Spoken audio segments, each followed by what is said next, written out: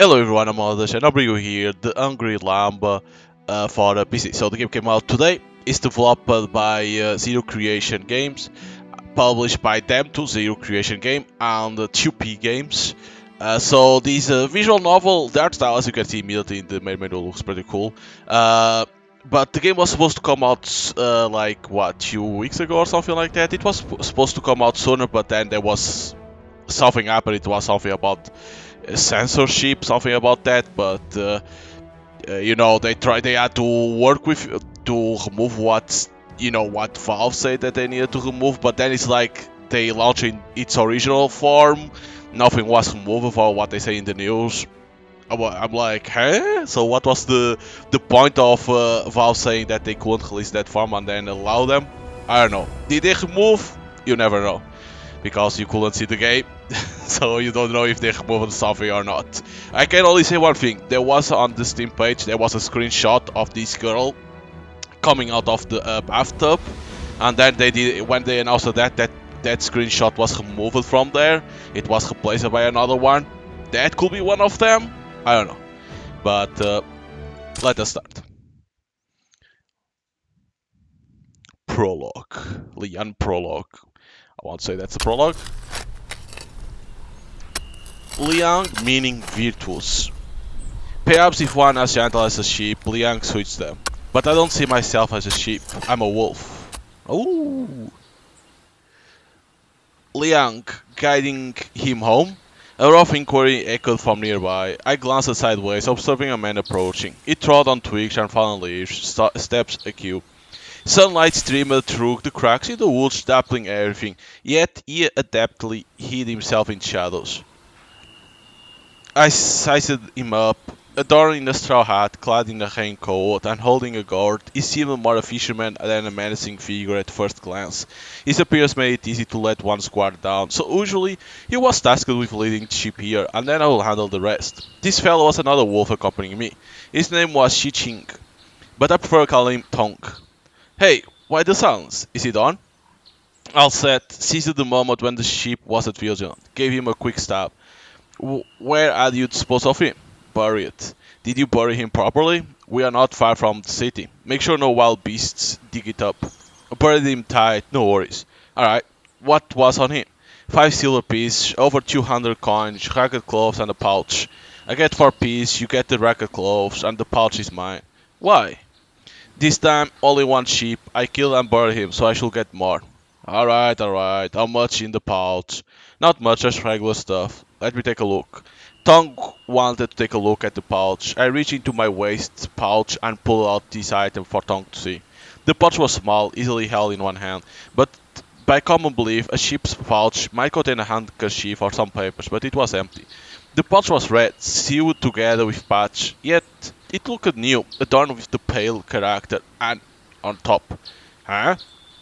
I chuckled softly. How did the pouch end up with this embroidered character? Did the ship name contain An, the Chinese character An means safety? Or was it his wish for the pouch to guarantee safety? If it's the latter, this pouch surely failed to fulfill his hope. Damn, this is really a piece of junk, not worth selling. Keep it for yourself. I don't get why you are into this sheep wool. Leaving some every time you butcher a sheep. Watch out, one day leaving trace might get you killed. No big deal. I gave the pouch a squeeze and tossed it in my waist pouch. Let's go, while it's still daylight. We should grab some food and drink, she was though. Tongue pat on my shoulder, taking the lead. Liang, since you got the bigger share this time, it's your treat. Okay. I casually replied to Tong, pressing my hand on my hat and bring it down. Following Tong, I strolled each step accompanied by the crunch of leaves underfoot. It's okay not to pay much attention to these sounds, but if you did, they became quite loud. It's like the bird chirps and monkey calls have disappeared, and all forest was now echoing with the crunch of crushed leaves. Two wolves, we tread across desolate mountains, and while reach step by step. Upon passing a tree with a sturdy, twisted trunk, I couldn't help but glance at it a few more times. I knew. Beneath that tree lay the sheep I slaughtered. Okay. Chapter 1. Liang Chapter 1. This is Liang site. probably than you have the other character side. The sun I hung high, almost blinding, but its rays lacked warmth. I couldn't shake the memory of the childhood sun, so warm and inviting. Now it felt different. Perhaps it was a sign of the fading dynasty, an era gripped by misfortune, where even the daylight had grown cold. Perched on a boulder in an inn in Wazo, I emptied the last drop from my flask. The fiery liquor seared my throat, yet its warmth brought a refreshing coolness to my stomach. In bygone days, I deemed myself an unfortunate soul. However, in this year of calamity, savoring the fiery liquor proved to be a rare stroke of luck. A job to do, a big one. A familiar voice echoed in my ears. I glanced over and there was Tonk standing behind me. Same old attire, bamboo hat, raincoat. He seemed like a fisherman. Tongue's eye gleamed, smiling at me, ready to spill some good news. What's the job? I gave him a quick look, inquiries casually. Up north at the inn, got a few lamps locked up, left behind by Insan. Originally, Insan's crew was supposed to escort these lamps, but they got into trouble, caught by the guards. Now he's short on manpower, wants us to take over the task. I won't handle lamps. Ah, you got it wrong. I know you won't arm any lamps. Then what's the deal? We are to escort a few lamps to Luoyang. Human trafficking? My heart sank. I finally got what Tong had been hinting at with his mysterious talk. Whenever he sought me out before, it usually means dark deeds like assassinations and smuggling. This time, I'll secretive like, turned out he wanted us to do a job, deliver some acquired lambs to Lui Yang for a good price. Human trafficker? Don't frame it like that. We didn't nab those lambs, it's not human trafficking. But if that's how you want to see it, Hin-san, he helped us spot opportunity in the underworld, but his main hustle is a human trafficking. This deal is about taking the lambs he found and delivering them to Liu Yang, but it's not anything shady, it's a good deed. How is human trafficking a good deed? I frowned and I didn't want to hear Tong talk anymore. It's a good deed, trust me. Just listen.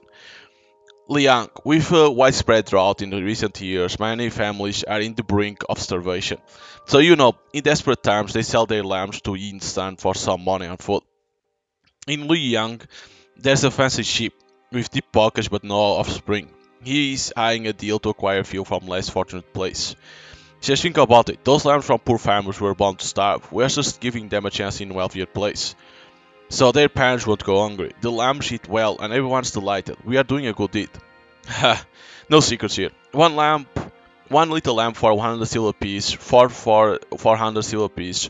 We split it 50-50 and we are set for a few years without worrying about food and clothes. Damn it, why the fuss? Just spill it. If you are not game, I'll find someone else for this great deal. It's all about your skills. One should be able to handle two. Hold on, I talked to Tong. When do the lambs need delivering? As soon as possible. I'm checking out today. Fine, I'll join you. I rose, brushing off dust. Tong chuckled, leaning the way. Tong said a few words, and I got convinced. It could be promise of no worries about food and clothing, or perhaps the idea of doing good deeds swayed me. Anyway, I'm going along with Tong's plan to see what's up. What the fuck? He said. Well, my esteemed guest, I've been waiting for you. Sit down, take a seat, quick. Damn it, stupid mutt, fetch out wine for our two guests now. Just arrived at the inn with Tong, and Hin-san greeted us with flattery, guiding us to our seats at the inn. He called his workers to bring us drinks. The sudden shift in behavior made me wonder if he was just acting. I stayed behind, eyes fixed on Hin-san, my mind wandering into some interesting scenarios, possibly from my childhood love for shadow plays. Whenever I meet someone, their animal form pops into my head. Most are sheep, Tong and I are wolves. Insan thought, though, comes across as a sly fox. This fox lair was the inn in North Wazo. No guests came and it's closed all year. The inn was a cover, used it for his business dealings. As I got up, he answered to. The big boss handed down quests and he passed them on to us. Back then, the jobs we pulled for him were all about eating caravans. He'll tip us off on a sweet haul and we'll go in. This time, it's a bit different. A job involving human trafficking. Whatever the job, we meet up at this inn most of the time. Nissan, we are in. Liang is open for job. Who say that mean? I haven't committed. Haven't made up your mind? Can't be certain now. You are skilled and you are buddies with Master Ching. We can't do this without you. I know you are not into human trafficking and you haven't done it before. Just relax. Your job this time is just living lamps. How they got here, who they are for, and where they are going, none of your business. I'll be straight with you. The person getting the lamps will serious power. Even if things go south, the government won't be able to dig into it.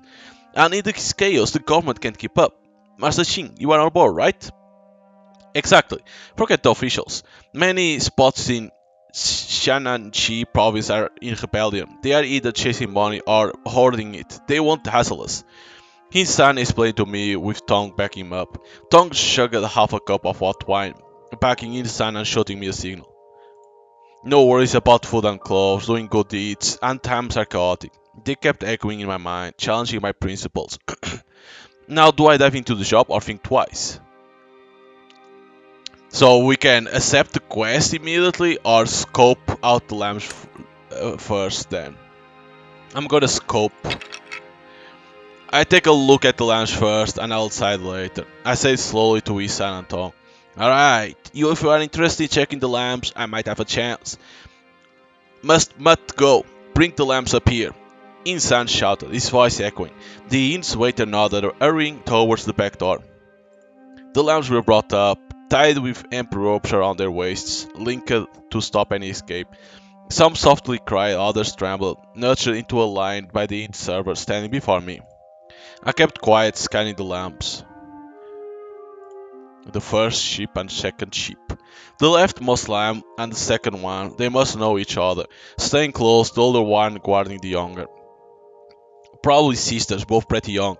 I figured the oldest it was 9 and the younger one was 6. Both sported worn out clothes, dark skin and rugged, disheveled face. Their slender frames hinted at a life of poverty. Glancing at them, the older sister scary yet putting on a brave front, defiantly locked eyes with me, while the younger one shied away, too frightened to speak. Maybe the older sister aimed to protect the younger one and viewed me as a threat. Oh, what the hell? Instead of being the first sheep, it's the freed sheep? Come on.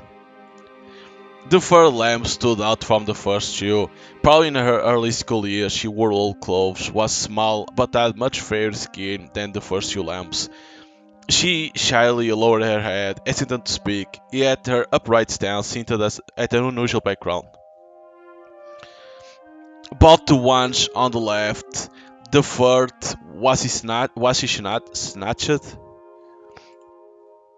I casually asked in sign, laying out my judgment. Well, you have sharp eyes, I won't lie, it's true.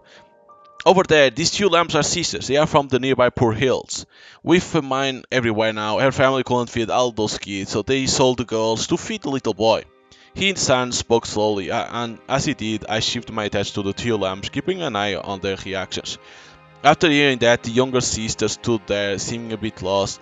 The older sister, with teary eyes, looked on the verge of crying.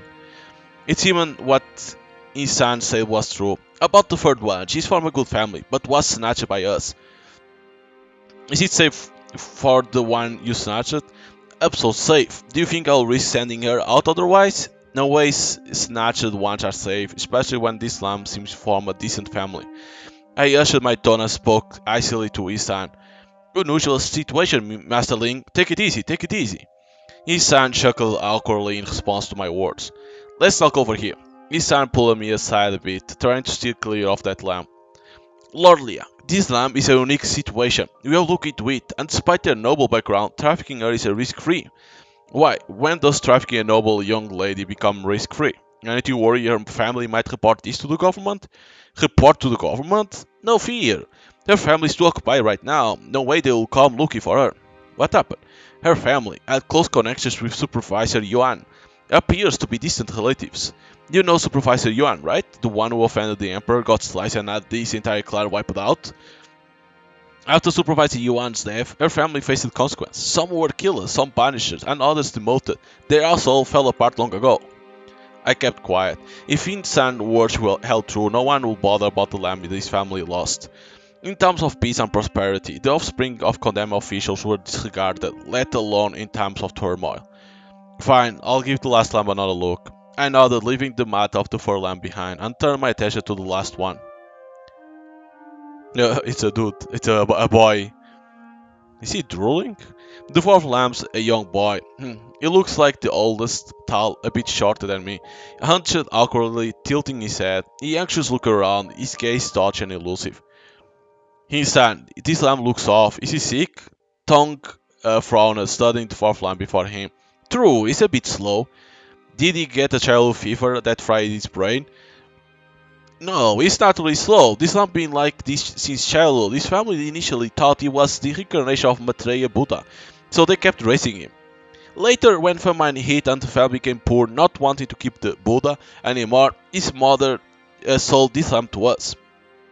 Mom, mom. The fourth lamb got restless, yelling mom loudly. Seeing this, the other lambs seemed to think of their own moms, eyes tearing up, quietly sobbing. Maybe for this lamb, feelings spread like laughter. Insan, you think the fancy sheep will want a lamb like this? Tong asked with a mocking tone, a hint of anger in his voice. Who knows? Maybe they believe he's the reincarnation of Maitreya Buddha and want to keep him. The Li Yong family requested girls, but they might consider boys. It's tough to find boys, so we had to settle for this bunch. No, this one's definitely a no-go. Why not, Master Ching? Even if I were the buyer, I won't want these lambs, and we can't handle escorting them. This Buddha is too much trouble. If Master Liang and I get annoyed with him on the road, we must just end up getting rid of him. Master Ching, it's up! These are the lambs the fancy ship wants. Lose one, lose money. Lose two, you pay extra. Dan called me out, can't handle the slow ones. We can't handle him. If he keeps yelling, it will draw attention from soldiers and bands. Everyone will be in trouble. Agreed. I said it with tongue. This lamb is too hard to handle and might lead to more problems. Alright. Figure you wouldn't want being keen on this one. That's fine. Honestly, I was worried the fancy ship wouldn't like a boy, even a plump one. There's a high chance of a return. But might as well bring that lamb too. And what about that lamb? I furrowed my brow, puzzled by Isan's suggestion. Oh, this is the one, that girl. I thought it was the other one. They look similar. Before long, the waiter returned with another lamb. The fifth sheep? Why all it has an interrogation point in this one? The lamb stepped out from the backyard, immediately catching my eye. It appeared to be around 10, in the early years of schooling. Donned in worn clothes, her skin wasn't dark nor particularly fair. Quite slender, my first takeaway from observing her. She had a small frame, clothes tightly wrapped around her, revealing protruding bones at her wrists. The thin fabric outlined her skeletal structure. Her hair was pitch black, while her eyes had an unusual deep blue hue. This lamb appeared delicate. If she were a pit plumber, perhaps she'll be a beauty in the making. Hey, this lamb looks alright. Honestly, apart from the Buddha, your other lambs ain't bad. Haha, that's right, my lamps should be lamps, are top notch. What do you think, Master Liang? I don't mind how the lamb looks, but I'm curious why she isn't tied up like the others. I noticed the last lamb wasn't tied up with a rope around her waist. Curiously, I asked Insan. She's unique and doesn't need a tie. You trust her? Certainly, she came here on her own during the famine, not sold or snatched. This one arrived last month, trained, obedient, feed her, and she'll do any work. Well, it's a pity, but if you don't want Buddha, you can let her go instead. She's up for a trip to Luoyang. She's mute but well behaved. Just mention a place with plenty of food and she'll come along willingly. I gotta ask Insan, why are all the lambs here either slow or mute? Mute or not, you too. If it weren't for the deal with the fancy ship about quantity, I wouldn't have considered selling her. Trust me, even without words, she'll be worth a good once she's grown. Her here's good? No problem. Alright, that's convenient. Tong nodded, agreeing with Insan's idea. Having this girl along will be easier than dealing with the boys issue. I agree with that, but I want more details.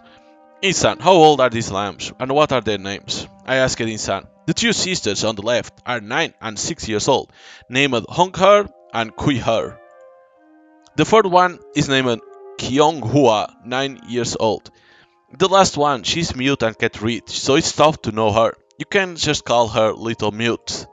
Oh, I still know her age. I asked if she's 9, she nodded. So she's about 9 years old. No name, 9 years old, mute. I looked again at the last lamb brought in as a backup. This time she looked up and met my eye, surprised she didn't shy away like the other lambs. She stared at me quietly, her deep blue eyes reflecting my image. A subtle mist veiled her gaze, or maybe it was just my imagination. Strangely, during that brief eye contact, a peculiar thought crossed my mind. She stood out as the only one among the children who didn't resemble a lamb. Cat. She appeared cat-like. Because our character always makes like people with animals. So, chapter 2. I agreed to Insan's job. After that, Tong and I spent the night at Insan's inn. The next morning, I tidied up my attire, wiped down the sword, and sifted it. Before we hit the road, Insan got us 2 pack horses for the journey. You can't ride them, but they are perfect for carrying stuff. To avoid checks on the main roads, we'll take a lot of mountain paths. These trails aren't good for wagons, but pack horses will work. The inn was in a remote spot, and very few people were around, especially in the early morning. Tong and I stood by the inn, estimating how much time our job would take and planning what stuff to bring along. It was totally young, 600 miles. Even at 50 miles a day, it's a fortnight's trek. Can't reckon in that way. With the little lambs, we are looking at a max of 20 miles a day. Taking detours extends the overall journey. Human trafficker got a pack 40 days worth of grub and water. With a mine all around, it's gonna dig deep into our pockets. Pack light for now. Buy provision on the road. Head east, fewer folks fleeing. Cheaper grub. Sure, if you are stuck in the mountains and super hungry, we will munch on a little lamb.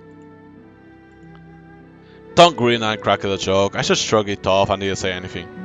Time to roll, I'll fetch them. I tossed a quick word to Tom, grabbed my dagger and head straight into the inn to call the lambs. And the cat. The lambs and the cat.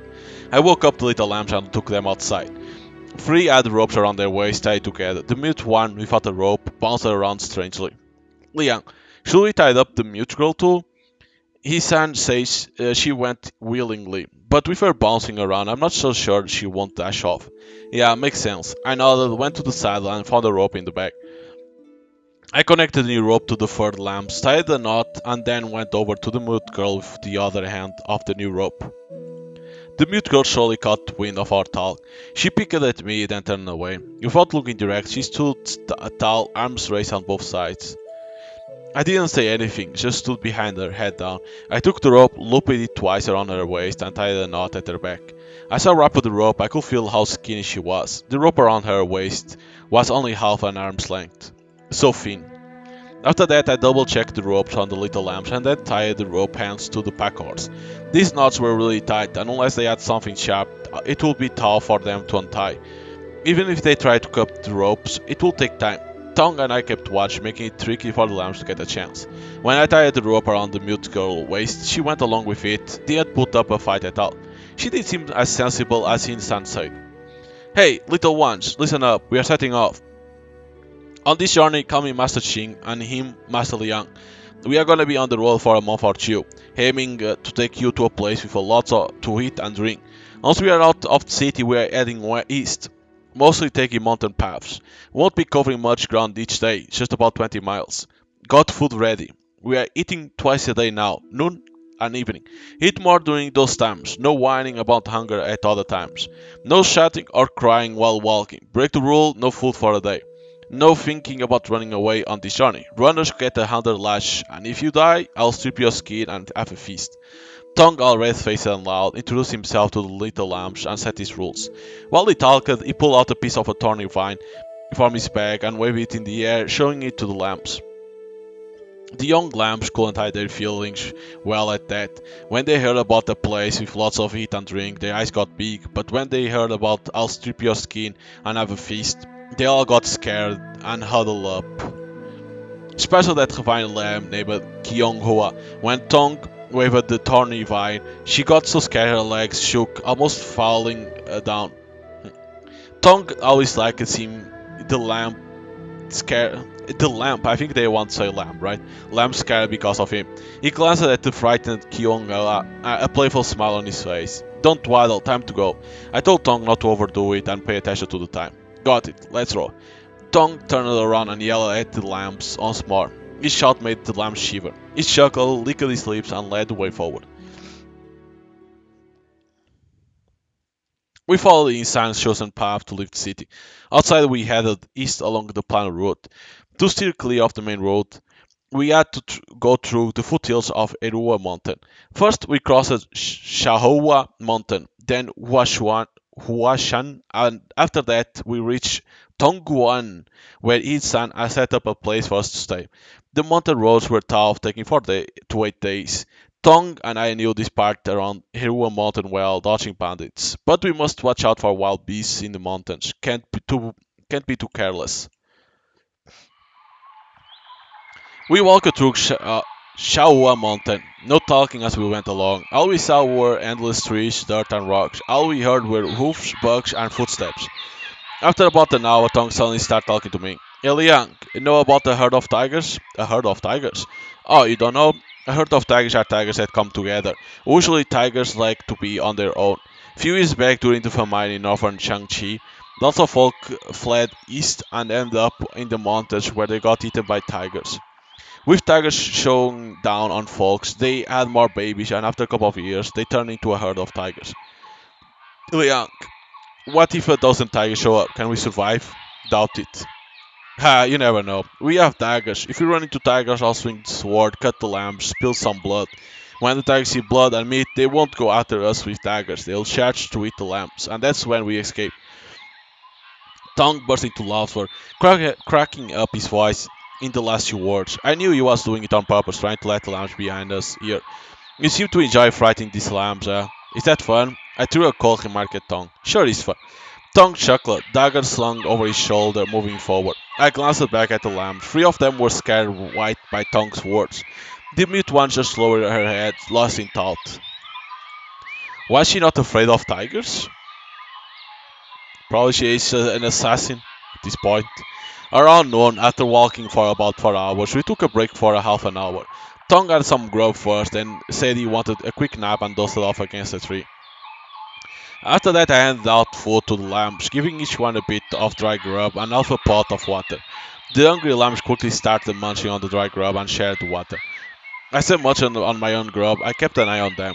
The two dark-skinned lambs, Hunger and Kuyer, if I remember right, ate pretty fast and finished quickly. Hunger is the older sister and she looks after her younger sister, giving her more water. She only took a tiny sip herself. The well-bred girl who got snatched was still kinda scared. She took the grub really careful, eyes wide open, like she thought I might stab her while they were grabbing a bite. Surprised if I thought she's a kidnapped miss, she didn't complain about the grub and finished it all. Not sure if Insan did a good job training her after the snatch, or she's just figured out how things are now. While eating, her eyes got teary, and I figured she's thinking about something. I heard it's easy for poor folks to handle rich life, but rich folks struggling in poverty, that's a tough deal. Probably hits lambs like her hard. Yeah, besides watching those 3 lambs, I also kept an eye on the mood girl. She showered down her on her grub, hitting really quick. Looking away for a second, she polished off everything, like she hasn't eaten in forever. Master Liang, while I was watching the mood girl, a lamb's voice suddenly reached my ears. The sister named Hunger lifted her arm, shyly calling me, not quite used to saying my name. What's up? I stood up, furrowing my brow, and asked her. Sis needs to go poop. I can't hold it. Hunger told me a bit awkwardly. I turned to look at her younger sister. Uh, Kuya's face turned real red. She hunched over, holding her legs, like just like Younger said. He eat, drink, pee, poop, just like folks. We had been on the road for a while, and these little lambs probably needed a break. Since Tong didn't cover the rules about relieving themselves, they might have been holding it until now. Sure, if anyone needs to go, just do it right here. I look at them and casually let them know how I handle this matter. Masalia can't. Why not? Dulam Kal Kyonghua seemed uneasy about my suggestion to do it right here. She looked at me awkwardly and then glanced nervously at Tom, who was resting under a nearby tree. Her eyes showed worry and discomfort. While I wasn't entirely sure of her thoughts, I could guess. Maybe she was concerned that if Tong woke up and saw them relieving themselves nearby, he might find a reason to punish them. Or she might be hinting that, being the only girl among guys, she didn't want to do it in front of males. I leaned more towards the first one. After all, these young kids were still a few years away from being adults, and such concerns shouldn't bother them. Alright, follow me. Follow me with the ropes. We'll head to a spot behind those trees, line up and take care of it there. I shared the plan and went to the pack horse, undoing the tied ropes. Holding the ropes, I guided each lamp past the sleeping tongue toward a cluster of trees a bit away. I led the lamps for a break. When they came back, Tong was still asleep. The lamps took a short nap. I stayed awake, keeping an eye on them and the surroundings. Afternoon, we resumed our journey. We walked for 2 or 3 hours at the foot of Shawa Mountain. Thankfully, we didn't run into any beasts or so-called a herd of tigers, Tongu said. Kuya stumbled along the way, almost falling. Luckily, the rope tied around her waist and being close to her sister kept her from hitting the ground. It's nighttime. The moon shining bright, stars filling the sky, soft clouds move slowly, bugs making a racket. Night made it hard to see, so we decided to find a campsite dusk, resting until dawn before hitting the road again. We have been through these mountains a lot, found a good mountain lake for camp. As dusk settled in, the lake was good for water and washing, and the conditions were decent. Tong handled the camping, and I made a fire. He unloaded tools from the pack horse, gathered some dry straw nearby, and set up makeshift bedding. I grabbed a bundle of firewood and took out the fire starting tools from the stove. With a fire striker in one hand and a piece of flint in the other, I struck the flint hard, producing sparks. Swiftly bringing the flint near the tinder, after a few attempts, a flame finally caught on the tinder. The flame quickly spread from tinder to the firewood, forming a blazing campfire. The campfire served as a warning for nearby beasts and provided us with light and warmth. Whoa, big fire! The youngest courier happily sat down and got close to the blazing fire. She reached out her hands to feel warmth of campfire. Seeing Queer do this, the other lambs first checked our expression, make sure we weren't mad, and they also gathered around the campfire. Liang, you're good at making a fire. Weren't you scared of it before? Just done with his work, Tong joined us by the campfire. He brought up my old story. Well, I used to be scared of fire due to past memories of a disaster. Was scared before. Not now. Ah, good. Thought I'll bail on you during the next arson and murder if you were still afraid of fire. Tong scared the lambs with his words again, but I didn't feel like continuing the talk. And honestly, when you have to deal with someone, you don't need to resort to arson. Damn, so tired. If it weren't for these lambs running off, I'll have them gather wood and make beds. Liang, I've had my rest at noon. You catch a 4 hour nap first, then we swap shifts. Alright. I nod and settle down by the campfire. A gentle breeze passed by, making the campfire flames wave like torn and red ribbons in the air. The fire's glow revealed the face of the lambs, who remained still, perhaps fearing punishment. Yet their shadows had already adjusted to the surroundings. With the flickering firelight, those shadows danced freely, and the crackling of the burning wood added a lively tune to their performance. The scene in front of me brought back memories of the shadow plays I enjoyed during my childhood. Feeling a bit drowsy while lost in thoughts of shadow play, I end up dozing off. Guess I'll take a nap. With Tongue watching over the lamps, no need to fret. Slightly on edge, I clutched at the dagger and dozed off, my gaze fixed on the dancing flame, succumbing to the weight of my eyelids, gradually slipping into dreams. Liang, wake up! Tongue's voice had echoed in my ears. I slowly opened my eyes. Huh? Did 4 hours fly by already? Guess that short nap didn't do much. Honestly, I felt more worn out now. 4 hours passed? I asked Tongue as I got up. Yep, burned 2 bundles. Nearly 4 hours. The lamps okay? Yep, all sleeping. Tongue gestured at the nearby beds. Lamps rested by the fire, Queer and Unger together, Kyung Hua and the mute girl on separate beds. Ropes around their waists kept them in place. Okay, I'll take over the shift. I nodded, gesturing to Tong, and decided to stand up for a quick stretch to refresh myself. Tong saw me stand up, then he found a bed and lay down. Zzz. He dozed off fast, and soon enough I heard his snoring. Now he's just waiting for the sun to rise. Quite a tough gig. 4 hours of sleep daily for several dozen days. So, those lumps probably had it better than us. On the way, they could sleep for 8 hours. Once we reach our destination, they might get sold to the fancy ship. If luck was on their side, chosen by a fancy one, they might have even been adopted like daughters. Even if luck wasn't on their side, becoming servants or mates in these chaotic times was still better than being refugees and bandits like us, right? Thinking about it this way, that job might have actually been a good deed. While lost on my thoughts, I saw a noise caught my attention. I swiftly turned to see its origin. In the dancing firelight, a lamb rose to its feet. It was Little Mute. "Why are you up?" I asked Little Mute coldly. No word, she couldn't. "Hungry?" I asked her again. Shook her head. "Need to pee?" She nodded. "Pee." I frowned. In the middle of the night, such a bad habit. She needed to pee, but it was tricky. The ropes tied her to the other lamps, when going could disturb their sleep or bother tongue. Going nearby might not have been ideal, as it could have gotten smelly, and if she did then, she might have repeated it when I was asleep.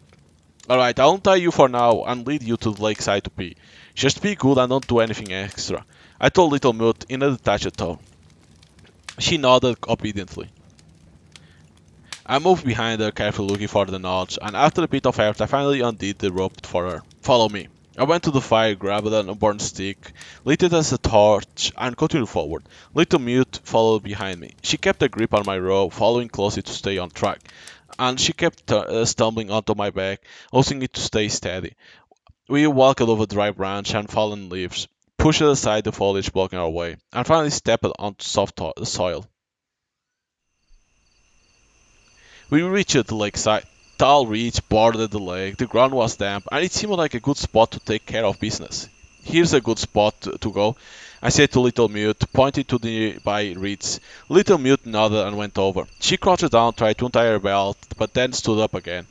She looked at me a bit embarrassed. Well, seemed like she's shy. She preferred some privacy. Fair enough. She seemed smart. I expected her wish. I turned around to give her some privacy. After a bit, I heard the rustling sound. She was undoing her pants, doing it slow, maybe a bit hesitant, perhaps worried I might turn around and catch a glimpse. A 9-year-old can think a lot. When I was 9, I didn't care if there were people around when I peed. Oh, yeah, that might be true. Quick, rhythmic footsteps echoed from behind. "Little Mute." I spun around. In her hand a small dagger glimmered, and she thrust it upward, aiming at my throat. Her hair fluttered in the breeze, and beneath those strands, I saw a pair of eyes filled with deadly intent. Where did she get the dagger? Why did she want me die? My mind went blank, beads of sweat forming on my forehead. Her sudden attack caught me off guard. What should I do? Step back fast. Can you save? How the hell do you save? Oh my god. Save data. Oh, flowchart. So we have... Oh, this is a pretty cool save. Huh. Hmm. Step back, gotta dodge the dagger. No time to think, just retreat. But then a problem. I slip in my rush. I went ground by the lake, unable to stand for my body suddenly lost balance, tilting backward. Damn it! Cursed silently and I fell backward. Two clear sounds, me hitting the ground and her dagger through my throat. I stared at her, my killer, Little Mute. She pulled all her strength to the dagger, splitting my throat. Couldn't see her face, but those gritted teeth told me she'd give it her all. Must have used every ounce of strength to take me down. Blood gushed from my neck, tried to break free, but with my throat like this, it was useless. Little Mute, why did she kill me? No answers. Death's grip spread, draining my strength and warmth. With questions unanswered, closed my eyes and embraced death. I got the ending. Died halfway. Let me only click to count. So let me see here the how the hell this works. So alright. Oh my god, this is only 5%. That's only 5% of story. But the save game is pretty good. So we need to do neck tackle. If an area person, they might die from a surprise attack, but my years of dealing with dangerous situations kicked in. I stayed calm, faced with the dagger. I didn't try to block with my hand or hastily dodge. I quickly lowered my body, moved aside from the dagger, and then forcefully slammed into her. My charge threw her off balance and her arm lifted. She missed the stab, the dagger pierced through the air. Feeling a bit relieved, I pressed on, pouncing like a hungry wolf hunting a white rabbit, and shoved her into the reach by the lake. That's really cool.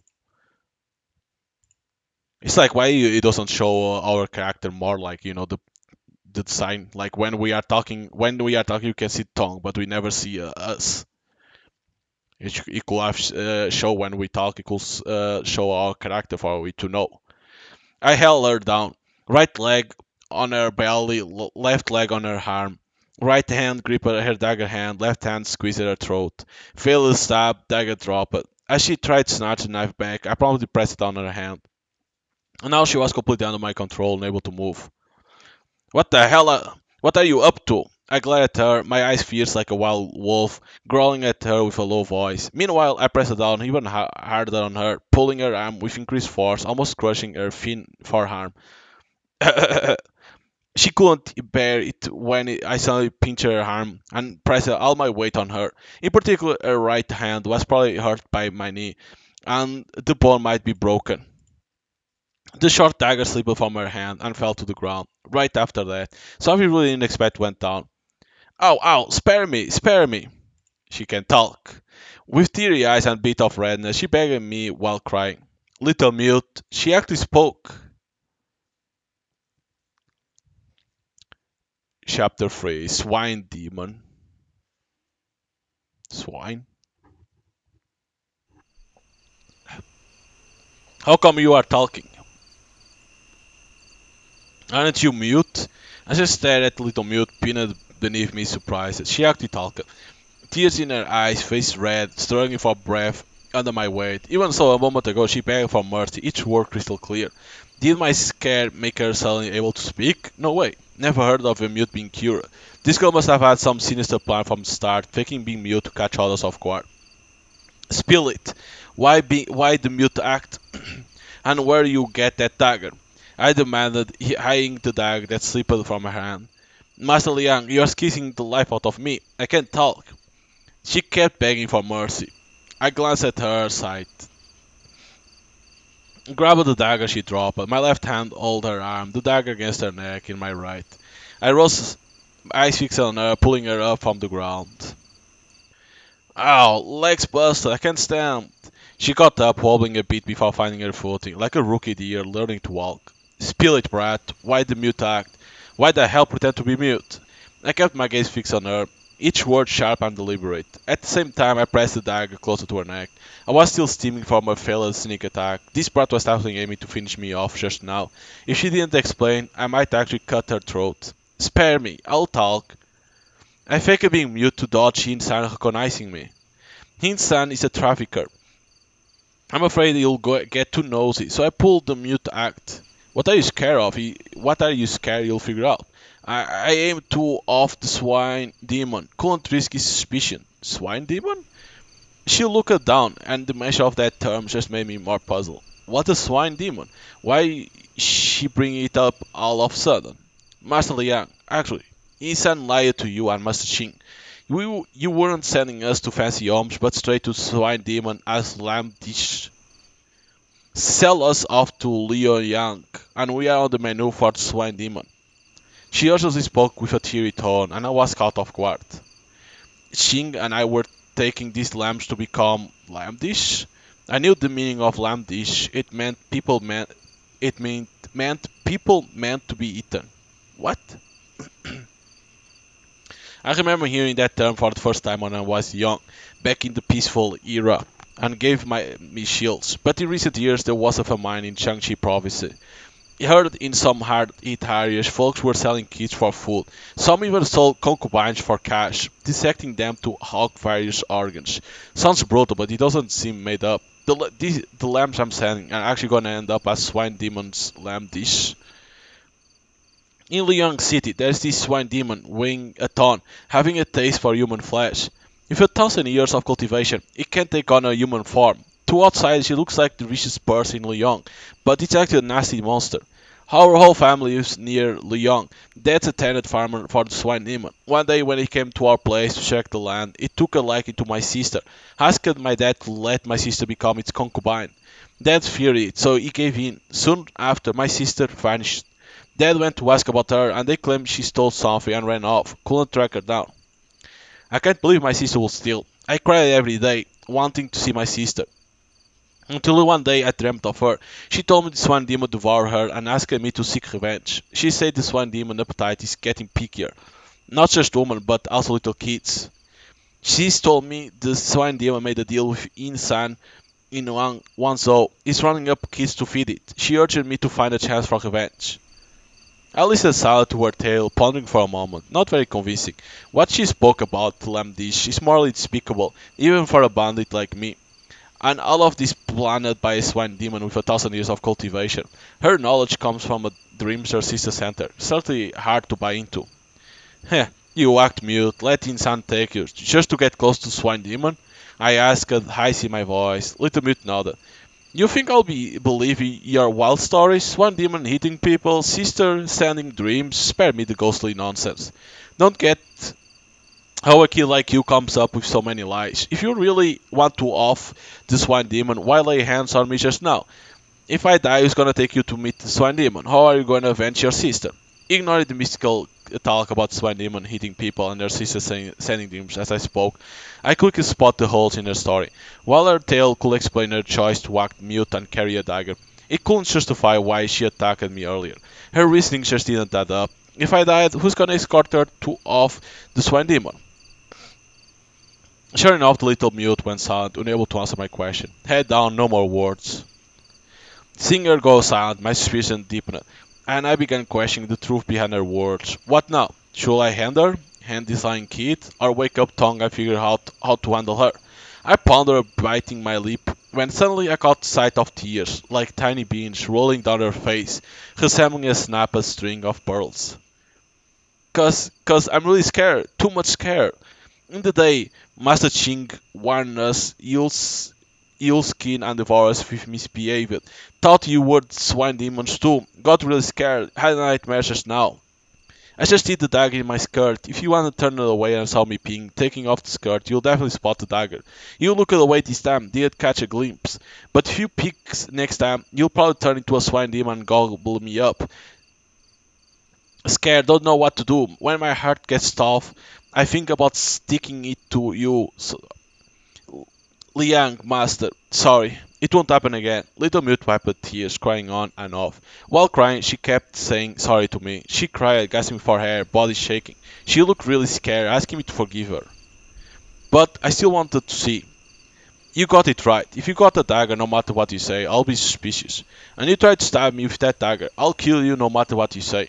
I snarled quietly, seizing her dagger, lifting my hand, mimicking a move like I was about to stab her. Master Liang, don't kill me. You can't. I won't do it again, I swear. I'm gonna kill. Spare me, Master Liang. I'll make you rich when I grow up. I'll be your provider. I'll build shrines for you. I'll make golden statues for you. Please spare me. She shook in fear, legs giving away, crying with watery eyes and snotty face, talking nonsense. Terrified, she tried to flee, falling like a scary pig, kicking her legs while letting out a chilling, non-stopping wail. If I hadn't held her, she'd have hit the ground. The night was too dark to see clearly, but her terrified state suggested she might wet herself if pushed any further. It made sense. Seeing her like this, I felt a bit at ease. She has been too mature before, with her smooth talk earlier. It had me on edge. Now she genuinely seemed scared, showing the age-appropriate tears. Considering her clumsy dagger move, she didn't seem skilled. Unless I tripped just now, she couldn't have killed me. After some thought, I eased up on my guard. At the same time, any thoughts of killing her vanished. Get up. I sheathed the dagger and pulled her to her feet. She glanced at me, fear lingering, surprised that I spared her suddenly, still sobbing softly. I'll let you live this time, no killing for now. Thanks, Master Liang. I knew you weren't some monster. You were a good guy. I'm no good guy. Tonight we can't just act like nothing happened. I went cold-faced. After my words, little mute, while relaxed a bit after narrowly escaping, immediately stiffened, her expression freezing. Face away from me, I coldly commanded little mute. She obeyed, stiffly turned her body around. Master Liang, what are you planning? You are getting a punishment. How? Take off your skirt and you'll see.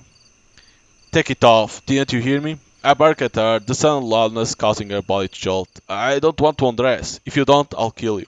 What exactly are you up to, Mr. Liang? Her voice quivered, filled with reluctance. I was confused. A sudden wave of irritation hitting me. Why was the girl being so difficult? I said I won't harm her. and she won't even take a simple punishment? Is she trying to challenge me? With that in mind, I decided to go ahead and forcibly remove her skirt. And then she said something that left me stunned. Master Liang, you can't do something illegal. My father told me there are rules, and those who rape girls under 12 get executed. I'm not even 12 yet, Master Liang. Please think twice, please. I froze and the attempt to remove her skirt came to a sudden halt. I didn't anticipate this girl having such ideas. I had her turn around to remove her skirt, intended to give her a spanking. I wanted to cut a piece of the nearby reed and spank her bottom a few times, leaving 3 red marks to vent my anger. But I really didn't expect that this little troublemaker thought I was after something intimate. In that moment, my thoughts felt childlike, while she appeared mature. It gave me a strange sense of a reversal, making my already irritated mood turn awkward, chaotic, and even more displeased. How should I handle this teacher a lesson? Cut shatters her heater. Nah. Hmm. Just went with her story and gave her a little fright. Got to spin a tale to avoid the awkwardness and maintain a bit of elder authority. Heh, quite a lot of you, little girl, talking about rules with a bandit like me. I've been robbing and killing for years, avoiding official routes to transport you. Do you really think I'm a law-abiding person? Take off, I haven't done such wicked deeds before. Today I'll give it a try. Hearing my words, even with her back turned, she got a start. My act must have hit the mark. She bought into the idea that I was really going to do it and started crying. Master Liang, spare me, please you can, please don't. She begged me, trying to dissuade me from the evil deed she anticipated. Even though I couldn't see her face, I could sense her fearful tears. I'm not like tongue to relish in the cries of lambs or find joy in teasing them.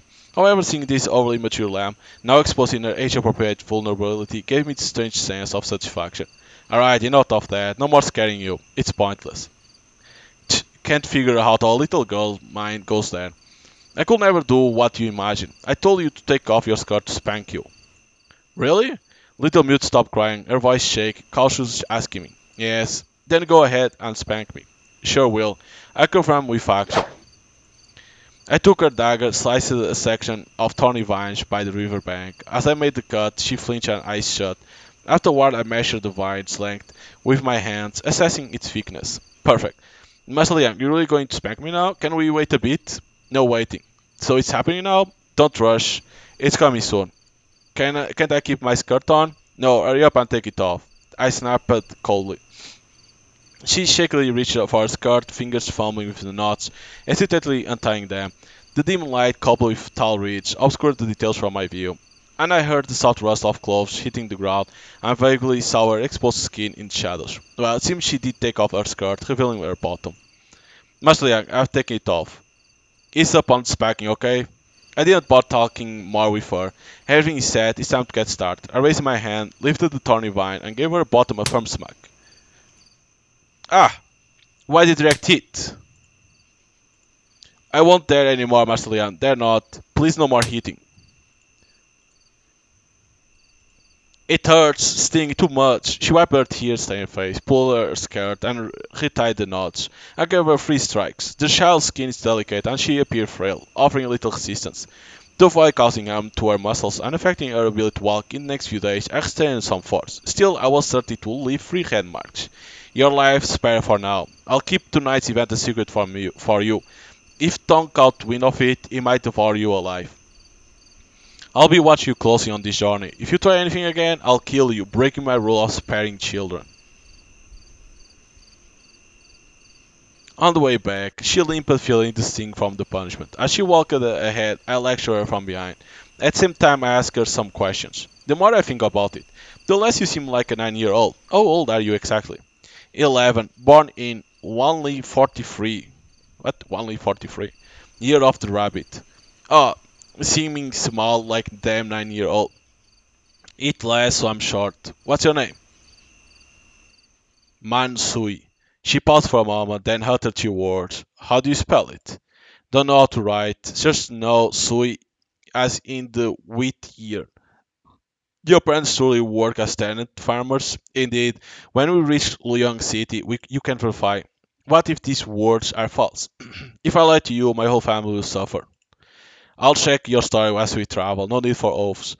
I hate being lied to. If you lie to me, I'll kill you and your whole family. I warned her coldly. After hearing the threat of killing her whole family, she shivered and fell silent. She might be scared or tired, not saying a word, just walking in silence, head down, paying no attention to me. Moonlight cast her shadow long as she moved through the mountainous woods. From behind she appeared slant and solitary, akin to a lone young creature. Man Sui. Sui as in the wheat here.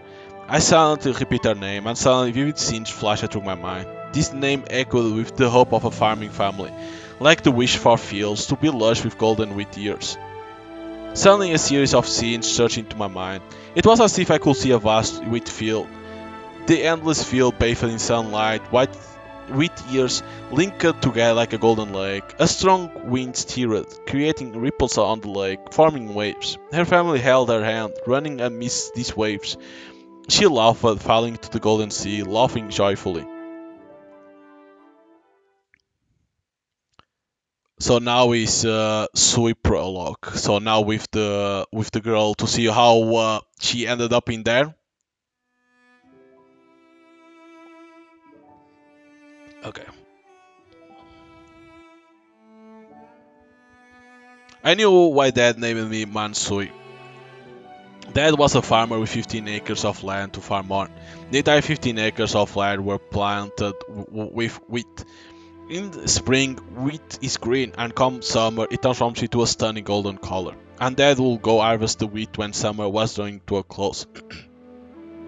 Back then, I would trade behind Dad, one step after another. Dad prayed for a good harvest every year and hoped that the wheat, would fill the entire field. So after I was born, he named me Mansui, and usually called me Little Sui. Good kitten, good kitten. Ah, the fucking cat. I squatted down and gently stroked the kitten's chin. When I stroked its chin, it felt good and would raise its head, squint its eyes, and start purring. Hee hee. I couldn't help but chuckle at sight of the kitten. Recently, a kitten had been regularly showing up at our doorstep. A stray kitten that no one knew where it came from found its way to our village one day.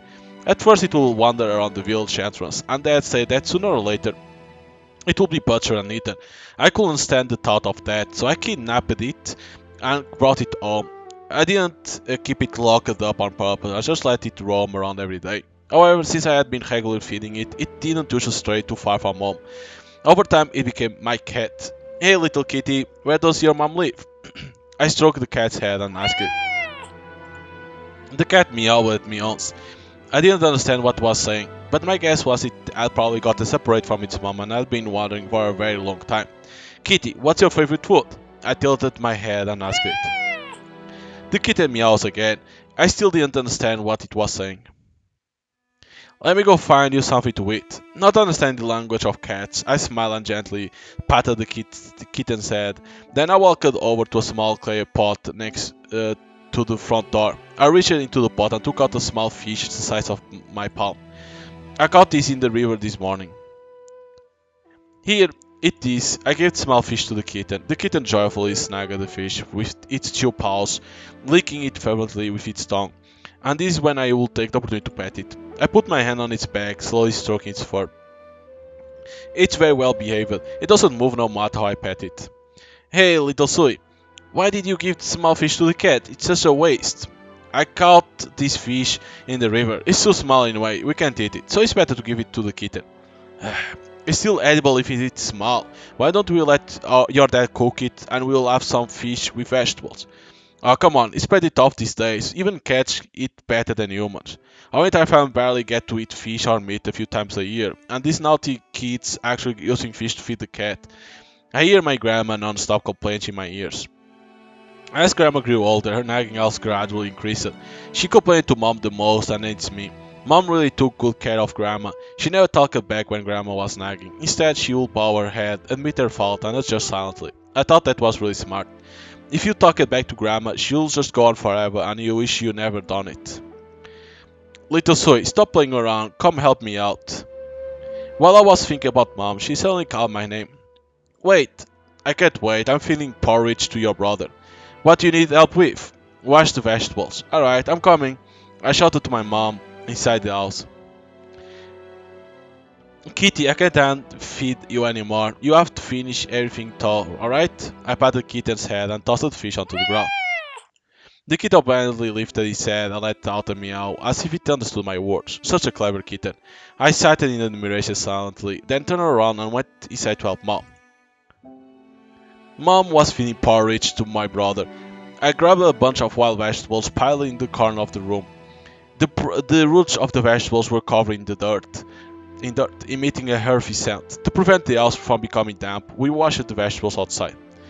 I carried the vegetables I carried the vegetable washing basket outside and started washing vegetables next to Grandma, who was sunbathing. She glanced at me with her eyes half closed before dozing off again.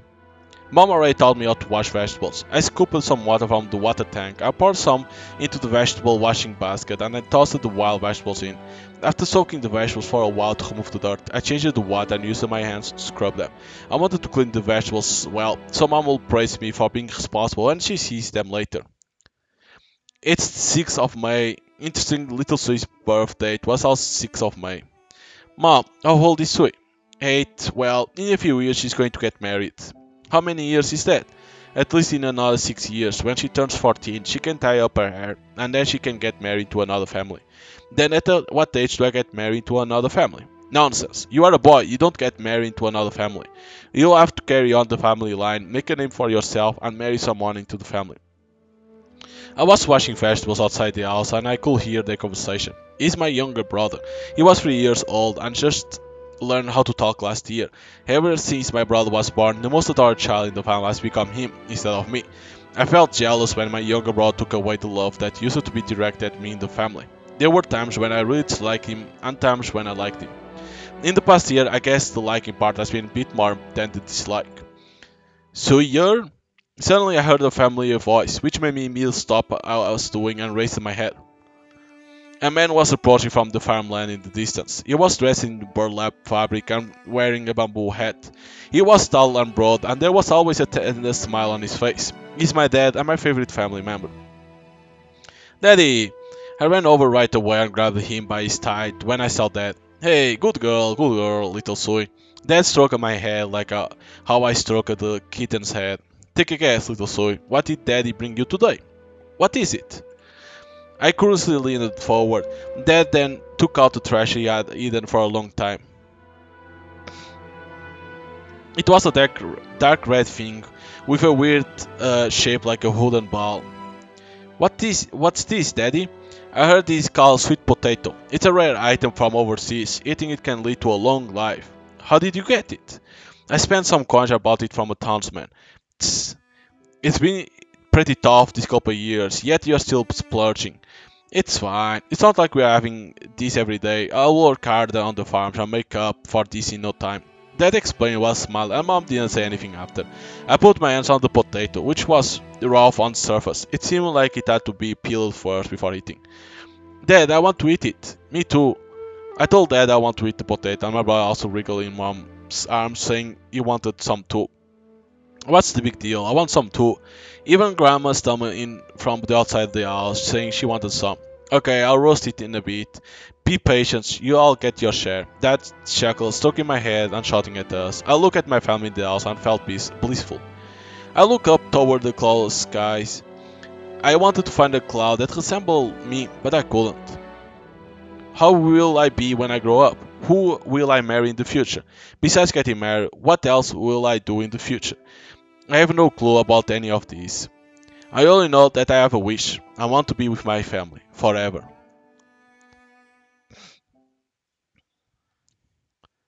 Okay, so now Liang chapter 4 Shadow Play.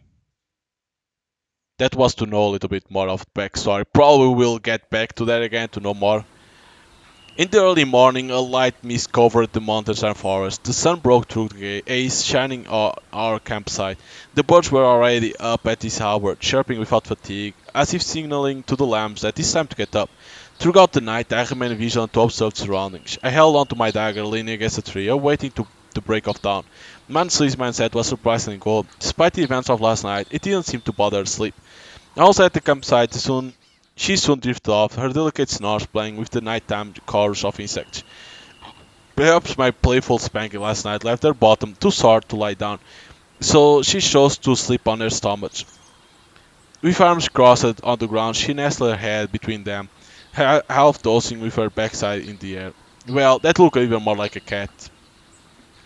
After observing Mansui for a while, I took a brief glance at the other lamps and Tong. Midway through, I took a short nap, attempting to sleep with my eyes open. I tried sleeping with my eyes open several times over the years, but it never seemed to work. After a couple of hours of restlessness, I witnessed sunrise from the mountain peak as dawn arrived, and the lambs woke up. Get up! Wake up, everyone! It's time to eat the road again. Tongue, freshly awake, promptly urged the lambs to get up. He paced, shouted, and tapped his dagger on the tree next to the lambs, occasionally poking them.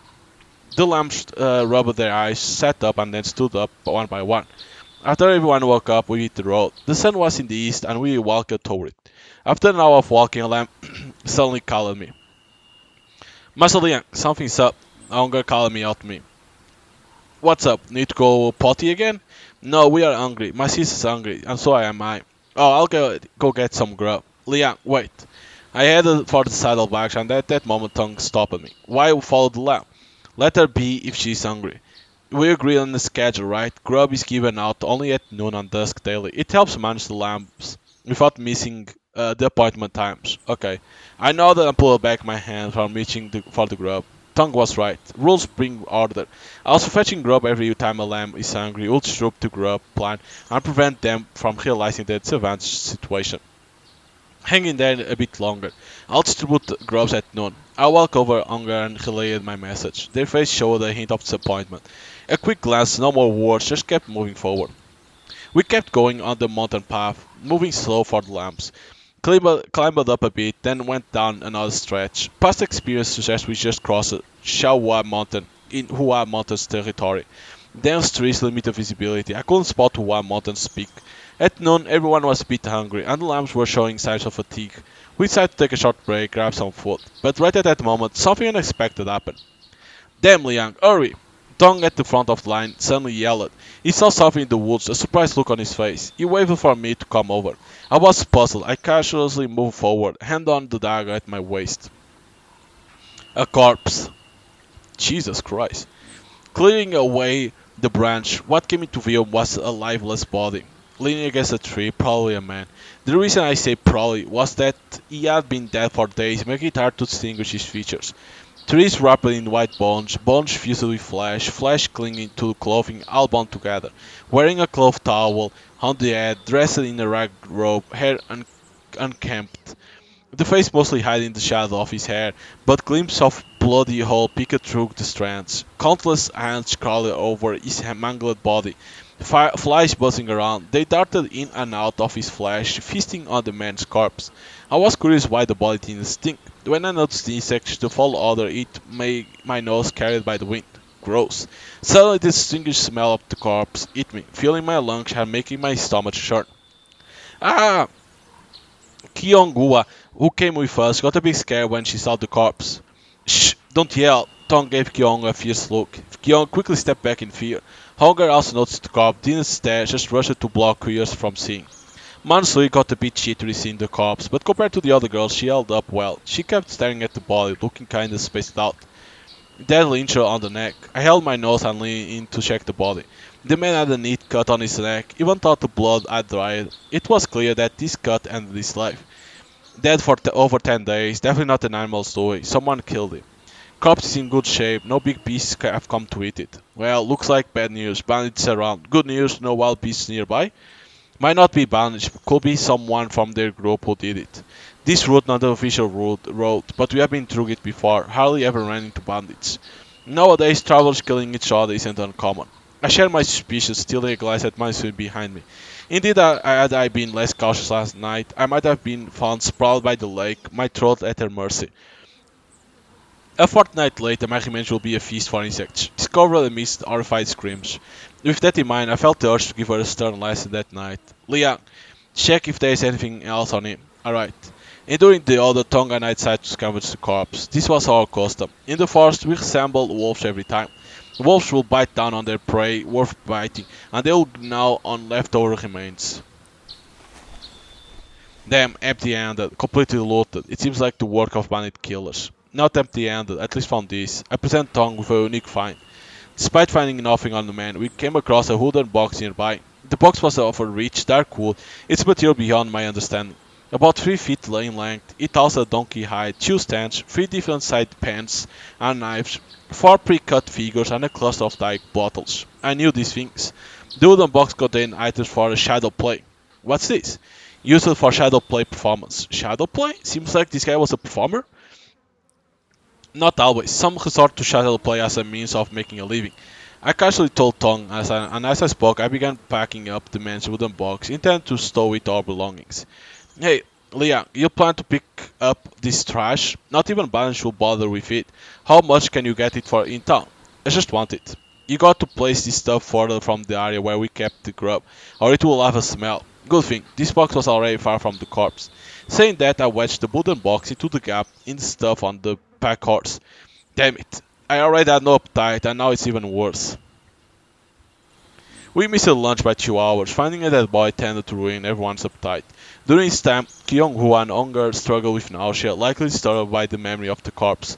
They held back, not wanting to lose precious food. Vomiting will mean one less meal, and it might draw attention, risking a scolding from us. 2 hours later, Tong and I handed out the grub to the lambs.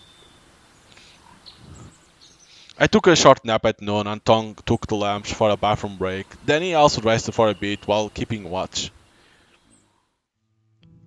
In the afternoon, we walked along a long stretch of mountain trail.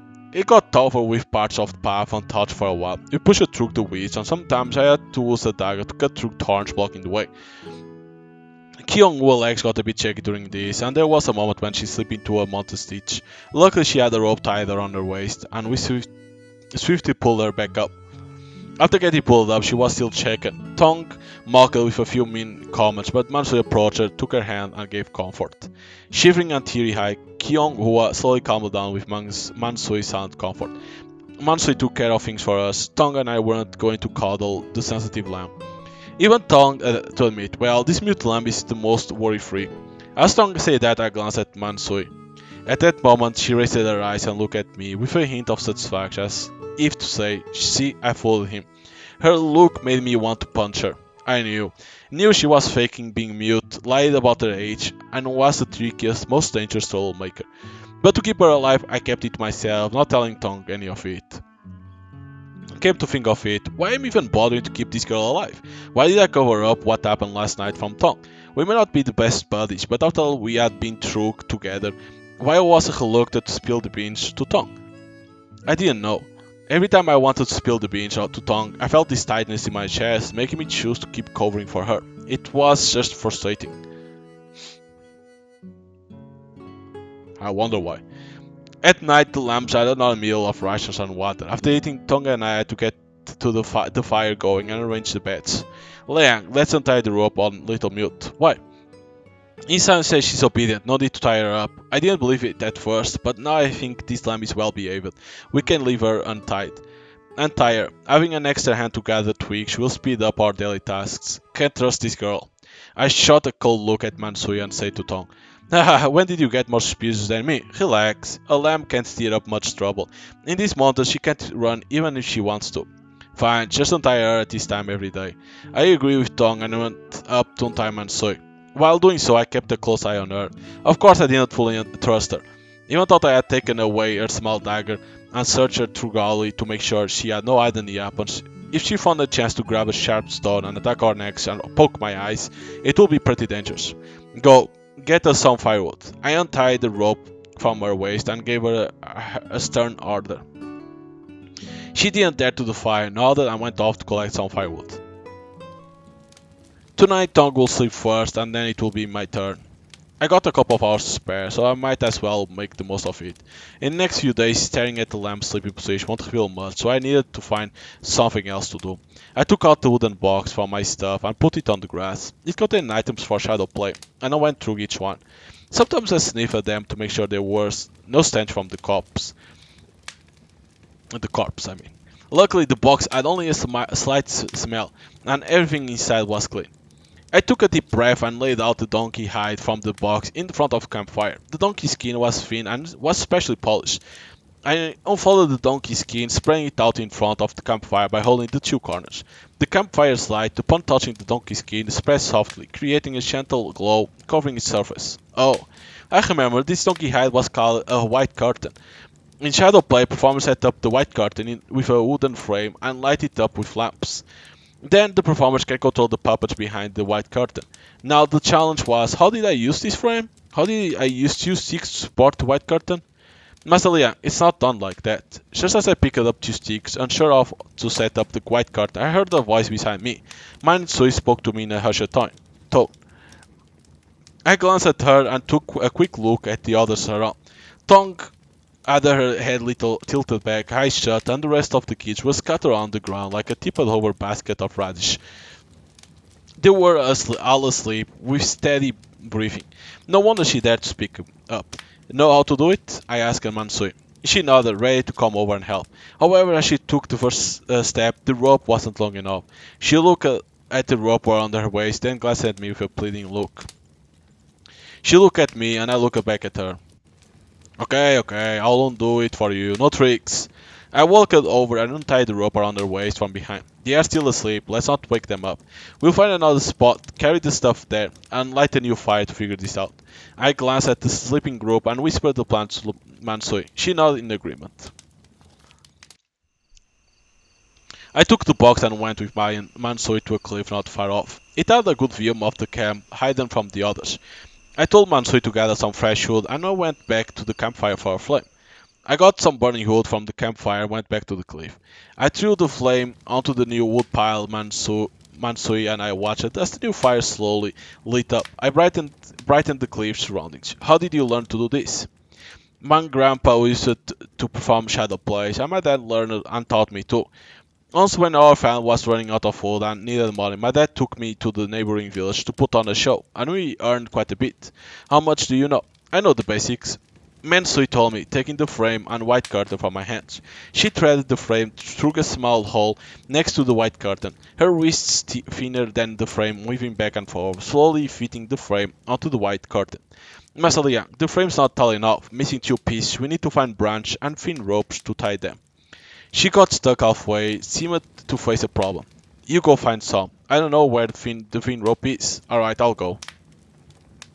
I got up, and went to fetch what she needed. I went back to camp, grabbed the two thin ropes from our stuff, and picked up some twigs. Returned to the cave where Masuya and I were, I handed her the items. She started tying the support frame and small twigs with the ropes, then threaded small twigs through the white curtain. In no time, she had set up the white curtain in front of the campfire. Master Liang, why did you set up the white curtain? After finished setup, Mangsui curiously asked me. Just bored. I replied casually. Hey, Master Liang, wanna learn shadow play from me? Sure, teach me if you know. I'm bored anyway. Sure, Master Liang, I want to help and make up for making you mad before. Mansui continued checking the white curtain, smiling as she spoke. This little girl knew how to talk, but it's not just about making me mad. She wanted my life. I got that all in mind. Master Liang, the white curtain is ready, but we are missing some things. What's missing? We need instruments. In shadow play, two people are usually involved, one manipulating shadows and the other playing music and singing. Alright, when we get to the city, I'll get a musical instrument. For now, see if you can handle the shadows and give me a little show. Can't sing without music, and I don't know how to sing either. Didn't you say you know all the basics? I'm not good at singing. I remember the words, but I can't sing well. In the past, my dad always did sing. I either controlled the shadows or played the drums. Alright, go ahead and perform shadow play. I want to see. Alright, let me check if the puppet's working. Ooh. She nodded and went behind the white curtain to tinker with the puppet. I noticed she needed a seat, so I fetched a wooden box for her. She didn't sit fully on the box, maybe out of habit for shadow play performers or because her bottom still hurt, making it hard for her to sit properly. I got up and went to her side, watching carefully. The puppet had been attached to two bamboo sticks. She moved the sticks behind the white curtain with her fingers. The puppet wore red armor, looked stern and held a long spear like a weapon while riding a bright red horse. I recognized this puppet. Was it a character from the Three Kingdoms? Oh my god, I don't know who the hell could be. I don't think it's Lu Bu. I think could be Guan Yu. Is this Guan Yu? I look at the puppet in my hand and ask it, ah, it's Lubu. Really? Lubu at that? Is it Lubu? I look at the puppet. Yes, so you are on it. Look, there are three more puppets in the wooden box. Liu Bei, Guan Yu, Zhang Fei, and Lubu. These are the puppets used for the 3 euros battle Lubu performance. Huh. See, those three puppets. After she said that, I managed to recognize all the puppets. The black-faced one with a spear is Zhang Fei. The red-faced one with a broadsword is Guan Yu. Oh, that's right, Guan Yu is a sword, not a spear. Lubu is a spear, if I'm not mistaken, right? I think it is. Lubu is always a spear. But the ours is red, not black. The yellow-faced one with two swords is Liu Bei. The one man who is riding a head horse and wielding a halberd is the superhero Lubu. Halberd? But head horse isn't Lubu always a black horse? I don't remember. Like the Dynasty Warriors, there was Lubu, and it was, if I'm not mistaken, is a black horse. This lass knows a lot. She even knows the three hero battle Lubu and recognizes them well too. Why does Lubu have a horse in shadow play? No idea. Maybe it makes Lubu seem tougher. This puppet isn't well made. If I do it, I'll give all of them horse. I can teach you, but there are no materials in the wooden box. I opened the wooden box and saw that the dye bottles inside are dried up. We might need to add water to use them. Even if we add dye, there were no spare materials to make significant change to the puppets. Perhaps the dye in this box was originally meant for touch-ups, and the carving knife has become useless due to lack of materials. As I thought about it, how did that body really end up dead today? Did he venture into Wild Mountain alone, or with others? Was he one of the shadow puppet performers, and were there more people with him? Could he have escaped from a theater group only to be chased down and killed? Numerous questions and speculations raced through my mind. However, there wasn't enough information at the scene for me to form a clear judgment. I might never uncover the true story. Alright, never mind. Didn't want to think about it too much. Time was short, so I had Mansui perform for me first. You perform. I ordered Mansui. Alright, Basiliang, take a seat in front of the white curtain. Mansui said to me. I nodded, stood up, and went to sit in front of the white curtain. Sitting down, I looked up at the white curtain. Mansui also sat on the wooden box I had just moved, positioned behind the white curtain in the center.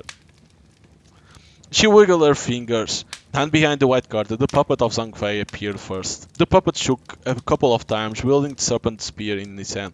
To my surprise, not long after, Mansui took a deep breath and softly began to sing. White robe with planes and scarf, serpent spear gripped firmly in hand.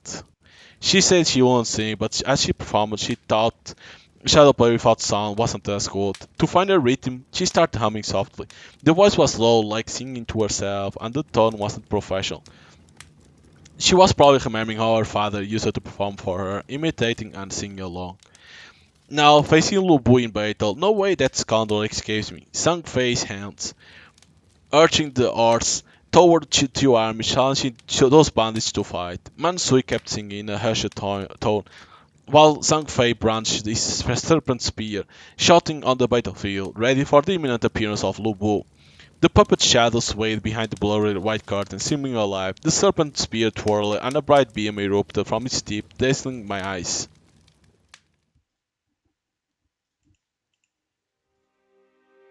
The scene played out again in front of me.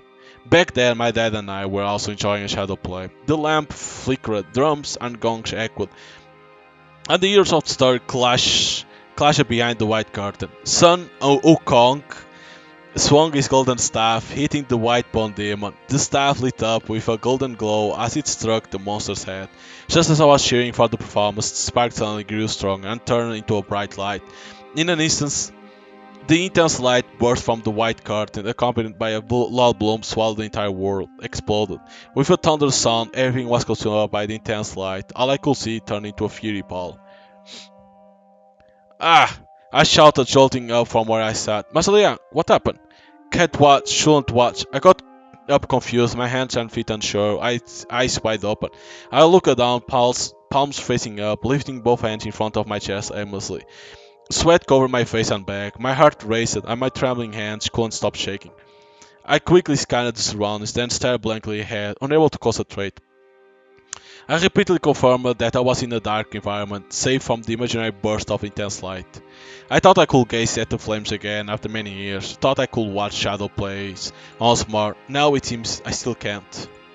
I came to my senses and found man Sui looking at me with a worried expression, trying to figure out what had come over me. I'm fine, just not up for it today. Can't watch shadow plays anymore. Let's head back to camp. Don't want anyone getting suspicious about our absence. I gestured awkwardly to Mansuya and muttered some explanation to her. Then I dared not glance at the twilight curtain behind the flames. I put out the campfire, turned around, and stumbled back toward our original camp, paying no attention to whether the wooden box was neatly arranged or not. Even now, I kept avoiding it. Over the years, I thought I had changed, grown stronger, shifted from lamb to a wolf, free from fear. Yet I still couldn't shake off the nightmares of that year. The sixth year of Tianqi, I stayed in the capital with my father, traveling merchant for a few days. On the sixth day of May, at the hour of snake, white light consumed everything. When I came to my senses, there was only a sky filled with bloody rain and shattered corpses. For many years afterward, I could never escape the nightmare of that day. And even now, what was like a bomb, is it? Official Soldiers, Chapter 5.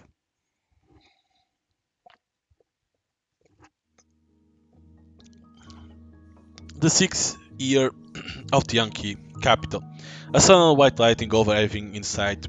House turning to ruins, people into corpses. My father turned his face towards me, smiling as if trying to say something. However, behind him, a white light suddenly illuminated. I reached out to grab him, to pull him out of the reach of the light, but in the moment I grasped his arm, we were swallowed by the white light. I immediately we were thrown backward as if swatted mosquitoes. My head hit something, momentarily robbing of my consciousness, and I blacked out. Upon awakening, my father was gone, and I found myself amidst of the debris. The air was filled with the remains of buildings and burning fires. My ears were ringing, unable to hear any sound, only sensing blood oozing from my ear canals. My clothing lay in tatters, and numerous people lay naked on the ground, their bodies mutilated. The world turned into a storm of blood rain, dyeing my entire body on the ground below in a deep red. I hope the blood rain will put out the flames on the buildings, but the fires only grew, refusing to be extinguished. Where was my father? How was he doing? I slowly got up, wanted to search for him, only to realize I was holding something in my hand. Holy shit. It was my father's severe left arm. God damn. That must be traumatizing for him. But like, it doesn't explain. Was it a bomb? What all happened in there? Like, that could do that. Could that be a bomb, right? That fall into there. I woke up from the nightmare, my back drenched in cold sweat. After watching that girl's child play last night, memories of that year flooded back. Later, I sat in the camp, lost in thought for a while, losing track of time. 4 hours later, Tong took over the watch duty. I attempted to catch some sleep, trying to escape the nightmares, but I tossed and turned, not sleeping deeply. For the next few days, I was lost in my thoughts. My mind buzzed in chaos, and my spirit felt like it had lost its way. I walked, ate, and slept in silence. I didn't continue to stand in shadow play with Mansui. That day, she packed up and took everything back on the pack horse. She must have wondered about my unusual behavior, but I didn't feel the need to explain. Of course, there's no need to explain anything to her. Leah, you have been off lately. Like you caught some bad vibes. What's up? On the fourth day of the journey, Tong pulled me aside. She was reminiscing about that explosion. Tanky explosion? Why not? No idea, it just hit me. I bet it's that stuff from the play you picked up. Bad juju. Toss it. Not happening. Fine, you are stubborn, I won't push. Leah, we have been in the mountains for 4 days near Tongguan. Isan arranged for help in Shuigo village near Tongguan. Once we reach there, we can eat well and rest for the day. Alright. Tong hinted for me to tough it out. Hopefully once we reach a place with people and feel the local vibe, I'll perk up a bit. Walking through the months for the days, the same Viums are always watching out for the animals and robbers got us down. Hopefully once we reach a place with people and feel the local vibe, I'll perk up a bit.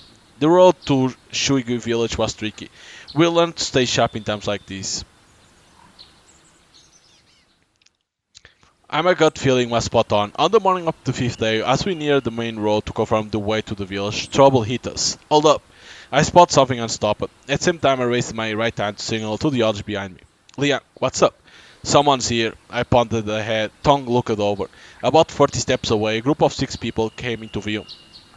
They all wore iron helmets, green iron armor, and had swords at their sides. Walking through the woods, their helmets glinted in sunlight. Robbers? Doesn't seem like it. They look like soldiers. Soldiers on this trail? Don't know, but we gotta avoid them. Tong and I huddled. We were doing a job for someone, and soldiers were the last thing we wanted. Sure, it's a mess now, and soldiers are busy with rebels. Probably not caring about us, but if they caught us, it's trouble. Shh, everyone quiet and still, crouch down, we wait for that group to pass. Tong let out a big breath, eyes wide, and whispered orders to the lamps behind us. We all squatted down, watching soldiers stand off steps away. Great. They weren't heading our direction. Just that wait a bit, just a bit longer and they were all gone. I stared at soldiers in distance, watching them move in a single direction. Their leaders appeared from my view, followed by the others getting farther away. They'll be gone soon, but then something unexpected happened. Ah! Out of nowhere, I heard the lamb yelp. I spun around. Queer, the lamb, suddenly stood up. She stomped her feet and hastily stepped back, almost falling over. Snake! There's a snake! She pointed to a patch of grass ahead, her face pale with fear, tears welling up. How the lamb cheering her quickly fled from the spot she indicated. Suddenly the silent woods echoed with lamb cries, screams, and frantic footsteps turning into chaos. Damn it! Tong cursed and hurried to Queer, trying to cover her mouth, but it was too late. Soldiers spotted us. They changed the direction and came towards us. Who's there? The leader yelled from a distance. All 6 soldiers stopped. They pulled out their swords ready to fight, facing our direction. What now? I asked Tong. He usually knew what to do in situations like this. Darn it! This noisy lamb couldn't keep quiet at the wrong time. Liang, I'll keep them busy. You quickly untie the lambs before they get suspicious. Tong said to me, and I nodded. Yes, we needed to untie the lambs first. When the soldiers got closer and saw the ropes around the lamb waists, they will surely figure out we were delivery people. Officers, calm down, calm down. It's just our girl making a fuss. Tong walked towards the front of the line, about 10 steps away from us, yelling to the soldiers as he went. Who are you? Just regular folks. Where from? What are you up to? From Huazhou. We are traders, heading to Luoyang. Stay where you are, we are coming over to check. Tong and soldiers were yelling at each other from far away. I just freed Kyonghua and was about to untie Mansui, but they were getting closer fast. Bad. Couldn't untie all the lamps in time. You there, I said, don't move. I wanted to sneak over to Hunger and Queer to untie them, but the soldiers spotted my move and stopped me quickly. They came closer step by step and I checked out their outfits. They looked like the border guards near Tongguan. Not too tidy, but all with the same gear, even same swords. The leader had a taller helmet and carried a short bow on his back, seemed like their officer. Was it your girl who yelled just now? Yeah, why did she yell? She spotted a snake. You said you are traders, right? What goods you taking to Liuyang? The head soldier asked sharply. Tong was stumped. We knew we only had food with us, nothing else. If we made up goods and they asked to see them, we'll be caught. What about shadow play? Phew. I took a deep breath, trying to calm down. We are faring folks. I chimed in when Tong couldn't answer, talking to the soldier. Faring folks? But earlier you say you were traders. How does that turn into faring folks? Faring folks is still trading. We have been asked to take these kids to Liang. I replied calmly. Alright then, faring folks. So you admit it, you are human traffickers. No, it's the kids' parents who asked us to do it. Then why aren't you on the main road? Didn't you avoid it? I calmly replied to the soldier and ended up with a jab. It did seem a bit odd. Usually soldiers like them will stick to the main road. Why deviate after leaving Tongguan? Could it be they had something to hide? Could it be they were deserters? Hey Liang, watch your words with the officers. Officer, don't mind my buddy here. He aren't good with words. Indeed, we are faring folks. The reason we are not on main road is because of the recent disasters. It's packed with refugees fleeing famine. We heard folks fleeing. Disasters are desperate. They might grab kids for food. We didn't want our food or the kids taken, so we took the mountain path. So, what are you up to then? Human traffickers? It's a long story. We are hired from a rich family in Weinan to escort their Missy to Lyon for a wedding. Tong had a bright idea, like he'll figure out the plan. Who's the miss? Her. Tong pointed at Kyung-hwa. Kyung-hwa caught off guard, stood frozen, her face pale, clearly surprised to be singled out. Are you the bride-to-be? Soldier squinted and looked at Kyung-hwa, asking her a question. Kyung remained silent with her head bowed. My and Tong's heart jumped out to our throats. Bad. If Kyung-hwa spilled the beans about us being human traffickers now, it's all over. Yes, officer, I am. Huh? Right when Tong and I were super nervous, Kyung-hwa suddenly spoke up. She nodded nicely at the soldier, speaking quietly without looking at him. Why? Tong and I were both surprised. We didn't think Kyung-hwa would help us lie. You seem pretty young for a wedding. Why aren't you dressed up fancier? Kyung-hwa fell silent, looking scared as she kept her head down. Officer, the Miss looks young, but she's almost marriage age. Her in-laws wanted to meet her first, so they sent her to stay in Lungia for a while. I suggested the plain clothes for safety. With the long journey, there's a risk of bondage. Plain clothes make her less of a target. Although he still frowned, looking skeptical, it's unclear if he bought our story. Why are the other kids tied up then? Suddenly, another soldier chimed in. Next to the leader, chubby soldier stood with beside the leader soldier stood a slightly chubby one. He had a long black bag slung over his back, maybe carrying a spear. He hadn't said a word before, but now he noticed the ropes tied around the lamb's waists. Realizing only Kyung-hwa wasn't bound, he raised his suspicion. Tong again close to Sponges kept quiet. The soldier's eyes sharpened, coldly scanning us. Not good, can't explain. Surprised by Kyung-hwa's cooperation, but the soldiers were digging deeper. Our story seemed flawed. If we were taking Kyung-hwa to get married, bringing a bunch of kids her age didn't make sense, and why these kids were tied up was even hard to explain. I placed my hand on the hilt of my dagger, and the soldiers took a slow step forward. No one spoke, silence hung heavy, broken only by the chirping of insects. Sweat beaded on my forehead. I knew a fierce debate was about to erupt. Should I strike now, take out the leader, or bide my time, wait for another opportunity? I think we should wait. I kept thinking about grabbing my dagger, but I held back. 6 soldiers were too many to take on. They had good gear, and I wasn't sure I could even take down one of them. Even with Tong's help, it would be tough to handle them all. But what could waiting for a chance really do? In the midst of tense standoff, Mansui's voice suddenly broke silence. Her soft cries grabbed everyone's attention. Huh? What's she doing? Mansui went to the pack horse beside her. She opened the bags and got out the wooden box she stored there a few days ago. It was the box for the shadow play.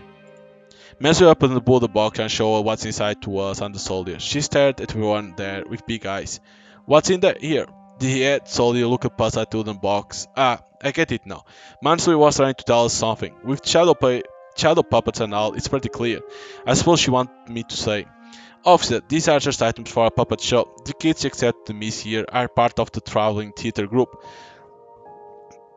Facing the officer, gestured towards the wooden box and then towards Mansui, Unger and Queer. The journey is long and the master worries the young lady will be bored, so he arranged for a few theater troupe girls to accompany her. They are from humble origins and will accompany the young lady as her attendants. If you don't trust us, they can show you. I calmly suggested to the soldiers and they glanced at Mansui once more after I spoke.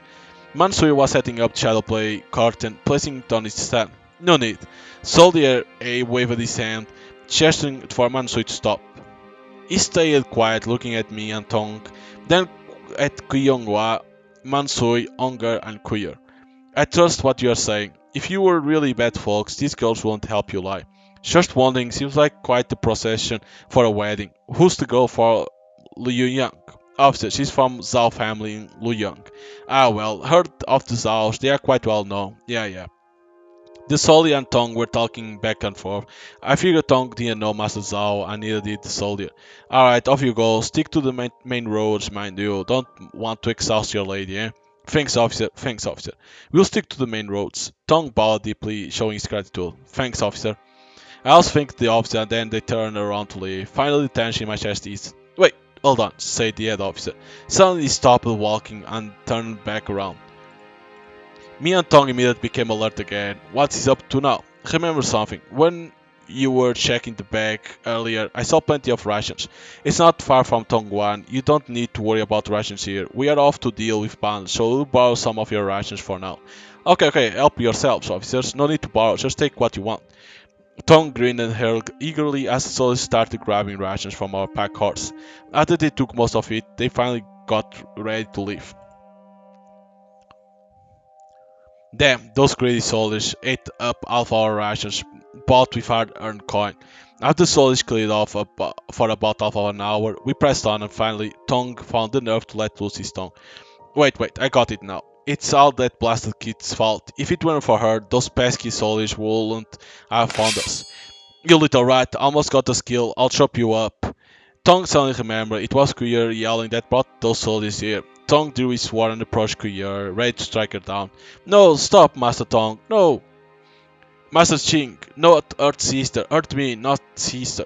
Move, today both of you get it. Tong swung his blade to Onger and Kuyer.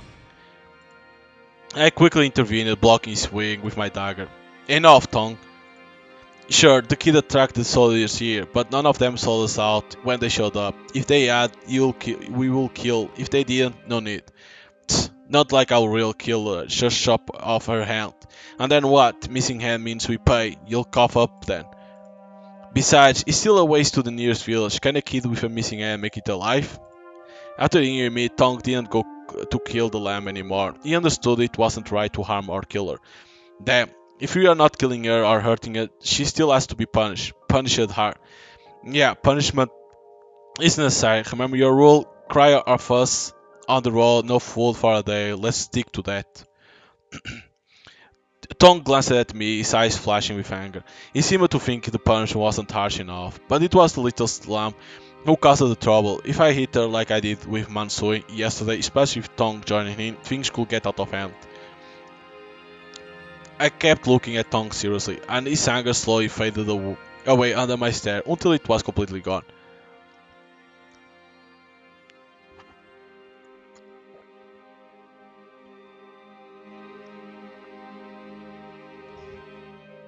To well with it. I don't want to hear that brat's voice again. She owes me one, and she keeps yapping she'll end up on my blade. With a grumble, Tong sifted his blade and stomped forward. He finally agreed to spare Queer. Thanks, Master Ching. Thanks, Master Liang. Thanks, Master Liang. The two sisters were scared by Tong's rage just now, crying and thanking me over and over. No more tears. Keep crying and I'll give you a smack, even if I spare your lives. With that stern warning, I press on the head. Jesus. We got to the main road almost at night. Tong and I checked the signs, guessed how far Shuigo village was, then crossed the road and kept going toward the village. We camped by a stream nearby. At dinner, Tong did as he said, didn't give any food to Kuya, and even spat in the direction as she lay there. Kuya watched us eating dry rations, almost crying with hunger. Thinking about how she almost got in trouble today, tears streamed down her face. Trying not to cry out loud, she wiped her eyes silently with her hands. I saw Mansui she could take a piece of her own dry ration and give it to Kuya. I also saw Unger do the same. Kuya ate it quietly when Tong wasn't paying attention. I turned a blind eye, pretending it didn't happen. You did well.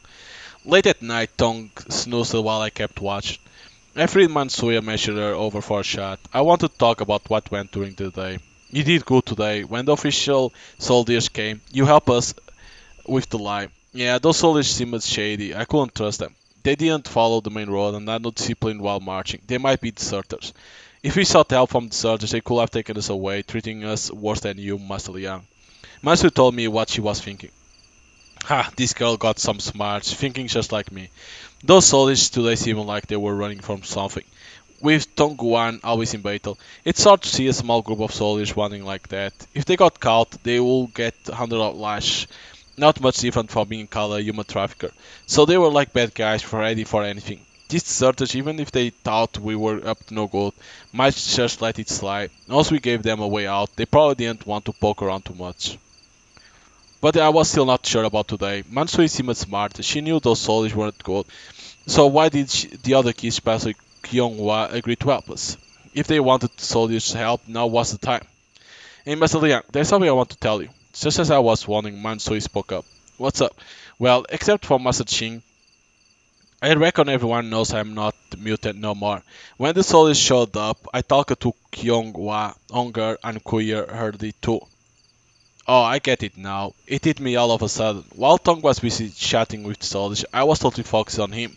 I didn't catch Man Sui whispering to the other kids, but it made sense. She was probably telling them, "Quick, keep quiet, don't spill the beans about us being human traffickers, cause those Solish aren't the friendly type."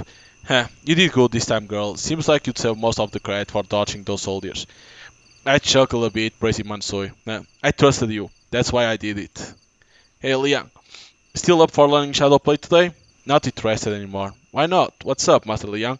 Just don't feel like it anymore. I reply coolly to Mansui, then decide to head back to sleep. This girl, she's sharp and wise beyond her years. Not like most kids her age. She's just as I imagined her from the start. She's like a cat. Okay, Desolate Village, Chapter 6. Still not more with Mansui. I thought we would see more, but after successfully evading the soldiers the following afternoon, we finally arrived at Stream Village. Upon hearing the name Stream Village, I thought there would be water ditch running through the entire village. The village lived by the ditch, with us gurgling water. By the stream, the washerwoman was washing clothes while the old man was fishing. Yet, upon reaching the village, we realized there was no stream in sight. The ground had long dried up, cracked by the scorching sun, the cracks forming a tangled web from afar, resembling the wrinkles at the corners of an old man's eyes up close.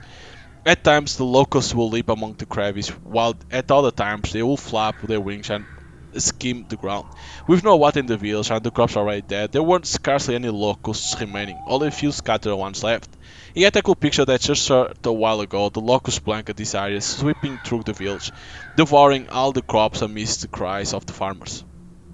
After arriving at Stream Village, we traversed a few households, yet encountered no signs of human presence. How do we find Incense Man? He wants us to find Liu Yongfu in the village. We ask around to find out where he is. The village is here. They are probably fled already. I'm not sure how many households are still here.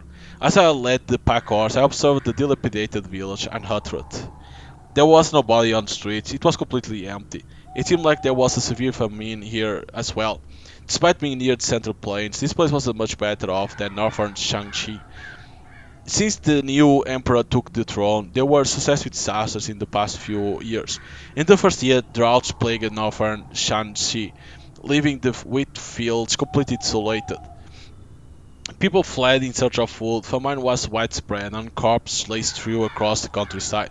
After a few years, despite the common people's hope that the year of disaster was over, more regions were afflicted by droughts, and there were even new locust plagues.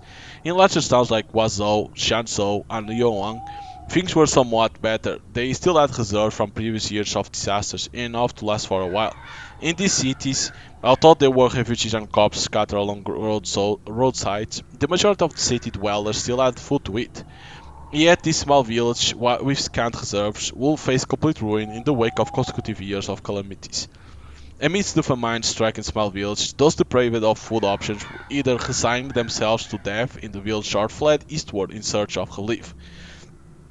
This stream village was likely one among the hundreds of villages afflicted by disaster. The villagers here either died of starvation or fled, leaving few remaining. Liang, come over here. Just as I was lost in thought, Tong called out to me abruptly. He stood at the doorway of the first house at the village entrance, as if he had witnessed something terrifying, froze in place and reluctant to enter. What?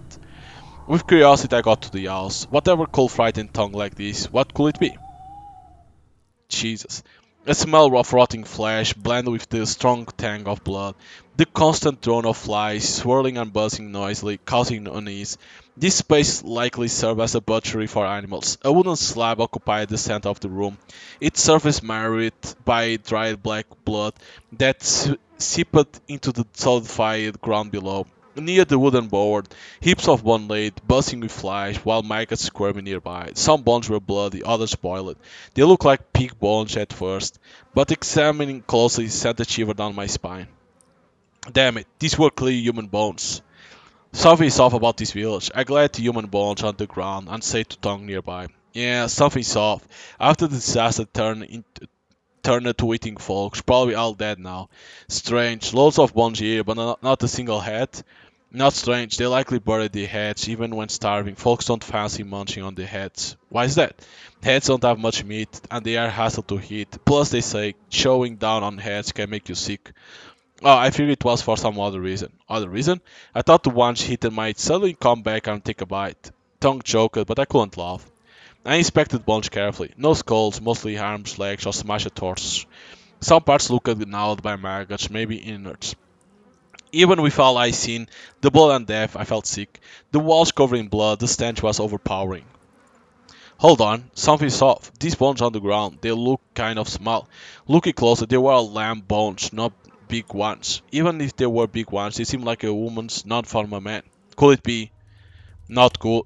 A shiver ran down my spine as I realized something's wrong, quickly getting up and heading out the door. Kid, there's a kid! As I rushed out, a voice called from distance. From a nearby house stepped out a villager. Oh shit. They hit the kids. This kid looking around 40, wearing torn clothes. This guy looked rough, eyes dark, with a grim gleam, like a wild animal. Sure enough, the village weren't all gone yet. This village just started cannibalizing. From the bones left on the ground, they began with lambs and even ate some ewes. Our lambs were in danger. Look, strange outside, they got horses and some kids, let's grab them for a meal. Eat, eat, eat. One village shouted and another burst out from a different house. Soon after I saw 4 or 5 villagers coming out from a nearby house.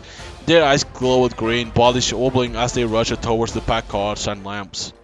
Wah! The young one next to me went pale with fear, and Unger and Kuya tried to run back, but they were tied up and couldn't escape. To them, these hungry villagers looked like scary monsters. Get lost! I shouted furiously, warning the villagers rushing towards us. Eat! One villager had eye with anger, didn't listen to me, I still dashed toward the lamps. What a damn idiot. I cursed silently and utterly closed the distance. He might be starving, moving slow. I couldn't caught up. Instead of stabbing, I lifted my foot and kicked him hard. He'll be starving for days, barely able to walk straight. Light as a feather, one kick sent him flying nearly 10 steps. Ah! The crazy hungry guy tumbled on the ground, falling 3 times. After the first fall, he twisted, bones seeming broken. He coughed up blood, then stared wide-eyed at the sky, gasping like a dying fish. My kick might have almost killed him, but hey, he wanted to eat our lambs. He probably ate his own already. If I took his life, he had it coming. Back off, I got a dagger. Whoever tries to snatch, I'll kill. I shouted at the approaching village, keeping the lambs safe behind me. And I pulled out my dagger, pointed at them. The sunlight glinted off the blade, making the village step back in fear. Damn, who are these wild monkeys, trying to mess with us? We have killed plenty, taking you out will be a breeze. Anyone tries to snatch from us, or a bunch of broads will come down and wipe us this village. Tongue whipped out his blade too, heading to our show of force. Smart move, acting like bandits and threatening back up. Normally we wouldn't dare. Even the toughest bandits won't dare raid a village without lots of men. But now they were weak from hunger, probably not thinking straight. And it's a bad year. This village was too far from any official soldiers to reach, so no worry about them warning the nearby town. The villagers, seeing how I looked, didn't dare to come closer. The troublemaker from earlier even plopped down on the ground kneeling. Spare us, please, spare us. There's nothing left in our village. The officials from Tongwan took all our food a few days ago to hunt bandits, and even took some village girls for the army. Now, our village has nothing left to offer, no way to give you. The head villager bowed, and the rest started keeping their distance. I glanced at the villagers nearby, and fired, counting them quietly. 17, that's how many villagers I saw. Most were men, no women or kids. They said the women were taken by the official soldiers, and the women and kids they didn't take might have been eaten by them. Didn't know if there were more villagers alive. Anyways, must be more cautious around them. These folks now, not much different from wild beasts. Hey, no need to freak out, we are not here to loot you today. Just looking for a guy named Liu Yongfu. I want to have a chat with him. Liu Yongfu? That guy ran off a month ago. Ran off? Yeah, last month, officials came to take men for the army and fight bandits. Liu Yongfu got wind of it somehow and bolted early. Damn, that guy ran off quick. Where you go? No, the East are not as bad, probably headed that way. If you knew the East was safer, why didn't you all run? Some did, most folks fled for safer lands, some went east, some west, some even joined the rebels. Us folks who stayed, we are mostly old and frail, scared to roam outside, afraid we'll be eaten. They say home is where the heart is. Even if we die, we want to die here, not wander as lost souls. The villagers look at us from a distance, their eyes showing resignation. This idea does make sense. These folks, even if facing death, won't leave. Running away or joining rebels meant more danger for them, and end might not be better than dying here. It hit me then. Folks like me and Tong, always moving around, might be the minority. Most folks probably live and die in one place. Hey, hero. Just as I was thinking, the village called me again. I look at him confused, not sure what he wanted to say. My boy went to fight, no word since. Wife taken by officials. Now it's just me, starving. Can't last 2 more days. Could you help us out, maybe with a horse or some food? Once the hard time pass, I'll build you a shrine, offer prayers for you. The village knelt down, pleading with me and Tong. The rest, all dozen or so, followed suit, tears in their eyes, begging us. One by one, they start bowing their heads. Should I share some food with them?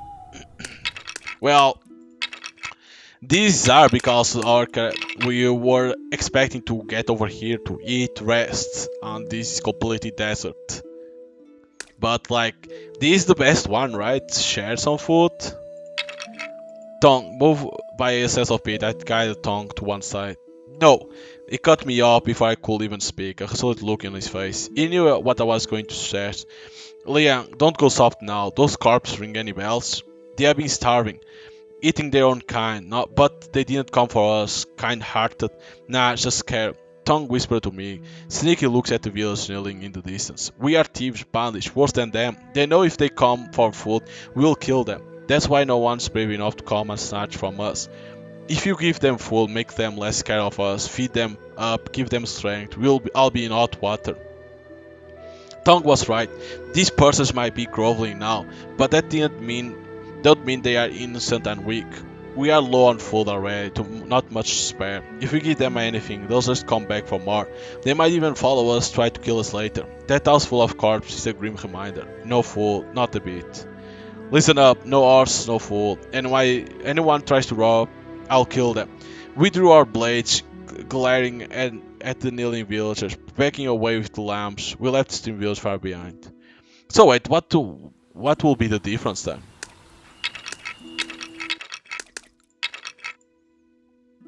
Maybe just for a sec I felt a bit sorry for them, but when I remembered that bloody room and all those bones of the weaker ones scattered around, my sympathy disappeared.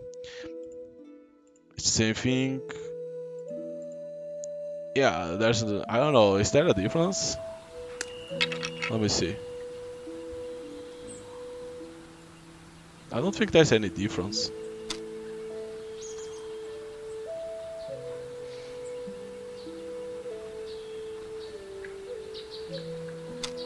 I don't know.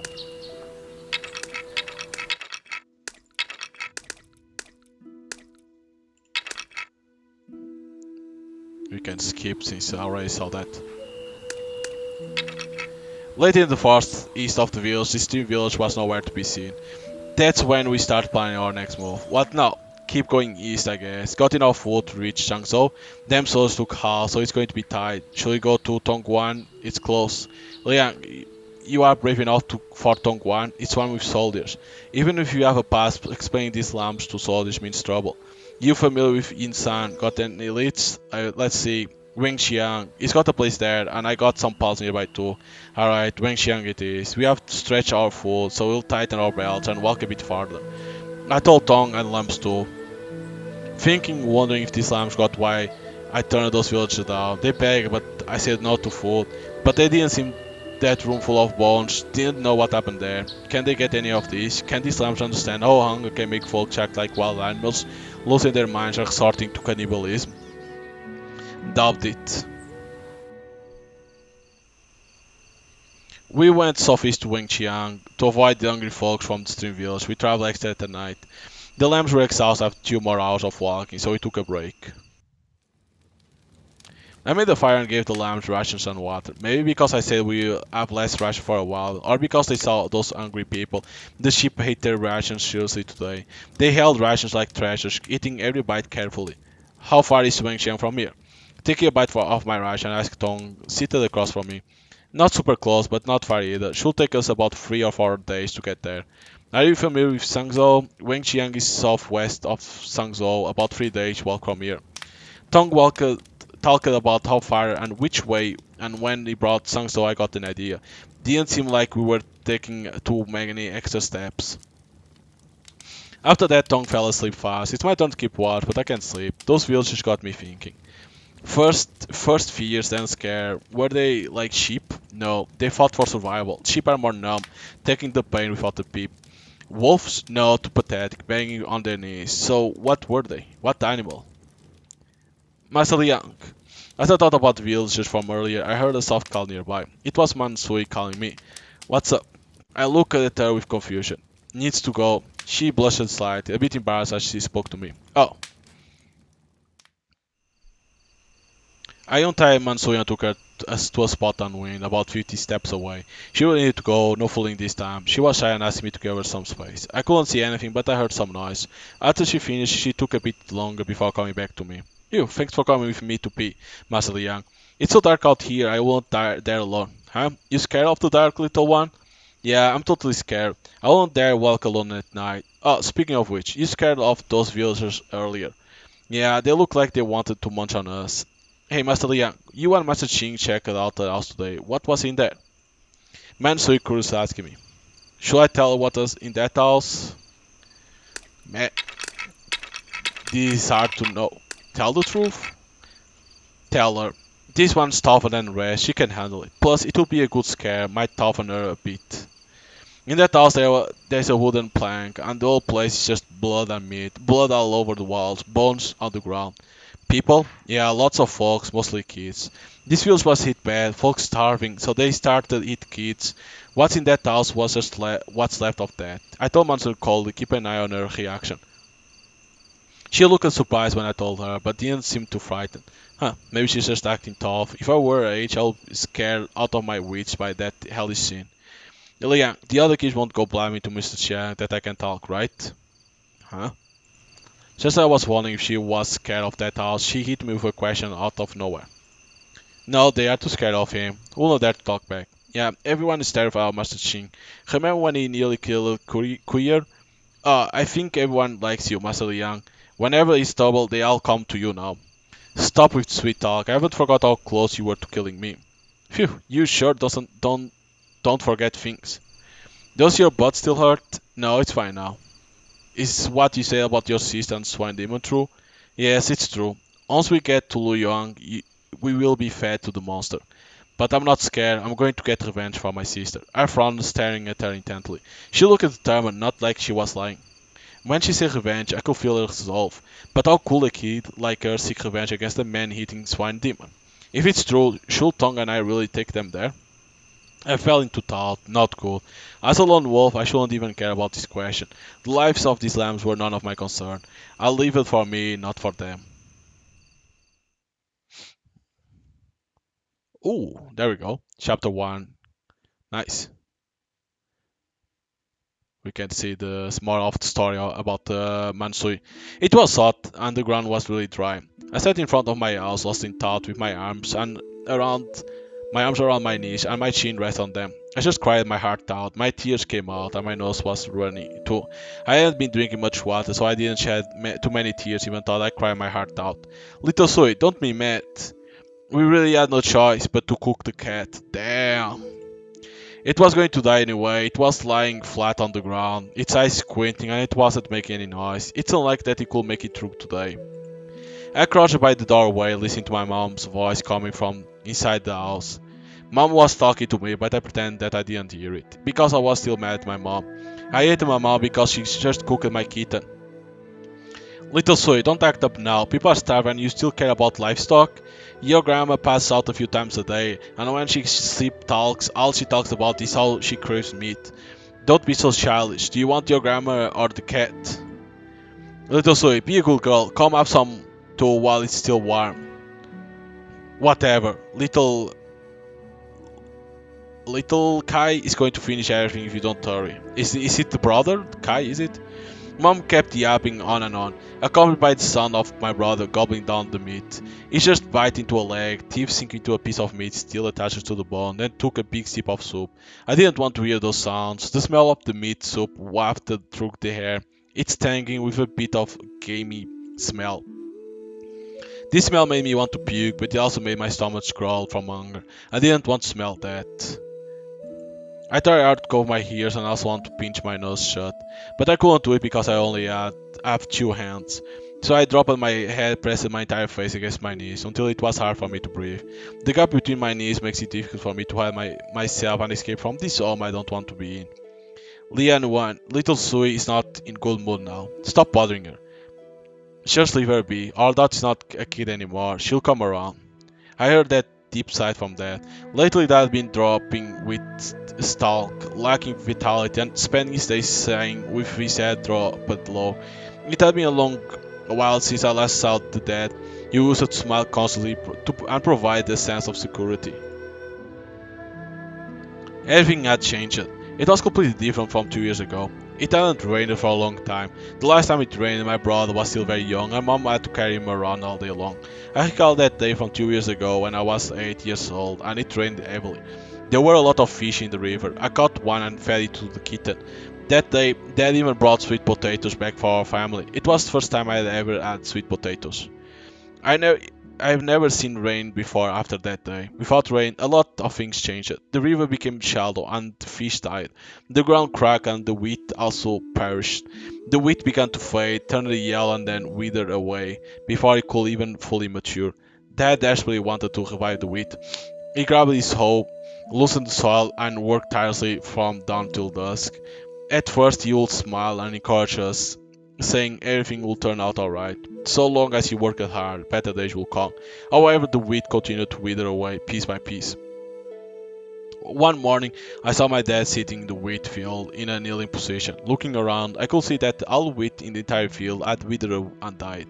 The way wheat and fish die is quite similar. When a fish dies, it lies on the dried riverbed, eyes wide open, gasping for breath slowly. Similarly, when wheat dies, it too lies on the cracked earth, swaying gently with the wind, rising and falling slowly. I sneak a glance at Dad. I saw him clutching the lifeless body of a wheat stalk in his hand. He held it close to his chest, gritting his teeth, dropping his head as if he was in tears. Gradually, his grip tightened, crushing the wheat in his palm, scattering it into the dry wind. Dad tried his best, yet there was no positive outcome, leaving him deeply unsettled. He began to blame himself, regretting the reckless spending from 2 years ago when he bought those sweet potatoes. I wasn't sure if he cried or not, but I guess he definitely did. Last time I went to exchange grade, I noticed that many houses in town were vacant. Did they all run away? Yeah, I heard they all gone east, heading toward Zhangzhou. Didn't Han Chen say there was just a rebellion there and even the county magistrate was killed? All Han Chen knows is spread rumors. I asked the Felton's man and he said there was no rebellion there. Plus, if you really think about it, Zhangzhou is close to Tongguan, where it's surrounded by many troops. Who'll dare to rebel there? I was still sitting at the doorway watching the barren land in the distance while eavesdropping on my parents' conversation. They mentioned some towns to the east like Zhangzhou and Tongguan. What kind of place are Zhangzhou and Tongguan? What is a rebellion? What now? We don't have much food left in the house. I did the calculation a few times. For a family of 5, it will only last us a month, even if we have thin porridge every day. Well, should we also escape to the east? No, mom isn't fit for travel, and our 2 kids are still young. We can't carry them around. Plus, everyone is fleeing to the east. Bandits are camping in the mountains and by the main roads looking to rob food. It's not safe for travel. But if this keeps on, what should we do if we run out of food? The pawn shop is still open in town. I'll go pawn some more stuff tomorrow and buy some food from townsmen. Pawn my bracelet too then. Your dad left you that, forget it. Just pawn it. The price of food keeps going up. It's better to pawn it now and buy the food early. We'll get back after the hard time passes. But Mom and Dad were still discussing about exchanging food. I heard Mom was going to pawn her bracelet. That bracelet looked quite lovely. It was part of the dowry left to my mom by her family. The kitten was eaten because we needed to eat. Mom was going to pawn her bracelet so we wouldn't starve. Perhaps I should forgive Mom? Suddenly I heard my grandma coughing. Grandma was awake. She was sick for quite a few days and even passed out because of it. We were so worried about her and she was finally awake. Mother, Dad and Mom quickly gathered around Grandma as she woke up. Did you just feed you some more soup? Yeah, we fed you some soup, I did. What kind of soup was it? It was so tangy. It was cat meat soup. Oh, no wonder. There are still a bit of soup left. Do you want to have some more, mother? No, I don't like how cat tastes. Plus, I'm going to kick the bucket any minute now. I don't need to have more soup. You guys can have it. Mother, don't say such ominous things. You are looking much better than yesterday. I'm the only one who knows how I'm doing. I just paid a quick visit to the Death Star and stopped the Hell Guards who wanted to chain me up, but I managed to wriggle free. It's not that I was scared to go with them. I just had stuff that I didn't finish telling you about. Go ahead, mother. This disaster came out of nowhere, but come to think of it, there were signs of it long before. When your dad passed away, I had a nightmare. The scene I dreamed of was exactly what's happening now, and it feels like I'm repeating what I say in the dream too. After I pass away, you got to find water and snake. You can dig a well next to the snake, and with a well, everyone in the village will survive. Do not eat or sell that trash in your backyards, since there is a deity residing in it. We must not offend the deity. I want to see little Kai. Where is little Kai? Grandma, I'm here. You are such a good boy, little Kai. Grandma called out my brother once, and my brother ran over to her side. Grandma tended to be more affectionate toward my younger brother than toward me. And whenever something happened, she usually called for him first. She would often forget about me. How about little Sui? However, I was caught off guard. This time it didn't take look for her to call my name. I stood at the same spot, hearing Grandma calling my name. I wasn't sure why, but I was getting a bit nervous. I wasn't sure how I should face her. Not long ago I got mad at Grandma because Mom said Grandma wanted to have some meat, which led to kitten being cooked. But now, for some unknown reason, I'm not really mad at her anymore. Little Sui, hurry and come over here. Mom called out to me.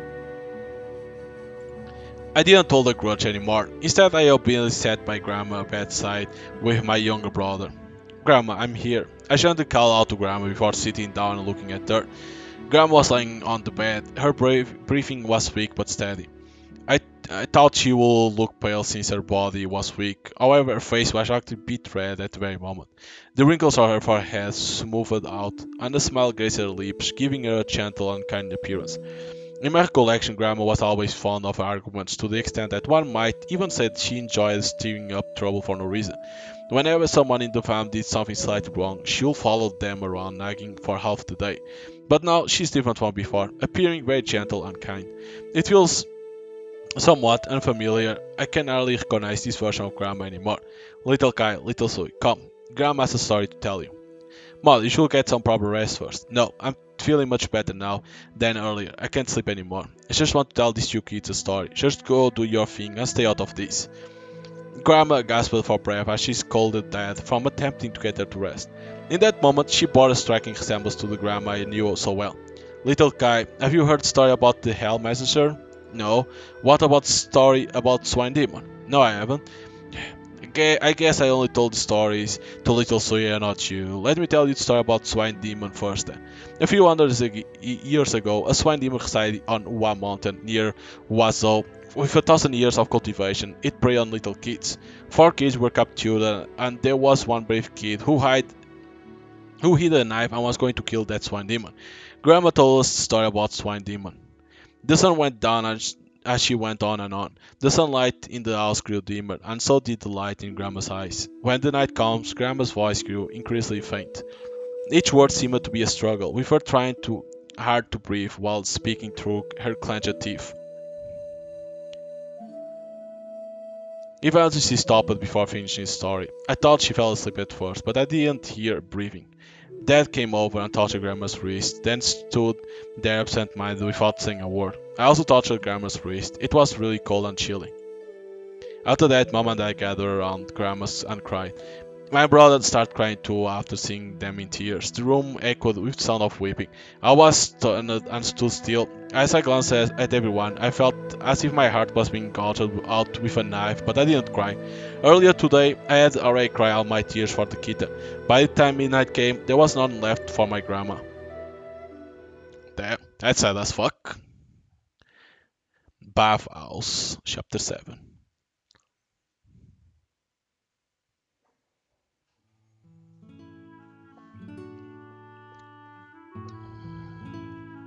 Leaving Stream Village, a 3-day journey to Wengjiang. Each day we walked a bit, munched on rations at dusk and drank water. Nothing out of the ordinary happened along the way. If anything stood out, it was how the lambs started getting along better. One time, with Tongue snoring away, I feigned asleep. The lambs took the opportunity to exchange a few whispers. Sis, you could talk all along?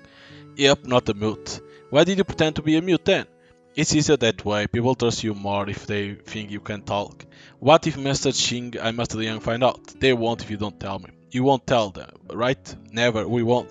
Sis, thanks for sharing rations yesterday. No problem. Eat more, get stronger. Why do you call all me sis? Why do you feel like I'm older than you? Not sure, even though we are the same height, you seem more grown up. And since we don't know your name, we should call you sis. Oh, I guess I do seem more grown up. Hey, what's your name, sis? I know Kuyer called Kuyer and Hunger called Hunger. They know my name, we just don't know your name. My name is Sui. You can call me Sis Sui. Don't talk to me around Master Ching. If he knows I'm not mute, he'll kill me. Got it. Mansui whispered to the lamb, serious like. I peeked, trying to hear. She told them a different name than the one she told me. I heard Mansui, but they just heard Sui. What's her real name? She adding it for me too? Well, it doesn't look like from that flashback when she was a kid. It looks like it's Mansui, so for 3 days I had been thinking about these lambs, wondering where they were from, what they had been through. Kept me going, stopped me feeling too hungry. We agreed, one meal a day, not much for them, that not enough for me. After eating after a meal, but came midnight, my belly started growling. Felt like there was a storm brewing inside. By dawn, maybe I'll starve enough because hunger faded away. At noon, with the sun blazing overhead, the water in my belly turned into fire, making me parched and dizzy. I felt like I had lost part of myself, steps be heavier than when I was full. Thankfully, days like this didn't linger. 3 days later, we crossed the main road and reached Wengqiang. Finally. Tong was right. Insan did indeed have an inn in Wengqiang. After we arrived, we asked around and quickly found it in the eastern part of town. It looked a lot like the one back in Wazhou, with similar size and decoration, just some minor difference in on how the tables and chairs were arranged. Tong went inside to talk to the inner waiter, while the lambs and I waited in the lobby, catching bits of their conversation from a distance. Hey, who are you? Friend of Master Insan? Yeah, from Insan crew, here to Ulster, for Lambshead to Young.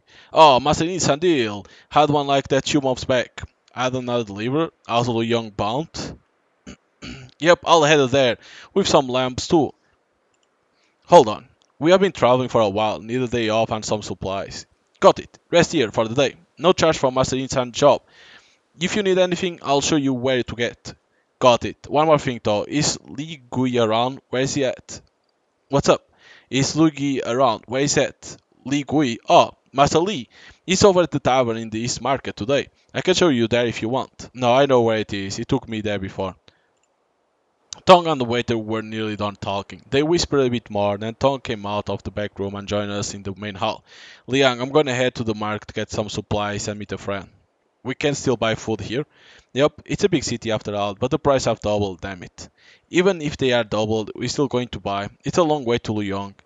Also, what should I do while you are out shopping and seeing friends? You watch these lamps. I told the innkeeper to take you out to the bathhouse. You can have a wash. You're not washing up before we go out? Me? No. Not staying here tonight. Going to ask Ligoi for a place and wash up there. Graceful and exquisite. Much better than these lamps. Ha! I know it's not your thing, otherwise I'll take you along for some fun. Tong winked and gave me a short tap as he talked. After seeing his expression, I recall who Li Gui was. I met him once. He's like Insan in Wenxiang, doing similar work, but he mostly sold women, not lamps. He often tricked respectable women from a far-off place into brothels, or dressed up girls from brothels to sell them elsewhere as servants. That sort of business he was always in. He ran a tavern in Wengqiang, full of courtesans. Tong went to find him, might have stayed the night too. I reckon he was up for a chat and some fun. I was not much into that stuff, but they kept an eye on the little lamb, so they didn't wander off. Of course. Master Liang, to what side? Right this way. After Tong left, the waiter took us to the inn's bath house in the back hall.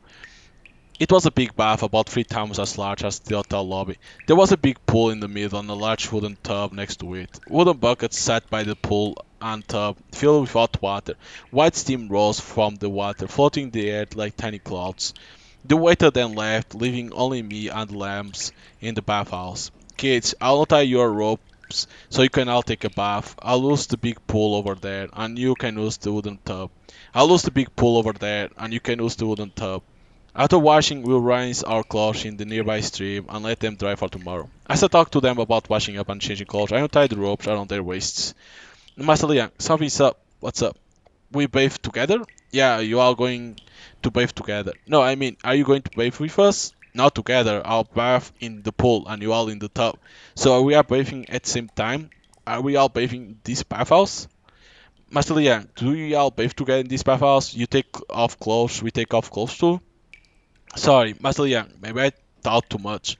But men and women shouldn't be too close, and my parents say a woman's body should only be seen by her husband. I get it now. But remember, a few days ago when you need to go, I was there too, right? That's different. There were bush you couldn't see. And also, my parents say when girls turn 7, they shouldn't bath with boys. It's a rule. Breaking it means no one will want to marry you. I stayed quiet as Kyung-hwa finished talking, not saying anything. Seeing me silent, she kept quiet too, not daring to speak. She kept her head down, maybe because she was shy or scared, and didn't look at me. She stood up for her beliefs, not wanting to bathe with me in the same bathroom. At first I felt awkward, but thinking about it made sense. I thought the other lambs were just kids, too young for men and women, shouldn't be too close. But for some, turning 7 meant a clear distinction between genders. While the other lambs came from simple families and didn't care much about customs, for Kyung-hwa, raised in a strict home, it was a big deal.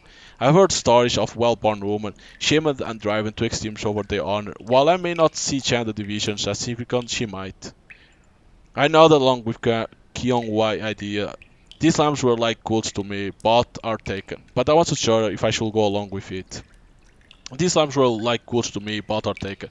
If I agree now, will they push back more later? Maybe bathing together will remind them of their place as goods, but I wasn't really one of those strikers. Should I go that far? How about this? Kyung-hwa, Onger, and Kuyer, you go wash first, then Mia and Master Liang will go later. Just when everything felt stuck, Mansui suddenly blurted out something. Huh? She had been quiet as mouse. What she said caught me off guard. What's this little rascal up to? Sisui, how come you are talking? You can't talk in front of Master Liang. Sisui. Kuya was surprised because Sui spoke in front of me, while Unger and Kuya stared at Sui in shock, unsure if it was because of her son's speech or her suggestion to bath with me. It's fine, Master Liang knows I can talk, no need to worry. Man Sui looked up at me and gave a little smile. You girls wash first, then me and Master Liang will follow. Seems like the right order. Boys and girls should keep a distance. Kyunghwa is strict, can't watch with Master Liang, nor alone. You three watch together, okay? If that's the case, Master Liang might feel lonely. If Master Liang likes having girls around when bathing, I can join him. Mansui glanced at the other lamps, then at me. She seemed unsure, maybe a bit upset. The other lamps looked at Mansui with pity, then back at me. Their looks made me uneasy, like they thought I was some sort of oddball. Lass, I don't go spouting nonsense. When did I say I like having girls around when bathing? I said we should all watch together to save time and money. Forget it. Why am I even explaining so much? You all hush up, and when you're done, I'll watch alone. I was annoyed by this last staring at me, so I blurted something out and stormed out of the room. Thank you, Master Liang. Thank you, Master Liang. I heard little lambs thanking me as I left. I exited the bathhouse and shut the door behind me. I stayed outside while the lounge bathed with it. Even with the door between us, I could still catch snippets of their chatter. Oh, hot water. Yeah, too hot. Looks like we'll wait for the water to cool. Well, water is fine. Let's bath here. Mansui, Master Yang said he's using the pool. We can't. Did he? Yeah, he did. Pool CC, stubs, hours. Got it. Hey, Sisui, maybe we shouldn't. Oh, Sisui, why did you step in the pool? It's fine. Let's bath here too. Don't fuss too much. Four of us in one tub is too cramped. We should use the pool. After we are done, we'll help Master Yang change the water. Oh, okay. Will you drain the pool, Siskui? It should be Sui, but it's not translated well. Let me see. Oh, why is it draining already? Oh, I got it. I heard them talking about whether to use the pool or not. Eventually they decide to go for it, led by Mansui. Alright, let them do as they please. As long as they can change the water for me later, it's all good. The pool feels so comfortable. It's almost as big as the room we are staying in. Sis, I need to go potty. Hold it in. If you go here, I'll scold you. Okay, I can hold it in. See, my head itch. Want to wash it? Come, I'll wash it for you. Do I put my head in the basin? Wait, don't move. Let me add some water first. Sis, don't add more. Water's getting in my ears. Where are you from, Sisui? Me? Oh, I'm from Luoyang. Luoyang? Isn't that where we are headed? What's it like there? It's just a big town with lots of folks and plenty of food. And you, Kyunger, where are you from? My roots are in Hangzhou, and my parents are locals too. Hangzhou, I know it. Heard it's pretty nice. Lady Whitesnake and Chu Qian met there. Then Fahai trapped them in Leifeng Pagoda. I heard about Lady Whitesnake's story too, but honestly I don't know much about Hangzhou. Shortly after I was born, my father was transferred from Hangzhou to the capital for work, and our family lived there. The capital. Oh, I've heard the palace in the capital is beautiful, with golden glazed tiles that shine. Does that mean you have met the Emperor Kyongger? I haven't, but my dad has. What's the Emperor like? Dad says he's young and majestic like a dragon. Oh, I haven't seen the Emperor, but I met Uncle Yuan. He visited our home. Uncle Yuan? Yeah, Uncle Yuan, the Inspector General Yuan. Didn't you know, Sisui? Didn't know, just know there is an Emperor in the capital who's in charge of everyone. Hunger, queer. You don't know either? Nope. Alright, let's change the subject. Truth is, I don't know much about Uncle Yuan either. I know he messed up later on, ended up dying horribly, and caused trouble for our family too. My mom and uncle Yuan were keen, so when he got punished, we suffered too. Hey Kyunger, I heard you got snatched by Master Ching and his men, huh? Yeah, about a year back, soldiers took us away to the border. Then on the road, fake soldiers grabbed me and tossed me into a carriage. Wrapped up, gagged, rode in that carriage for each, and ended up at Master San's place. Ever thought about running? Dare not. Master San said if I escape and got caught, you'll beat him to death. Showed me some bones of children too. Besides, my parents didn't want me anyway. They weren't even looking for me. That's what San told you?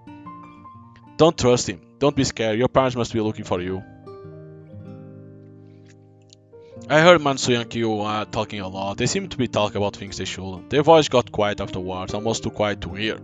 They probably realized I might be listening from outside the bathhouse, whispering secrets. Huh, could these two lounge be planning to escape? That won't work. Hey, quit chatting and bath.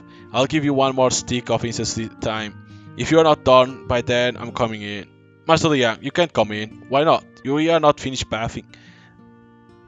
And we still need to wash our clothes. One stick of incense is enough time. Hey Master Liang, I got one more thing to ask you. What's up? After we are done washing clothes, how are you going to change? There are no extra clothes here. I heard the last chatting in the bathhouse. Huh. Seems like it's true. I only told them to wash and dry clothes, but didn't give them any to change into. Without clothes to change into, they can't hang out the washed ones to dry. I won't have anything to wear after bathing. Should I let them ask the inn waiter themselves? Didn't seem right. Wait, I'll go find you some. Thank you, Master Liang. Such an asshole. It's like babysitting. Master Liang, can you find a wooden brush? We want to clean our feet. Clean what? So much to do.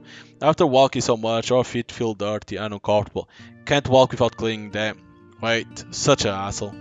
Yeah, it's like we are babysitting now. It's not like they are like lambs, like we are going to traffic these kids, right? It's like we are babysitting them. Master Liang, queer still can't hold it. Can you find a chamber pot? You are bold to ask me to fetch that. Want a slap? Okay, forget it. I won't ask anymore. Master Liang, please find one. If Queer goes into the pool, it will be hard for you to bathe later. Please, Master Liang, help Queer out. Wait, such a asshole. The lambs had me fetch quite a few things for them. Some clothes, a wooden brush, and a chamber pot. I made a few trips bringing these items to the bathhouse door and giving a light knock. Soon enough, a thin arm will reach out, thanking me quite as they took what they asked for. I leaned on the bathhouse door, hearing the giggles of those lambs inside. Damn it, this was not right. I was supposed to escort in these lads. They were the cargo I was supposed to deliver, but now they were giving me the runaround. When I first met these lambs, they were all trembling, afraid to even breathe loud around me. Now they were bathing first, and I was fetching things for them, treating me like some servant. Hold up, why did I even agree to let them bath on their own? And why was I standing quiet at the door for them? When did they got so bold? I started thinking hard, and then I remembered that look of hers, Mansui's face all sad and pitiful. It's her! The little troublemaker set me up. I fell for an act and stormed out, but maybe I went too far. They were just cargo I delivered. Why can't I ask them to keep me company like a boss would? Being treated like some servant by them was just too much. I can't take it. Hey, stop laughing. Get out now. I yell at the bathhouse door and slam it hard, making the lamps inside go quiet. Wait, Master Liang, just a moment. Wait, I'll count to 10, and if anyone's still inside, I'll dunk them in the water. Coming, coming. Master Liang, please don't hit them. We are changing clothes now. Hurry, little sister, put your clothes on. Sis, I need to go again. Hold it, don't go. After I count to 10, the lambs came out of the bathhouse wearing the inn's clothes. They looked clean and fresh, no more smell. I hurried them so their hair was still wet, sticking to their face with little drops on their eyelash. They fixed their hair while walking, leaving wet footprints on the wooden floor. The clothes were too big for them, making it hard to walk. But they'll give them back tomorrow, so it didn't matter much. I led the lambs upstairs and locked them in a room. After that, I wanted to take a bath and change clothes. Then I needed to do something important. Later you are joining me for a bath. I grabbed Matsui's arm, wanting to drag her along.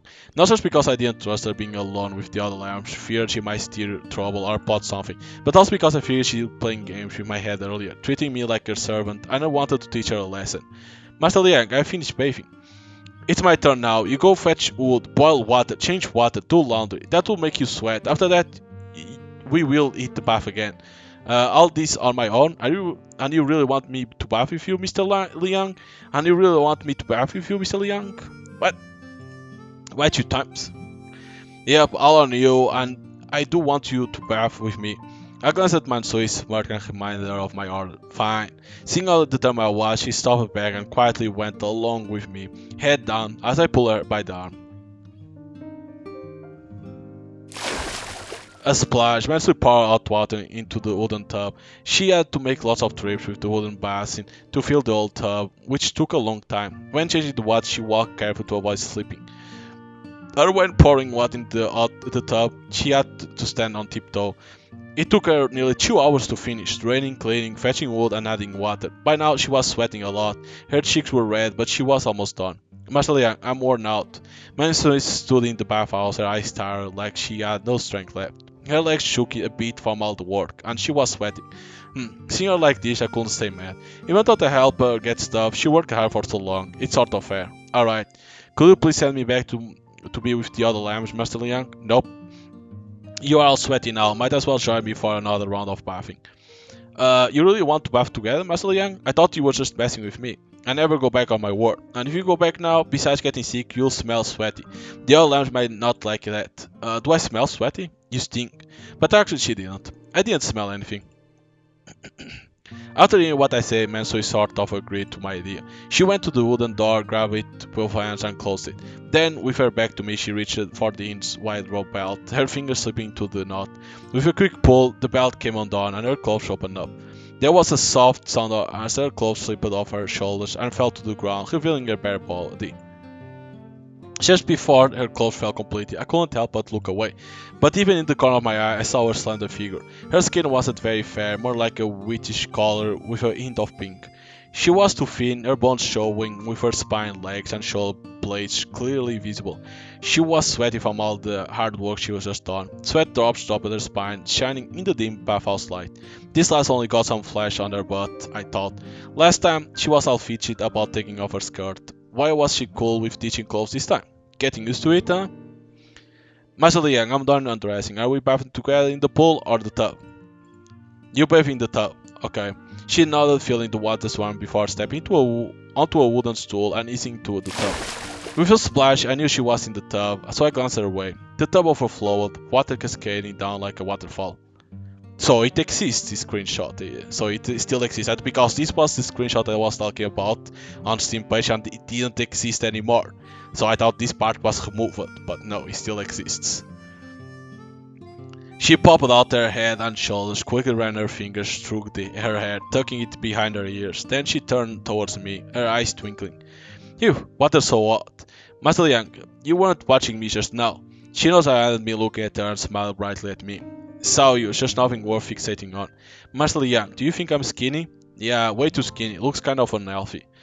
Hey, I'm stripping now. Turn around, don't peek. Hey, Liang, you don't mind if I take a peek, right? Actually, I do. But you already seen me, so it's only fair I get to look back, isn't it? I haven't seen any other man naked except for my dad. Kind of curious. Want a beating? Quite well for your age, aren't you? It's your shameless demand, Master Liang.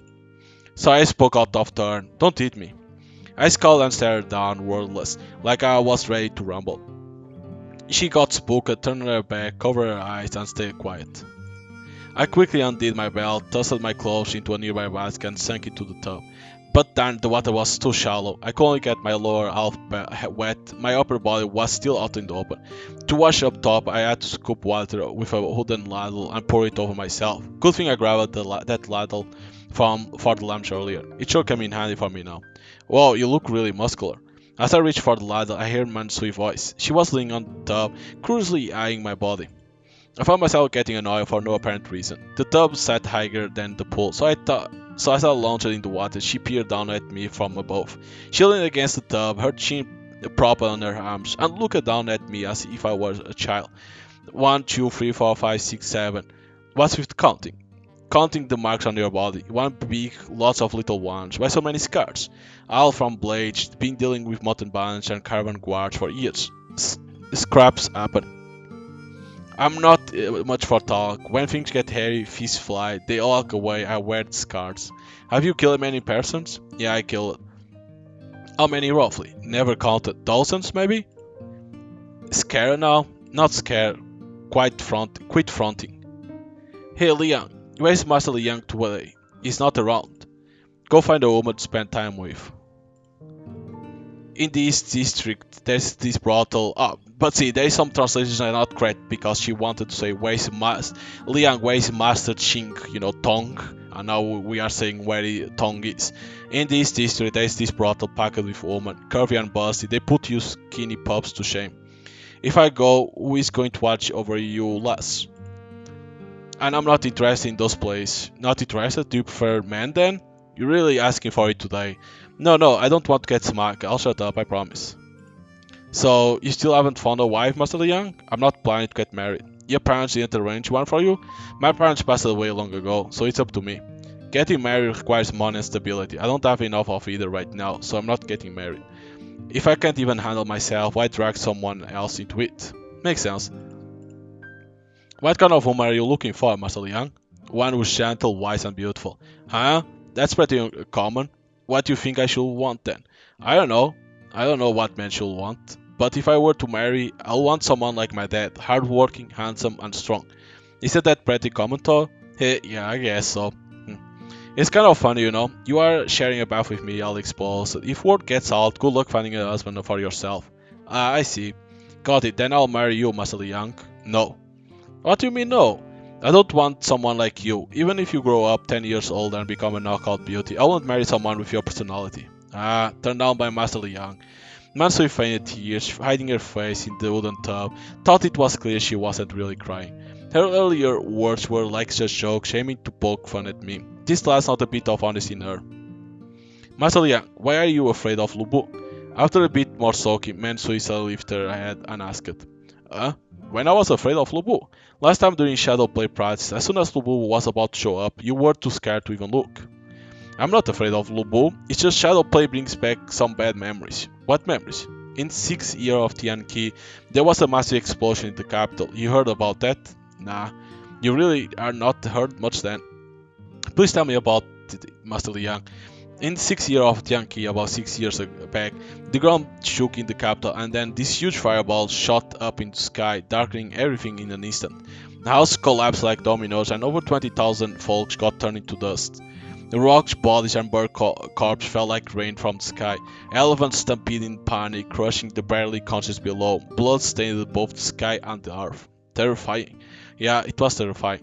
But Master Liang, what does this have to do with Shadow Play? When the explosion happened, my dad and I were watching a Shadow Play. Before I could react, the Shadow Play white curtain was shattered by the blast, sending us flying. I passed out. When I came to, my father's body was gone. Just his arm left. It should be just his left arm lying nearby where I was. I quietly shared the past with Mansui, something I hardly ever tell anyone else. She listened without a word, her face showing no emotion, like she was picturing it all. Not knowing what was going through her mind, after a while of silence, I felt awkward and wish I hadn't spilled my guts to this lass. Forget it, I must be losing it. Why even talking to you about this? Get on with your bath. Once you are done, you'll be helping me with the laundry. Sure thing, I'll handle the laundry. I'll make sure you all your clothes come out spotless. You are still pretty lively, not sweating on your own future at all. We are halfway there already. Based on what you said before, once we reach Liu Yang, you'll be eaten by the Swan Demon. I get it, every day's a blessing. Risking it all for payback on your sister's killer sounds kind of reckless, don't you think? The dead rest easy, while the living struggle to survive. Your sister gone and your family lost in all. Seeking vengeance will only bring more pain. What's the point? I questioned her, and she fell silent for a moment. After a pause, she finally spoke. Then, Martha Liang, if I say I don't want revenge and won't go to Lu Yang, will you let me go? She asked slowly, awaiting my answer. Like, this one is hard to say, like. I kept quiet, unsure how to answer. Even if she was telling the truth, I couldn't easily help her escape, leaving aside whether tongue would agree. Just thinking about myself, I won't get paid until I finish up, getting them to their destination. If I didn't get them to destination, I'll longer eat some boss, lose my cash and make an enemy, sacrifice my own gain and taking risks for their sake, all in name of doing a good deed. It it wasn't my style, nor it was in the way of the wolf. Mansui eyes dimmed as she heard my reply, then she looked away without a word. The mist-clouded expression made it hard for me to see. Out of my caught her soft murmur. Well, at least I can rest easy now. I stood back watching her mulling over her words, and then she could finally find peace. She must have figured out I couldn't let her go. That she had no to add to Lu Yang for her sister's sake. Poor thing. How could you think revenge was one person's job? Wonder if she was telling the truth about Swine Demon. The way she acted sometimes made me think there might have been some truth to it. Could her words actually have some truth mixed in with the lies? Maybe it wasn't all lies. Before Whitley Young, I had to find some change to dig into this. Felt like that lamb was hiding something from me. Insane, even tongue. Too many mysteries. Annoying. Hunger and evil. Like, how the hell could you even answer there? Is that the best answer in there? It's hard. Last night, after Mansuya and I bathed, we put on some clothes from the inn. After taking the lamps to relieve themselves in the inn's outhouse, I ushered them back to their room. After locking up, I went to bed. I had the lamps changed back into their washed clothes, and that's when Tong showed up at the inn. Haha, Liang, figure you'll be up early, sharp as ever. It's past mid-morning. Not exactly early. Why the grim? Back from somewhere wandering around? Yeah, Li Gui's got some new girls over there. One of them is a real knockout, like a real-life Chi-Chi. You have seen Chi-Chi? No, never seen her, but that girl from yesterday was sure was a stunner. Where are the lamps? Where are they at? Just change the clothes, they are resting in the room. Then call them out, we are getting ready to head to Zanzhou. Hey, get out of the room! I shout upstairs to the last in the inn. Master Liang, my pants skirt isn't dry yet, feels cold wearing them.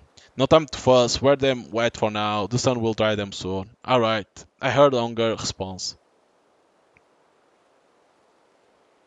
Shortly after the lamp entered the inn's main hall. Well, well, you have all had a bath, almost didn't recognize you, looking lively every one of you.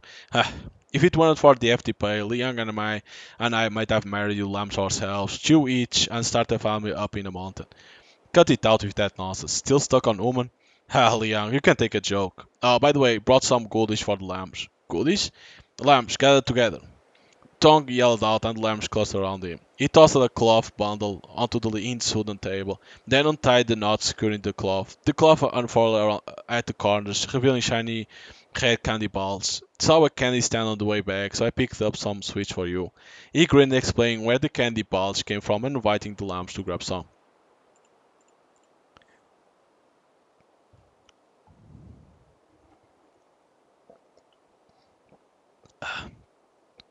The lambs looked at each other. They all wanted the candy, but nobody moved first. Come on, grab some. What are you waiting for? If you don't, I'll put them away. He shouted again and pretended to take candy balls back. Fine unable to resist, Unger grabbed a piece and gave one to her sister before taking one for herself. Mansui and Kyoan did the same. The lambs started munching on their candy balls. I've had these candy balls once before. They probably sugar up berries, sour and sweet. Loved them as a kid. No wonder the lambs were all over them. Strange to see Tong being so nice. I peeked at him. He was watching the lambs eat, a smile in his eyes, lightly beating his lip, lost in thought as he watched them. Okay, weird. After the lambs gobble up the candy ball, we hit the road. Our next stop was Hangzhou. It's even bigger than Guangzhou, the busiest place along our journey apart from Luoyang. It will take us another 3 or 4 days to get from Wenjiang. We bought some supplies and headed into the mountains from Wenjiang. As soon as we hit the mountain pass, we hardly said a word. After the lambs kept me up with their chatter yesterday, today's sounds made me feel off. Tonight is my first turn to stand guard. Tongue and the lamb shall fall asleep. Feeling a bit bored, I stroll over to the luggage hanging off at the saddle. I pull out the wooden box with shadow puppets. It saved us when we ran into the soldiers last time. Since then, Tongue hasn't gripped about me carrying this box alone. Oops, I was planning to buy some donkey hides and sticks in the Wangxiang, make some puppets to kill time, but rushed too much, totally forgot. Guess I'll grab them in Shangzhou. Bigger place, more stuff. Liang, messing with that box again? Trying to learn something new? As I opened the box of Shadow Play, I heard Mansui's soft voice from behind. I looked at her. Didn't confirm, didn't deny either. How about you untie me? She grinned and nodded towards the rope at her waist. I helped Mansui undo the rope, then we found a spot near the camp to do our thing. I picked up the wooden box and started walking ahead with her following behind. Master Young, I hadn't gone far when she called out, "What's up? Can you hold my hand? It's dark and I'm scared I might fall." Again. Sometimes it appears 2 times. She looked up, waiting for my answer. Okay. She reached out her hand and I started by grabbing her arm. But it was awkward since her arm was short, so I just held her hand directly. Her hand was small, fitting perfectly in mine. It felt bony, with soft skin but little flesh, and the bones underneath were clear. Hey, why didn't you ask me to hold your hand when it was dark before? All about you untying me. And now you are not scared? Well, it's still kind of scared, but I know you better now. I know you are not the type to get mad over small stuff. The last knew how to talk. Right here is cool. We walked 50 steps and found a cliff. We sat down there. Mansui opened the wooden box and started sorting through its contents. Did your dad teach you shadow play? Yep, when we had extra food years ago. He would teach me at night. What was he like? Dad was as tall as you, strong, kind, and the hardest farmer in our village when it came to farming. He treated me real nice. When times got rough at home, someone came asking if he would sell me off. He didn't, just gave me that person a good telling off. I remember one time when I was sleeping next to him, I heard him mumbling in his sleep all about me. He'll hope I'll grow up, marry well, and eat good meals for the rest of my life. Your dad sounds like a good man. But I'm a bit confused. If you love your dad so much, why leave him behind to seek revenge for your sister? I already told you, Master Liang. My sister's spirit won't leave me alone. Keeps haunting in my dreams. I'm going to get revenge for her. I glanced at Mansui, wondering if what she said about her sister was real or made up. Years of experience gave me a gut feeling. Her stories about her dad felt genuine, but when it came to her sister, I had my doubts. What was your father like, Master Liang? Just as I began to doubt her words, she asked me a question. It's been quite a few years now. I need to think. What sort of man was my father? He was actually a decent guy. After hesitating for a moment, I gave my father that kind of evaluation. My mother died early. She passed away when I was born, and he raised me alone, never remarried. He was a trader for years, hauling goods from Henan to Hebei, sometimes even to the capital. I often tagged along, but he had his faults. Two things stand out.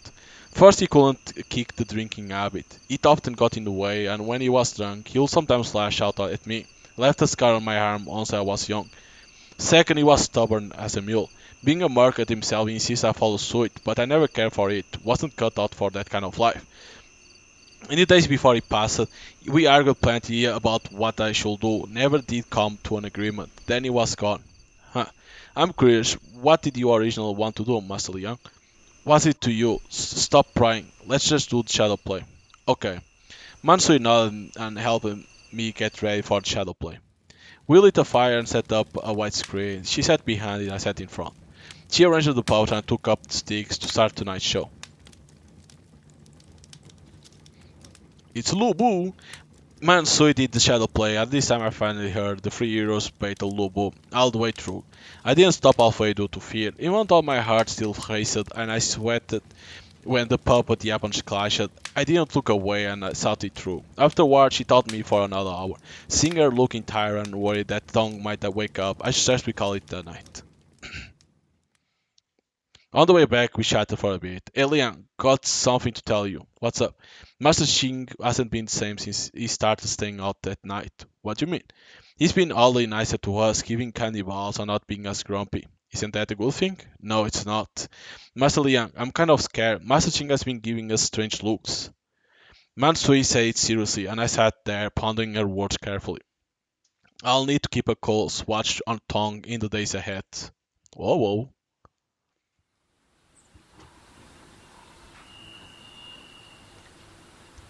Jesus.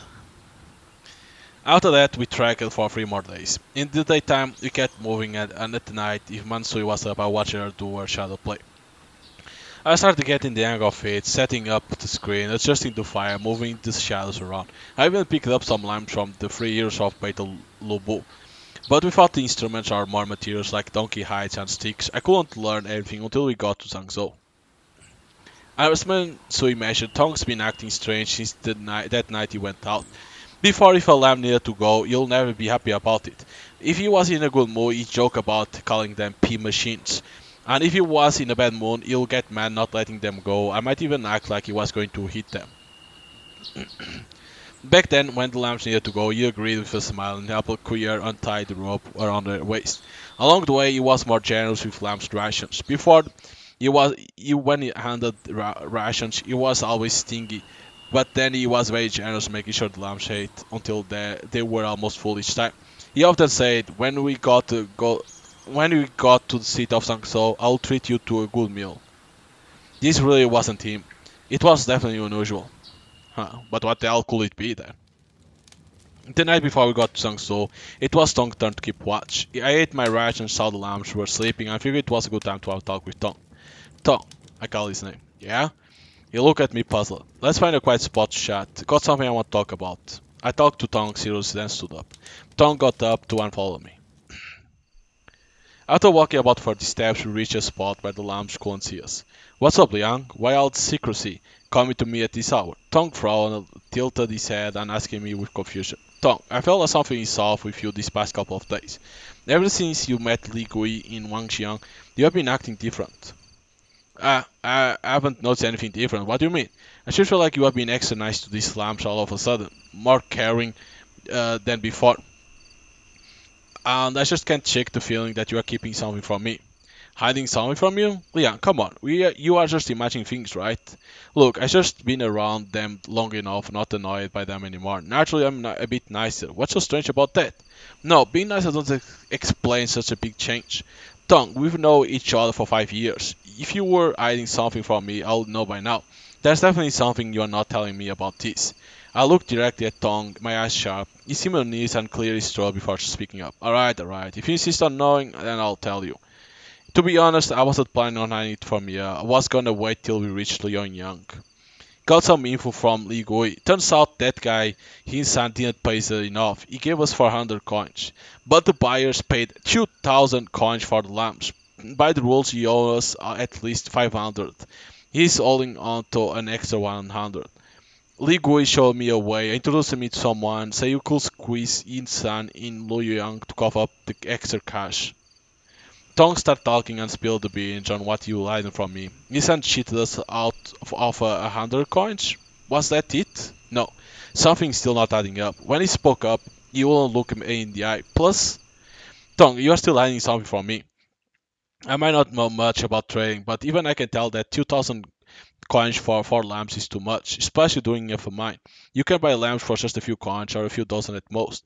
Even if our lamps look better, they can't be that expensive. How would I know?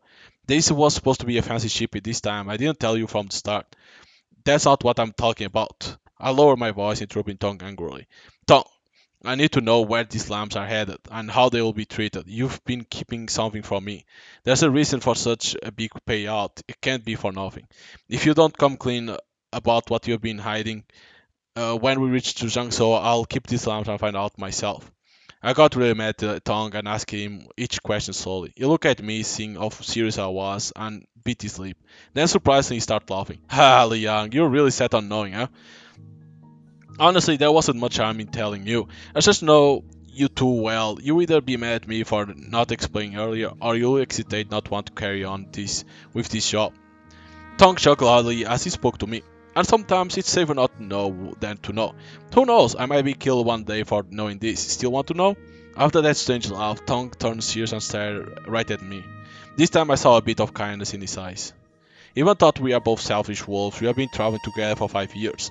This was his last warning, really hoping I will not find out, but I had to know. Spill it. I hesitated for a moment, then spoke to Tong with seriousness. Alright, I'll tell you everything. Tong chuckled, a mix of mockery and sadness, then he started explaining. Actually, the lambs we are delivering this time are meant for fancy sheep to raise. They are going for a birthday feast, hosted for some big shot. Birthday feast? What does that mean? Just what it sounds like. Just what it sounds like? I didn't quite get it. In Liu Yang, there's a big shot, born lucky, never has to sweat for a living. He just parties all day, living the lag life, and keeps the family line going. A few years ago, he got bored with regular stuff and started doing this strange thing. Every year, when his birthday comes up, he collects a few lambs from poor folks' tools as lamb dish. Actually, the lambs we are delivering this time aren't meant for the fancy sheep to raise. They are going for birth. We already know that. Li Gui, Insan, and some other person I don't know, they are all his henchmen scattered in 3 different areas. This year's different. The Big Shot wanted 2 rounds. Li Gui sent some lambs earlier, but the Big Shot asked Insan for more. Why? Li Gui thinks the Big Shot messed it up the usual way, so he wanted to redo it, asking for another batch. The usual way? What's the usual way in eating persons? Ha! Liang, you are either really dumb or just pretending. You think that Big Shot is going to boil up a lamb we paid 500 for? That big shot isn't actually starving. His reason for eating lambs isn't like ours. He isn't eating to fill his belly or stay alive, just to satisfy his twisted desires. That big shot grew wary of women a decade ago, switched to men for a bit, and then grew tired of them too about 10 years ago. Then he was fond of lambs for a while. What survived was he was addicted to eating lambs later. That big shot weighs about 3 to 400 pounds, with a waist as wide as a water barrel, just like a big python. He enjoys toying with the lambs, pressing them down, hovering beside their face, listening closely to the clear sobbing and wailing. When the big shot is fully satisfied, the lambs are almost crushed, struggling for air. Then he devours them alive, just like a python eating his prey. Ligui said one lamb he sent was a real pain, chatting rebellious. He thinks that big shot might have been annoyed by her and killed her before the usual routine. Haha, but no worries this time. The new mute we got not only looks cool but also behaves well. I figured that big shot will fancy someone like that. Tong told me the details. Hearing what he said, I couldn't help but tighten my fists. I thought being a bandit for years would tout me up, but just imagine what Tong's described made me feel sick. Who is that big shot, really? I asked, my voice trembling, as I inquired about the identity of that big shot. Liang, I didn't want you to know, but since we are already this far, there's no turning back. Let's just deal with it together. That big shot acts like a python, and himself is a heavenly python. He almost became a dragon back then. Even the emperor is in the capital to respect him and call him uncle. Python, heavenly Python. I knew what Python signifies, and I knew who the person was that even the emperor must address as uncle. If it is in Liunyang, then the entity of that big shot was even clearer. He's truly a towering figure, someone absolutely can't afford to offend. Liang, don't think we are done after this. If you heard it all, we got to follow through. If we back out now, we are not just losing the money, our lives are on the line too. That big shot won't leave any loose ends. So it's your call. Why not join me and face this head on? On the last stretch, let's be nicer to those lambs. Don't want them haunting us if they kick in. They kick it. They were born into a dire situation, born to starve. Let's give them some good days before sending them off earlier. But I also thought, if we send the lambs off happily to meet that big shot, maybe we can pocket some extra cash. What do you say? Tongue joked with me, but I stayed silent, caught in a storm of feelings. A weight pressed down on my chest, lingering. Shock, anger, disappointment, worry, and confusion churned inside me. Jesus. The divine demon and 8 person sister was hidden and revenge for sister.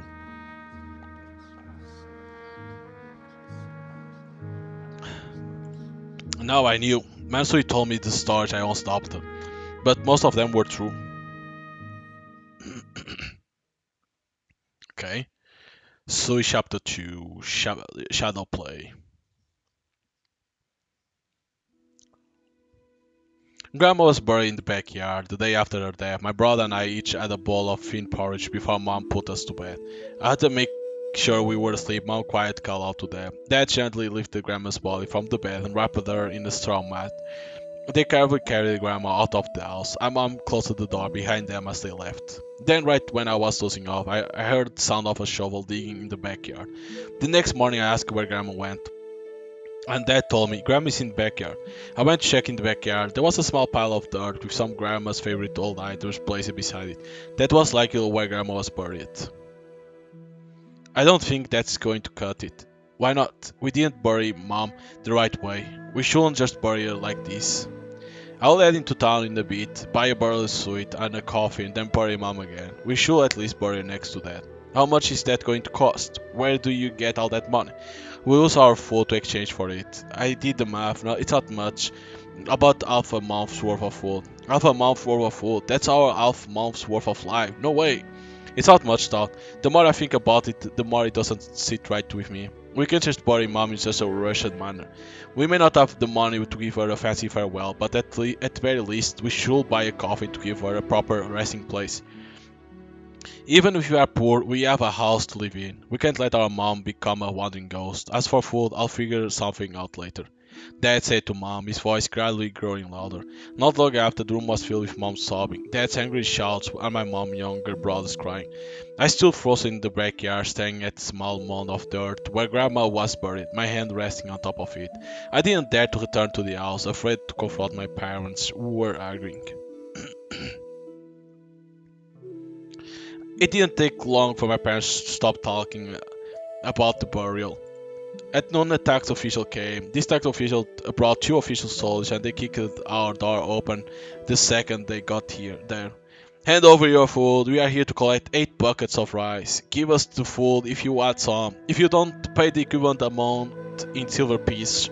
The tax official shouted loudly, while the other 2 soldiers started searching our house. Officer, did you knock on the wrong door? We handed our food just before New Year. We shouldn't have to do it again now, right?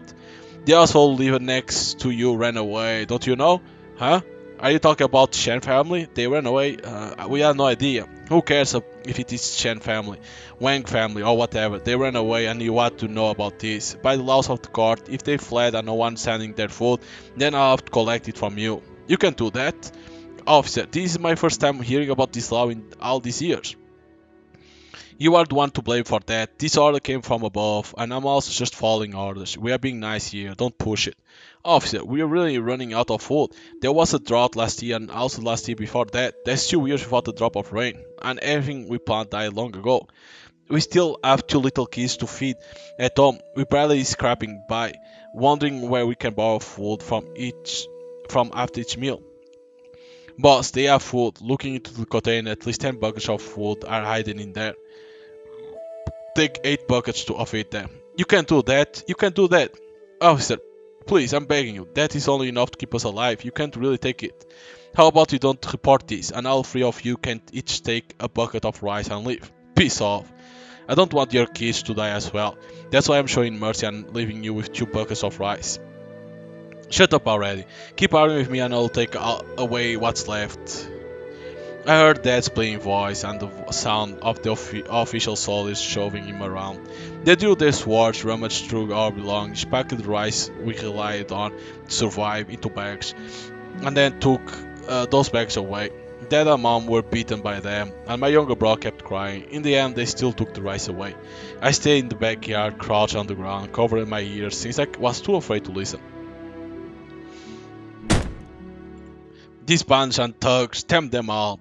After the tax official and the official soldiers left, Dad slammed his fist against the wall, cursing bitterly in frustration. You were just thinking about buying a coffee for mom. Now look, the four of us only have 2 buckets of rice that won't even last us a month. Little Kai, little Sue, you and me, our whole family is going to starve to death. Stop crying. I told you earlier, I will figure something out. What else can you do?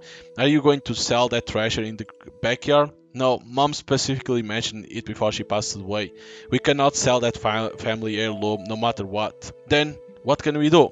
I thought about this earlier. If you really can't get by, I'll go do some shadow play performance with all that stuff that left me back in the day. Dad sighed, his hand resting on the edge of the bed as he spoke to Mom. Are you serious? Performers are the lowest of the low out of all profession. Your dad worked so hard to get rid of that label on him and forbade you from ever performing again. Well, there's really no other option considering the current circumstance. No matter how low shadow play is, it's still a craft. If this craft can indeed keep us alive, then I'll have to do it. Where are you going to perform? I'll go to the neighboring town, Guan. What if someone you know sees you? In this day and age, if they do, they do. Survival comes first. I'll get ready and head to the neighboring town today. I'll perform for a few days and return for you all when I secure enough food.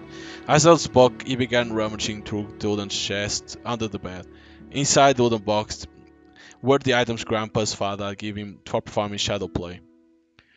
Dad, I'm going too. I heard Dad packing, so I hurried in the room, eager to join him. A couple of years back, Dad taught me a bit of drumming and shadow play, giving me a rough idea how to perform. Little Soy, shadow play is looked down upon. You can't go. Yeah, a little girl like you shouldn't mess with this. If rumors spread, you won't ever be able to get married later. Dad and Mom both forbade me from going after hearing that I wanted to perform shadow play. Just like the rumors spread, Dad mentioned earlier that survival comes first. I also want to do something for our family. Plus, did you forget that? You said before, to perform shadow puppetry well, it takes at least 4 hands. Plus, I want to learn another craft as well. I muttered to my parents, my eyes bleeding. Fine, I have an extra skill for survival on Earth. Dad sighed reluctantly, seemingly agreeing to let me accompany him. Dad and I walked out the door, heading to town on foot. Dad carried a little box in one hand and held mine in the other as we made our way to the neighboring town. The town next to our family is called Quan. Despite its name, just like our village, it had also been affected by drought, and there was a hardly spring to be seen. However, Dad mentioned that during major disasters, life in the city is better than in the town, and life in the town is better than in the village. With more people around, there's mutual support, preventing as many deaths or escapes.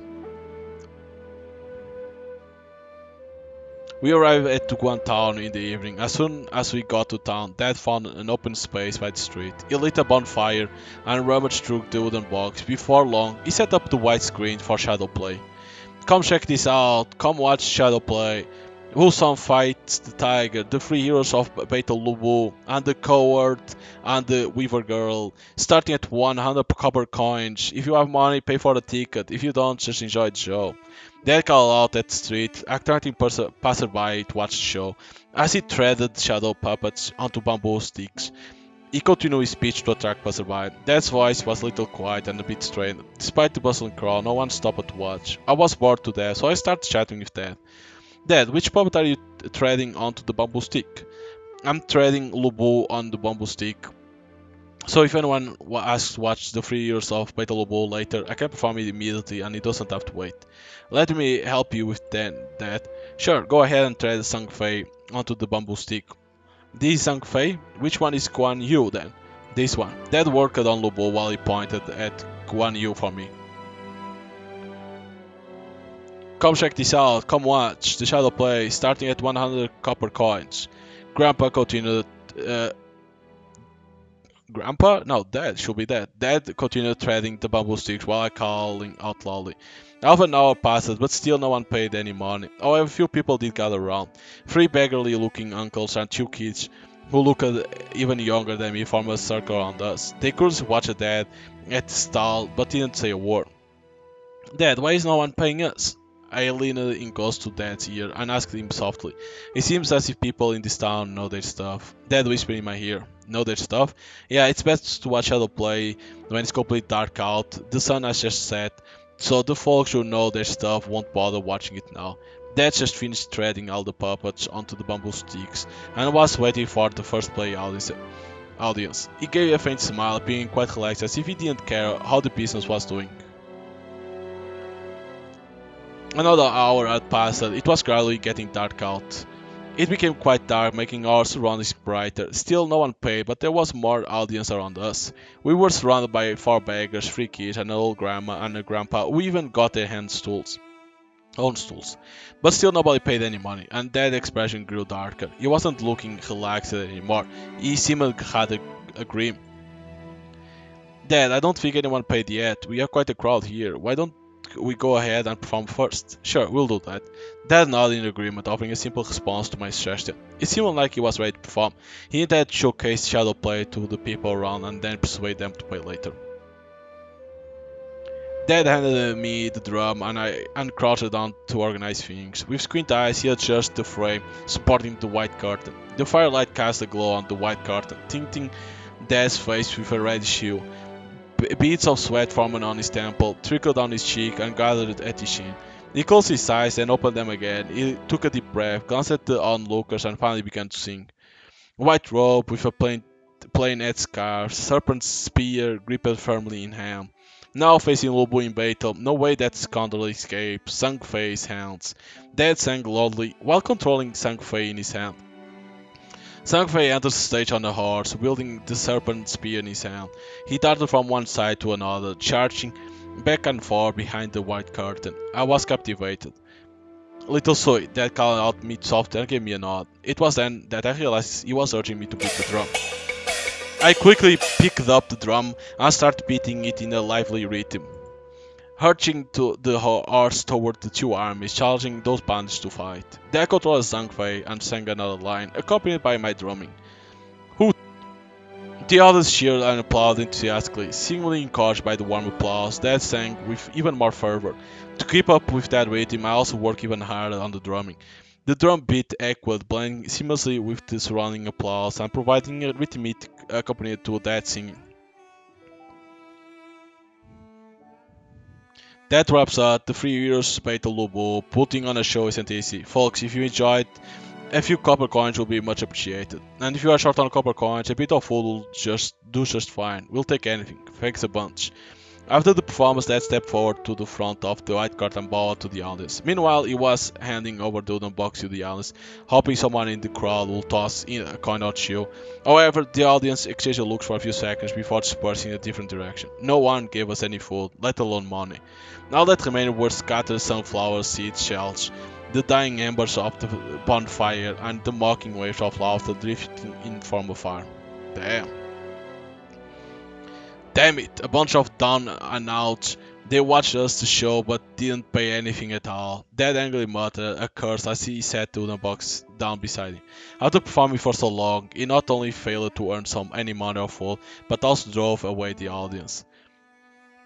The entire town is suffering from the great disaster. Every household is hoarding money and food to save their lives. How could they spend money to watch a show?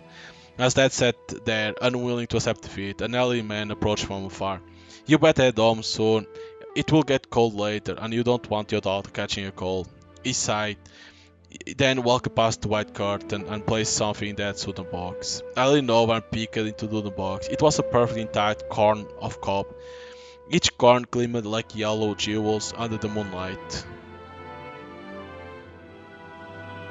After that, Dad stopped from shadow play. He packed the items into the box one by one, and I helped him tidy up.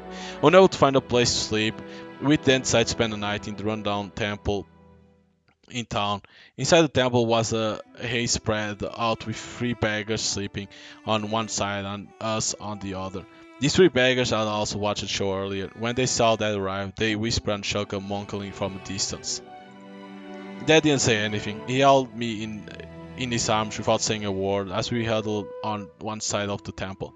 Dad, why didn't these people pay? I leaned against my dad and asked him, with my hands grabbing his rough cloth. Was it because 100 copper coins were too expensive, and perhaps people would have paid if we charged 50 copper coins? I clenched in his rough cloth tightly. I think it was too expensive. The show was quite nice but expensive. That's why people didn't watch it. Dad, why aren't you saying anything? I slightly raised my voice. Stop it! Dad yelled angrily before turning around and gripping my shoulder fiercely as if he was going to crush it.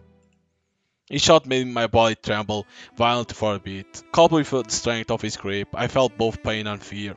I started dead with my eyes wide open. It was my first time seeing Dad this mad. It was as if he transformed into a different person who shared no resemblance with him whatsoever. He was petty, irritable, and volatile, completely devoid of gentle demeanor he had shown me years ago when he gave me sweet potatoes to eat. What was wrong with him? I felt aggrieved and wanted to cry. My nose tingled and my tears swirled in my eyes for a bit before they began to fall uncontrollably. Little Soy, seeing me cry, Dad suddenly panicked. The light in his eyes flickered and his mouth twitched a few times. He then reached over and hugged me tightly, pulling me into his arms. Little Soy, sorry, Daddy shouldn't have gone off on you. On the straw mat, Dad held me in his arms and apologized to me with a crying tone tinged with self-blame. I held on to that and cried uncontrollably. It was as if my emotions found an outlet and all the pent-up grievance and fears turned into tears. I didn't blame Dad. I knew it was hard for him. It had been too hard for him.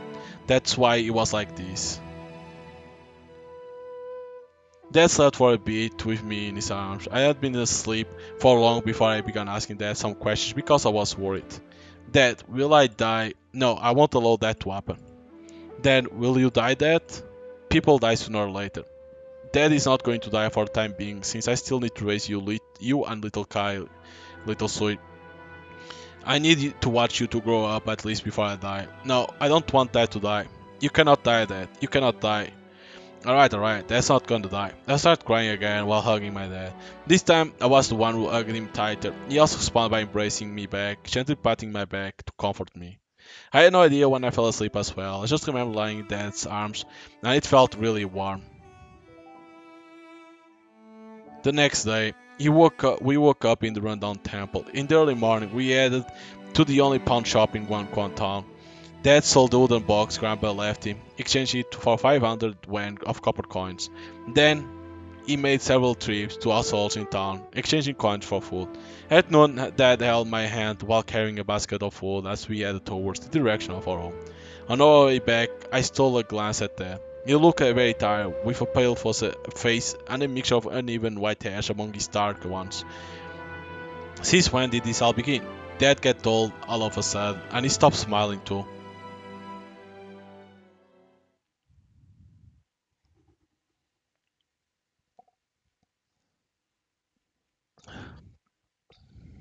Selection. What's up, Leon? Why so quiet? You getting cold feet? Not going to do it? In the wolf's tongue spill it all. After his smirk, waiting on my answer. I slammed him against a tree, arm to his neck. You son of a bitch, you didn't tell me those lambs were meant for the lamb dish? You said this job was about feeding the lambs and sending them off to rich folks as doubters? It's all nonsense.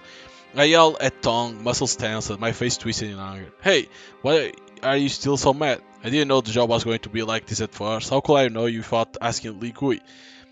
How we were supposed to know about this kind of job from the beginning, but 500 silver pieces each. Someone else will do it if we don't. I continued to glare angrily at Tong, my eyes blazing with fury. Leon, chill out. We have been in this together for years. Our hands aren't exactly clean. The person you got killed, they are not all in their 80s, but they are pushing 50. You indeed have never killed or children. If a man dies while away from home, the family loses its support. Eventually, the whole family will suffer. Quit pretending to be a saint. You may not have slit the lamb's throats yourself before, but who knows how many you have indirectly killed. So what's the difference with this shop? You aren't doing the killing anyway. I stayed quiet, tongue towards me hard. My determination wavered, and I eased my hold on his arm. Damn it, Leah. Remember the massive explosion in the capital that year? It took out everyone, good or bad, man and woman, just like that. Tongue shoved me hard, breaking free from my grip. The way of the world is unpredictable. Good folks don't always live long, and the bad ones don't always get that's what's coming to them. In the end, it's the men above who decides. We all will die someday, whether we are good or bad, so why not live for ourselves? We deserve a better life. There's nothing wrong with that. Tongue tied up his clothes, teeth clenched, and spoke to me with frustration. I lowered my head and pondered his words, remaining silent. Leah, think about it. Just a couple more things. If we pull this off, forget the fame and fortune. Once we are in with that big shot, even the authorities catch us later. No one is going to touch us because he will need us to do his dirty work. If we don't, someone else will. It's their world, young. Resisting means one thing: death, spits. With that, tongue turned and then back towards the camp. I stood there, memories of the blood rain from the 6 year of Tianqi flowing in my mind. After the explosion, everything I cherished became meaningless. Wealth, emotions, bonds, even principles. The words I never said to my father, the ones he never spoke to me. My dreams, his dreams, our conflicts, all lost their significance. I've been living in emptiness like a walking corpse. At that moment I realized one thing. Nothing matters except staying alive.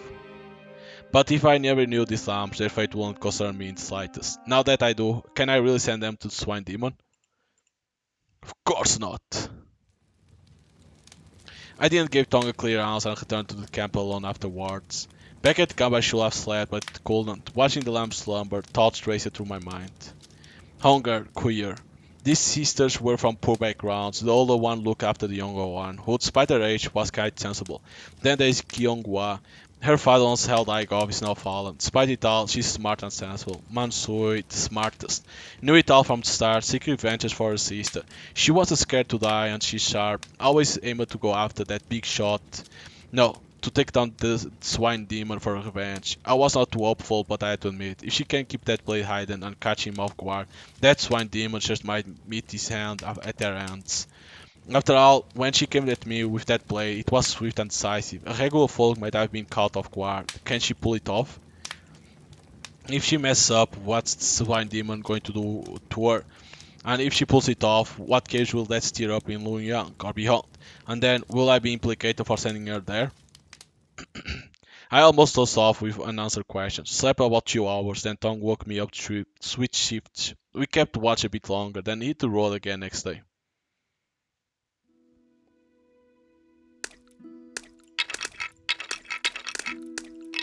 We got to Zhangzhou in about 4 hours. Before reaching the gate, we untied the ropes from the lamp's waist. Tong reminded them sternly not to cause any trouble. At the gate, Quartz checked out our guide from his hand. After a few questions about the lamps, we got into Zhangzhou. The streets of Zhangzhou were wide and bustling, with a sense of prosperity, unlike Guangzhou or Wenxiang. Perhaps due to our eastward journey, there were fewer refugees, giving the streets an illusion of peace and prosperity. There were vendors, traveling merchants, and a monkey performer with three monkeys doing tricks. A monkey trainer with a turban guided the three monkeys through a series of tricks, prompting specters to drop silvers into his copper bowl. After a stroll, Tong led us to a grim inn located in a secluded part of the city. This inn was similar to the one in Guangzhou and Anxiang, situated in a remote area of the city. This inn only catered to special guests like us on a mission. Then finally made to Zhangzhou. After all these days, look at these walls, massive. This wife screams big city, doesn't Liang? And you aren't depressed with Zhangzhou after being to the capital. I stay silent, tongue smirk, and I brush it off. Let's head to the inn first, rest up tonight and enjoy food and drink. Tomorrow we'll hit the road again. I'm in a good mood today. I'll treat you all to a nice meal. Just tell me what you want. I'll have the chef cook it up at the inn. We'll have a feast there. Tong led the way, speaking to the lamps falling behind. He tried to cheer up the lamps, but they remained somber. But maybe the lamps sensed the tension between us. None of them seemed cheerful. What do you all want to eat? No need to hold back, just tell me. Alright, Kuya, you first. Meat buns. What louder? Master Jiang, my sister wants meat buns. Got it. I knew. I want veggie buns, preferably pickled, but cabbage works too. Ah, quite picky, we'll see. What about the rest of you all? I want fish, any kind. Meat buns, veggie buns, and fish. We'll get those later. Oh, mute can't speak. Liang, what you want? Anything's fine for me. Alright, how about you and little mute head out to grab some veggies? Pick up some extra dry rations for us too. I'll cover Silver Piece. No need, I'll handle the money. But why me and her? She can talk, can tell us what she wants. She goes with you. Whenever she's thinking, you can buy it. Plus, with all that stuff, you can use a hand, right? With a green tongue, urging me and Mansui to hurry up and buy rations, insisting we come back to him for money. I knew exactly why he wanted Mansui and me to go shopping together. When we were at the city, it was customary to replenish our supplies. Usually Tong took care of this task. He was more eloquent and skilled at bargaining. However, this time, He specifically instructed me to buy groceries, probably due to his lack of trust in me. My failure to give a clear response last night likely contributed to his suspicion. He didn't want me staying at the inn anymore, fearing what I might say to the four lambs if left alone with them.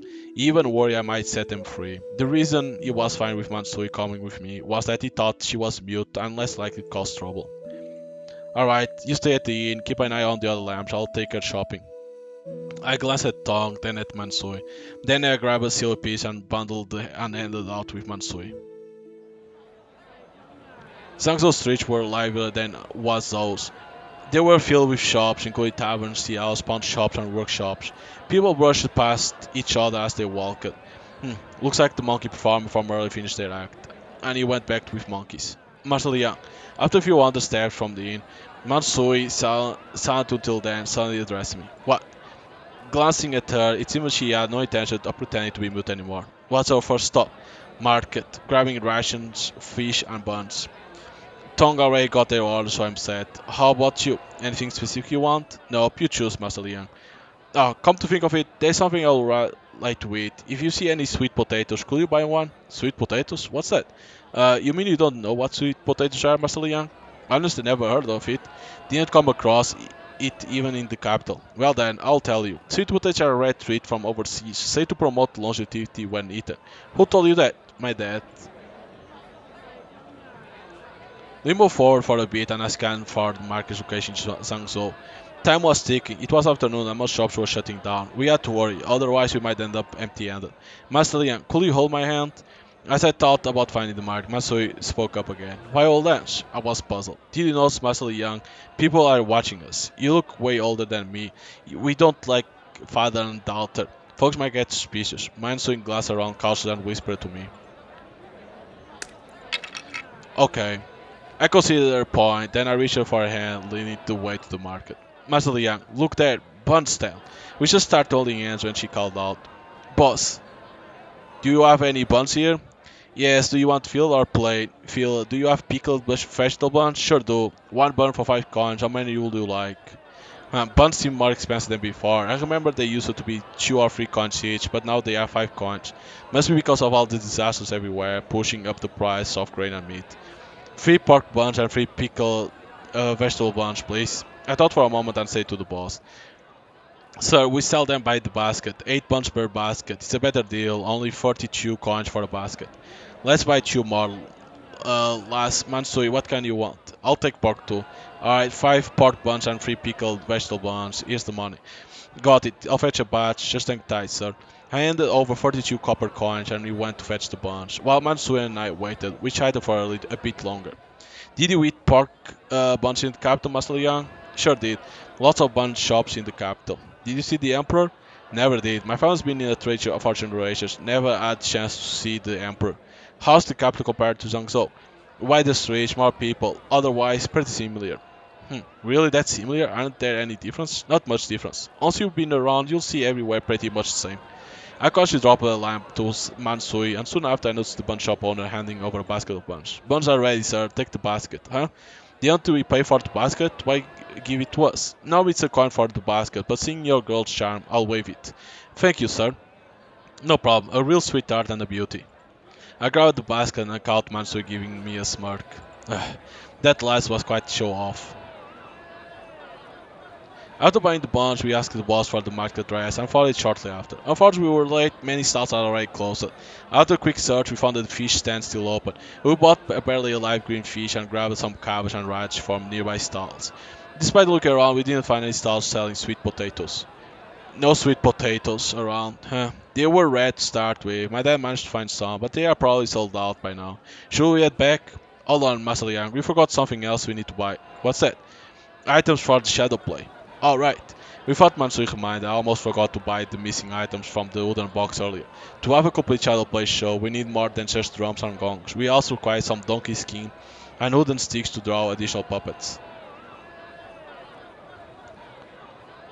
Within an hour we got what we needed. Found the wooden sticks and donkey skin at the carpenters and leather shop. The owner said they mostly dealt in low-end stuff, and once something was pounded, it was gone for good. The drums and gongs were heard around here. But luckily there was a pawn shop at the market. We found the theater troops, drums, and gongs there. After a quick haggle, I paid 200 coins for the set. Mazalian, this set of drums and gongs cost 200 coins. Isn't that too much? It's alright, things are usually priced at pawn shops. This price isn't bad. Why did the theater troop pound the drums and gongs? Times have been tough lately. Many people can't afford food, let alone go to the theater. With fewer people attending shows, the theater troupe decided to call it quits. If they are not performing, what will the theater troupe members do? You got me there. I don't have any friends in the theater troupes to ask. Oh, didn't you mention it? Your family used to be in the theater troupe before becoming regular folks. How did that switch to happen? I don't know. It was before my dad's time, and he never talked about it. Master Liang, got something to ask. What's up? How many times have you pawned stuff at the pawn shop? Never kept count, probably dozens of times. Is it always for money? Yep, always for money. I calmly replied to Mansui. Back then, when food was scarce, I often pawned items. Starting out with Tong, I did a few deals and even handled a few sheep. Indians I kept some of their belongings, but later when times got tough, I pawned them off. Those transactions were pretty much fine, and whatever was pawned was probably long gone. Good riddance. I didn't believe those sheep spirits would come back for revenge, but I still fear holding onto those items might attract attention from enemies one day. After we got our stuff from pawn shop, Mansui carried the groceries and I held the copper gongs. Headed back to the inn. I thought she wouldn't speak to me on the way, but as we passed the Zhangzhou Golden Pagoda, she surprised me by striking up a conversation. Master Liang, did you and Master Xing fight last night? Mansui whispered and asked me. Last night, the fight? How did she know Tong and I argued yesterday? Were you pretending to sleep? Were you following us too? I stopped and glared at her. When I spoke, I realized something wasn't adding up. She couldn't have been following us. I tied her up last night. She must have been feigning sleep. That last probably squinted, pretending to be asleep while watching Tong and me. She pieced together that we had argued from our reactions before and after our conversation. I wasn't asleep last night. I heard you, Master Yang, talking to Master Xing, and when you came back, you couldn't sleep. Seemed like something was bothering you. Master Yang, please don't be mad. I was just curious. What did you two talk about last night? Rather not say, let's head back. I took her hand and tried to pull her along. I'm confused. Who is really the boss? You or Master Xing? She remained rooted to the spot, speaking with her head lowered. We are both equals, just partners. I handled the physical stuff better. He's sharper with his words, so we make a good team. Are you close, like sworn brothers? Just regular friends. Then I don't think you should just follow his lead like he's the boss. During bath time you mentioned the explosion in the capital. I know after that you might think some things are just fate, that what people do doesn't matter, but I don't think so. Marcel Young, you can make your own choice. Mine still lifted her head, her big eyes staring straight at me, gleaming with determination. I felt uneasy and puzzled by her stare. What did she mean by choice? Was she hinting at something? Quiet down, we're nearly at the inn. Just act like you were a little mute before. I avoided her eyes, took her hand, and headed back to the inn. On the way back I stayed silent, she did too.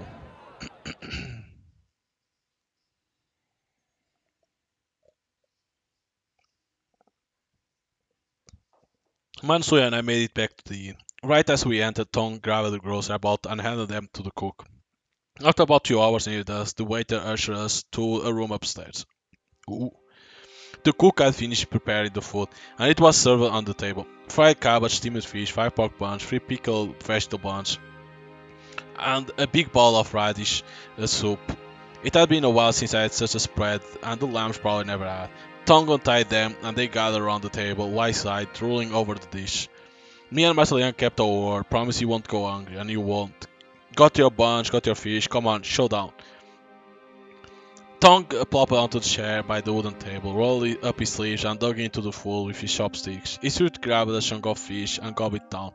Delicious, you all better sit down and eat, no need to be so polite. Tong swallowed a bit of a fish and mentioned for the lambs to take a seat. I led by example sat down, with little mute following suit. The rest of the lamb took their seats, but hesitated to pick up their chopsticks. Dig in, everyone. Basket of bunch with pickle and porks. Each of you gets one. I told the lambs casually, then grabbed a pork bun with my hands. Took a bite, the skin cracked, juice burst out. Delicious, tasted amazing. Way better than dry rations. Watching me eat with relish, Kuyer couldn't hold back any longer, mimicking my actions by reaching for a bun in the plate. Soon after Ongar, Mansui, and Kyonga grabbed one too. The lambs eagerly nibble on the bunch, one after another. They seem a bit starved, perhaps having gone without bunch for quite some time. I paid close attention to Guyer and Unger. The sisters wild requested the bunch. Initially they devoured the bunch as if afraid they would disappear, but halfway through they slowed down and savored each bite. With only one bun each, they liked worried about running out too soon and forgetting the taste. Guyer, taste the veggie bun? After finishing most of her own, Unger passed it to her sister. Tried meat once, sis, it's good. Nah, you have it. Come on, just try it. Guyer also offered meat one to Unger, who still seemed unsure. Stop fussing, each of you take another. I intervened when I saw them bickering about back and forth, putting an end to their indecision. Master Liang, we're not supposed to take one each. There are 8 buns in total. Tong and I were supposed to eat 2, but I don't like them. You two can have mine. I say faintly, and they picked up a pork bun and handed it to them both. Thank you, Master Liang. Thank you, Master Liang. The two sisters took my bun and started dividing it again. Haha, Liang, you just can't favor these two sisters. There are 2 lambs watching too. Here, Master Ching is good to you too. Here's one for each of both. Tong also grabbed a pickled vegetable bun, split it in half, and handed one piece to Mansui and another to Kyonghua. Mansui took the bun, smiled at Tong in thanks. Thanks, Master Ching. Kyonghua, a bit nervous, accepted the half bun and quietly expressed gratitude to Tong. This fish, Liang got it just for you. Hurry and eat. Tong picked up chopsticks, serving Kua a piece of fish. Kyung-woo nodded nervously, avoiding eye contact, and began eating her share of the pickled vegetable bun and fish. After a while, as she took the first bite of the fish, tears welled up in her eyes. She tried hard not to cry, but 2 tears escaped and trailed down her cheeks. Quickly wiping her face to hide her tears, she resumed eating, bowing her head. Tong and I pretended not to notice her tears. We didn't ask why she was crying, but we understood. It was likely the first time she had enjoyed such a good meal since being taken, and the fish likely brought back memories of her past life. Dig in, it's really delicious. Tom kept his eyes on the lambs, smiling soft as they ate. To the other lambs, he seemed gentle now, quite different from before, like a good man. But I knew, he just wanted to give the lambs a good meal before they met their doom day, so they didn't come back to hunt him. It's just this last bit of hypocrisy.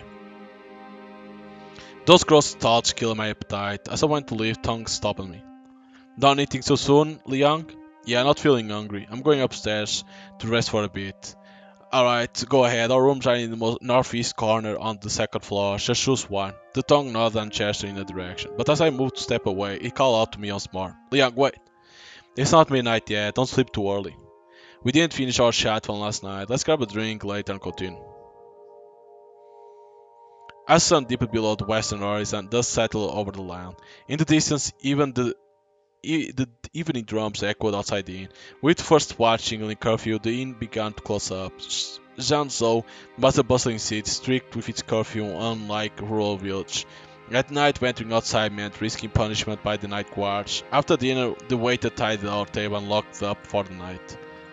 In my room, thoughts swirled in my mind. First about the lambs, the image of Unger and Kuyer, sisters sharing the bun, each insisting to the other should have it, and Kyung looking like she was about to cry while eating the fish, stayed with me.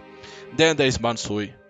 These days learning shadow play with her, chatting in the bathhouse, grocery shopping together, memories flooded my mind. Reflecting on these moments, a certain realization solidified within me. Thought I wouldn't say I'm head over heels for these lambs, but I just can't bear to send the lambs to such a gruesome hand.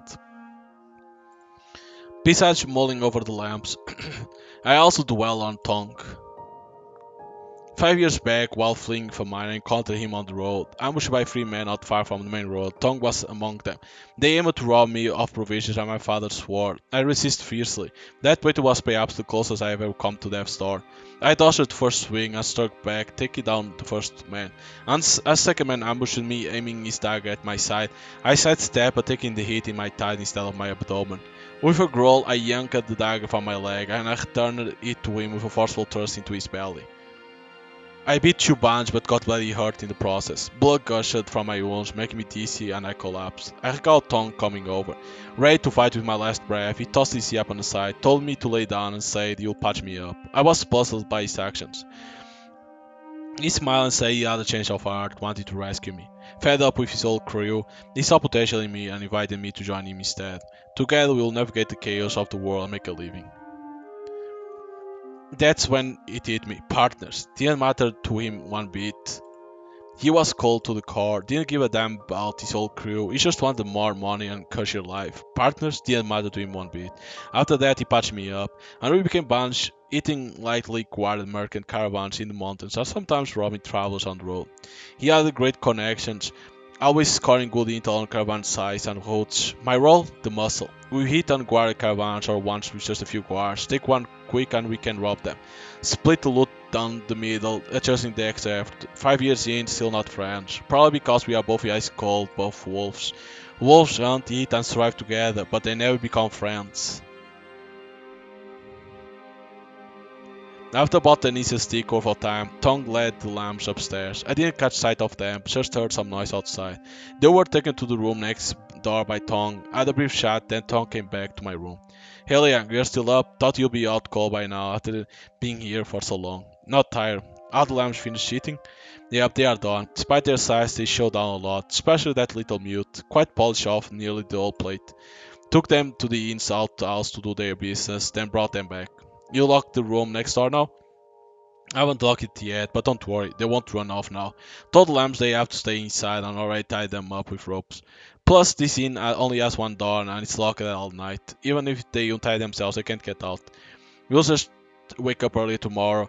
If you are still worried, you can put a lock on their room in a bit. Yeah, better safe than sorry. Let's put a lock on their room soon. Tong and I talk about locking the door for a while. Then silence fell between us. Leah, figure out last night deal yet? After a bit, Tong broke the silence. He perched on the bed. His tone icy as he asked me. You're sticking with this job. Give me a firm yes or no. Spit it out. Don't sit there like a lump. You say clear the air, right? I don't know, but I'm likely out. If I didn't know those lamps, their fate wouldn't be my concern. But after all this time, I can't send them to die like that. Tong, you knew my principles from the start. This job is not what we signed up for. I'm done. I fixed him with a serious look, making myself clear. I told you yesterday it was all his son's damn secret. He never told us the lambs were for the lamb dish at first. If I hadn't asked around, we might have been clueless. Damn it, but we're already taking the job and delivered them to Zhangzhou. Now we are stuck. If we are not doing it, then what? You leaving tomorrow, leaving me to take the lambs to Luyong alone? Or are we handing them over to the government? Let them go. Take them to the government. Are you nuts? Lawmen from several states are still on our tails. You're really going to turn yourself in? This isn't about missing out on the profit. It's about whether we'll live to see another day if we pass on this job. This time, our employer isn't some small-time landlord. It's the most powerful man in Luoyang. You ditch his goods, you won't even know how you died. Tong yelled at me, slamming his fist down on the nearby bed. Damn it, in this mess, setting them free won't keep them alive. Starved folks everywhere, bandits killing and looting, soldiers taking credit by taking out the innocent. These lambs got no home to go back to. They are doomed from the start. They're going to die anyway. Why can't we just earn money? They are living the messed up world. Why not give them some relief? Tongue frowned deeply, eyes glaring like a wolf's. Lock onto me. Freedom isn't earned that way. Can't bear their way of dying. Liang, you're backing out? So if I keep at it, you're going to kill me over these lamps? You damn going to throw down for these few no-good newcomers? He raised his head, jabbing a finger at my nose, his voice sharp, his face twisted, his chin jerking, eyes fierce like a wolf's. I couldn't read his mind, but I got this match loud and clear. He was warning me, ready to play for keeps. I didn't say a word, just gave him a look. I wasn't backing down. If you are ready to fight, I'm ready to fight back. Tong kept his gaze fixed on me. We were like two wolves about to clash, eyes locking, deadly stare down. My muscles tightened, scanning the room's layout while debating whether to draw my blade. His jaw quivered, tears welling in his eyes, yet his glare grew fiercer. Seemed like it's going to be a fight to the death. I was pretty sure I can handle him. If it came down to it, he's the one likely to bite the dust, but we had been pals for 5 years. I didn't want to harm him, let alone took him down. If he was out for blood and wanted to take me down, I won't hold back either. For those little sheep, huh? Was it worth it? I was hesitating, surprised I will actually break ties with him over them. No, it's not just about them, it's about me too. I had my principles. He hid the tails before we started, going against them. I got to stick to my principles, can't just let it slide. Forget it. In the tense standoff, Tong's fierce gaze suddenly dissipated. His sight shrugged, and his tense muscles relaxed. What happened? Ah, Liang, didn't want to mention this, but if you're going to stick to it like that, then keep us from tearing each other apart. I guess there's no other way. I eyed Tong cautiously. I got an idea that lets you stick to your principle and get the job done, but it's tricky and risky. Spit it out. I kept my eyes on him as he settled onto the bed. Tomorrow we hit Zhangzhou, sniff around, and sell these 4 lamps. We peddle these lamps for a fair price, ensure they end up somewhere safe. You get the 10th, I get the rest. Then I'll swing by Luoyang, see my buddy, and use most of the cash to snag out for a fresh ship. The big shot just wants lamps, not this specifically, so we swap them out. Sounds good? Tongue detailed his proposal to me. Got to admit, it was feasible. I didn't want to send these 4 lamps already got attached, and if they end up dead in Luoyang, it will be on me. But selling them in Zhuangzhou and Tong getting fresh ones in Luoyang, it might have worked. The swine demon was specific about the ship, might have been wanted that Maitreya back then. So what was the army swapping them out a bit? It's ironic in a way. Accepting Tong's proposal felt a bit strange. I refused to let those 4 lamps suffer, to preserve my principles. Instead, there will be 4 other lamps in Luoyang, unknown to me, bought by Tong, meeting their end with the swine demon. Call it my own little act of hypocrisy, but I was willing to do it. Alright, I'll take your offer. Let's do it that way. The change of plans is on me. After we sell the ship tomorrow, I won't take a dime and I won't be involved anymore. Once you reach Luoyang, we'll sell the money to get new lamps and close the deal. If we make some extra, I'll cut you in. Deal? Sure thing. When we meet up in Luoyang, just toss me a share. As we talk, the tension between me and Tong eased. I know our express soft. Alright, that's the plan then. No need for any fuss between over this. Ha, Liang, you almost had me think you were ready to throw down just now. I was really scared of you. Hang tight, I'll fetch some drinks. We're going to need a couple rounds to set our nerves. Tong and I finally came to an agreement. He's going to get us some drinks, huh? I exhaled deeply, my tense muscles finally relaxing. Sitting on the bed, I reflect on Tong's deadly stare just moments ago and my unwavering stance. It's hard to believe I went this far for those sheep, but it happened. 2 wolves nearly at each other's throat over this agreement. The issue was sorted out in an odd manner. We came to understanding. 4 lambs will be sacrificed in return for 4 ones. It involved greater risk, but you will get a larger share of the money as compensation, while I can maintain my principles. It's a good outcome, I suppose. Maybe even a favorable one. Just as I began to relax, I let my mind wander. I heard a noise from the wall of the inn. In the next room, someone was knocking on the wall, the sound of knocks echoing over here. It was the lamps tapping away, the knocks growing more urgent. What's happening? I stepped out of the room and walked to the door of the next room, pulling it open. Inside, 4 lamps were tied up, each pair on separate beds, and their waists were bound with ropes secured to a wooden post in the room. What's up? Who was banging on the wall earlier? Master Liang, it's Sister Sui. She needs something. Kyung-woo gestured towards Sui, standing nearby. What's up? Master Liang, I have something important to tell you. Mansui looked at me with a serious expression, seemed a bit nervous, so spit it out. Can't talk freely here, we gotta find another spot to chat. I freed Mansui from the ropes and took her downstairs for a walk around. Eventually I decided to talk to her in the bathhouse downstairs. I quickly instructed the other lamps. If Tong shows up with drinks looking for me, tell him we are at the outhouse, we'll be back soon. The inn was just like the last one, and even the bathhouse had a similar layout. To avoid running into Tong on the way, I quickened my pace with Mansui. We arrived at the bathhouse, where she closed the wooden door behind her and began speaking to me. Tell me, why did you sneak me over here? What's up? Master Liang, big trouble. What's up? Master Xing plans to kill you. I was taken aback. I never expected to bring this up with me. What makes you say that? Kyung Washers told me that Master Xian locked them in the room while we were out shopping and didn't come back for an hour. And why is that suspicious? It's definitely suspicious. Master Xing is cautious. Normally you'll keep an eye on them, making sure they don't run off. But just now, he didn't do that, and now isn't enough time for a bathroom break or fetching something. He probably left the inn to meet someone or do something.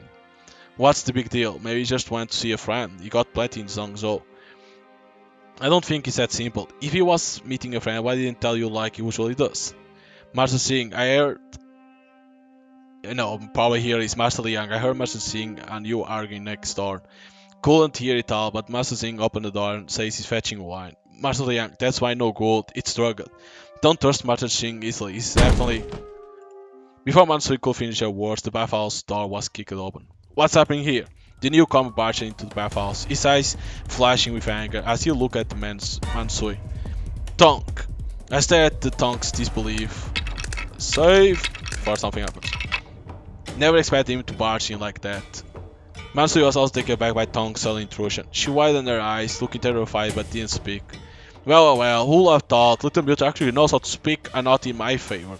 I had my doubts about Little Mute for a while. I had the dream months, heard her mumbling, and every time I went for a late night stroll, you and her were conveniently missing. Liang, how long has this bastard been conspiring with you? Is she pulling the wool over your eyes? Were you two in cahoots from the get-go? Tong's face twisted, body shaking, not sure if from anger or fury. I'm not lying, it's Master Xing trying to deceive you, Master Liang. Master Xing has been deceiving all along. It's just now, after you went upstairs, Master Xing grabbed the package, flipping through it like it's some kind of knockout stuff. Mansui pointed at the Tong with a look of horror. Damn you are talking nonsense, I'll kill you! Tong furious lunged at Mansui. He grabbed her swiftly before she could dodge. Mansui, off balance, tumbled to the ground as he grabbed her. Tong pounced, pinning her beneath him. Trying to run? I'll strangle you, bastard! A tongue startled Mansui, veins bulging, hands gripped around her neck like a wolf on a lamb. His arms tensed, fingertips digging into her throat as he aimed to choke the life out of her. Help! Help, Master Liang! Mansui sobbed, tears blowing her vision, pleading for my help. It was chaos, total chaos. My mind was in a mess. In that moment I couldn't tell what was real and what was fake. Mansui lying? Tongue not really planning to harm me? No secret meetings? No drug and drinks? Possible. That last was good at deceiving. The mute act, the age, could all be fake. But why warn me now? Her expression and eyes didn't seem like she was lying this time. Was Tongue lying? He'll always been selfish, only interested in his gain, but he accepted my proposal this time. It was strange, not like him to risk more to just stick to principles. Yet this plan made sense.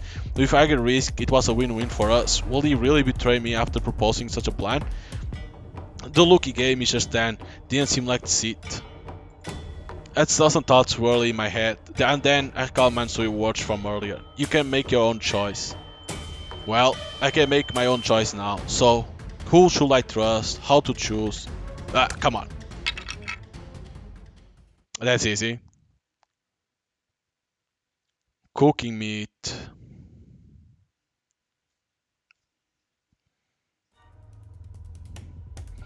Mansui pinned down by Tong, neck gripped tight. She fought, tears welling, looking up at me. You can make your own choice. A words echo in my mind at this moment. A phantom emerged in my mind. The figure of the phantom resembled me. He stood with a conical hat, stout coat, and a long sword. The wind stirred his attire, yet he remained steadfast. He turned his eyes sharp but noble, not a wolf's, but a hero's gaze. I gritted my teeth, burst up, charging at Tong. A loud impact reverberated. I knocked Tong off Mansui. He hit the ground but swiftly rose again. Liang, you damn! Tong rose, eyes brimming with rage and murder. He probably didn't expect I would knock him off for some lying brat. Go to die! He roared, branching a dagger from his waist. With the gleaming blade in hand, he sprinted at me. I scoffed, staying vigilant. Bending slightly, steadying myself, I fixed on the approaching dagger. I foxed, I dodged Tong's first strike. No second strike, I grabbed his elbow. Swift spin, I was behind him. Right hand seized his blade, left arm locking his neck. Half strength straight, the other guided his blade toward his neck. He hid the blade, creeping towards his neck. My grip against his against the blade. A struggle. He resisted, slightly weaker. I pushed, slightly stronger. The tiny strength gap made the blade inch closer. I hatched the dagger closer, inch by inch, toward his neck. He glanced wide open at me. I held my gaze, sweat dripping from his brow, muscles straining as he fought to break free from my hold. Like a python, I tightened my grip, preventing his escape. Finally, I guided his hand, driving his own dagger into his neck. The blade pierced skin and throat. Blood flowed down the blade. His eyes widened, flicking between the blade and me. Anger and disbelief flashing in his gaze, questioning my resolve, but beneath a plea for mercy, a fear of death surged back from his eyes. Years of bloody blades taught me not to spare any enemy who once fought me. Plus, I knew him too well. If I let him live now, he might not hesitate to kill me later. This touch drove me to push the blade deeper into his neck. I clenched my teeth, a grunt muffled in my nose, pushing with all my might, driving the dagger deeper until half its blades appeared into his neck. His muscle tensed, trembling, it turned to glare. His eyes flooded with anger, defiance, sorrow, fear, and plea. Tears flowed every inch of his skin, strained for hair. I held him firm, one hand tight, and the other letting blood flow. I twisted the dagger in his hand, like turning a key halfway, speeding the blood. Our eyes met throughout. Mine held something purer. Only icy intent to kill filled my gaze. Blood dripped to the ground, blooming into crimson flowers. He fought in my whole weakening face drained of color. Blood ebbed, legs faltered, then with a final breath after silent struggle, he went limp. Releasing his arm, he collapsed like a marionette with cut strings, hitting the ground with a thud. I stayed silent, gazing down at him amidst the blood. On his back, eyes unblinking, skin a drain of color. Kneeling, I checked his nostrils. Dead.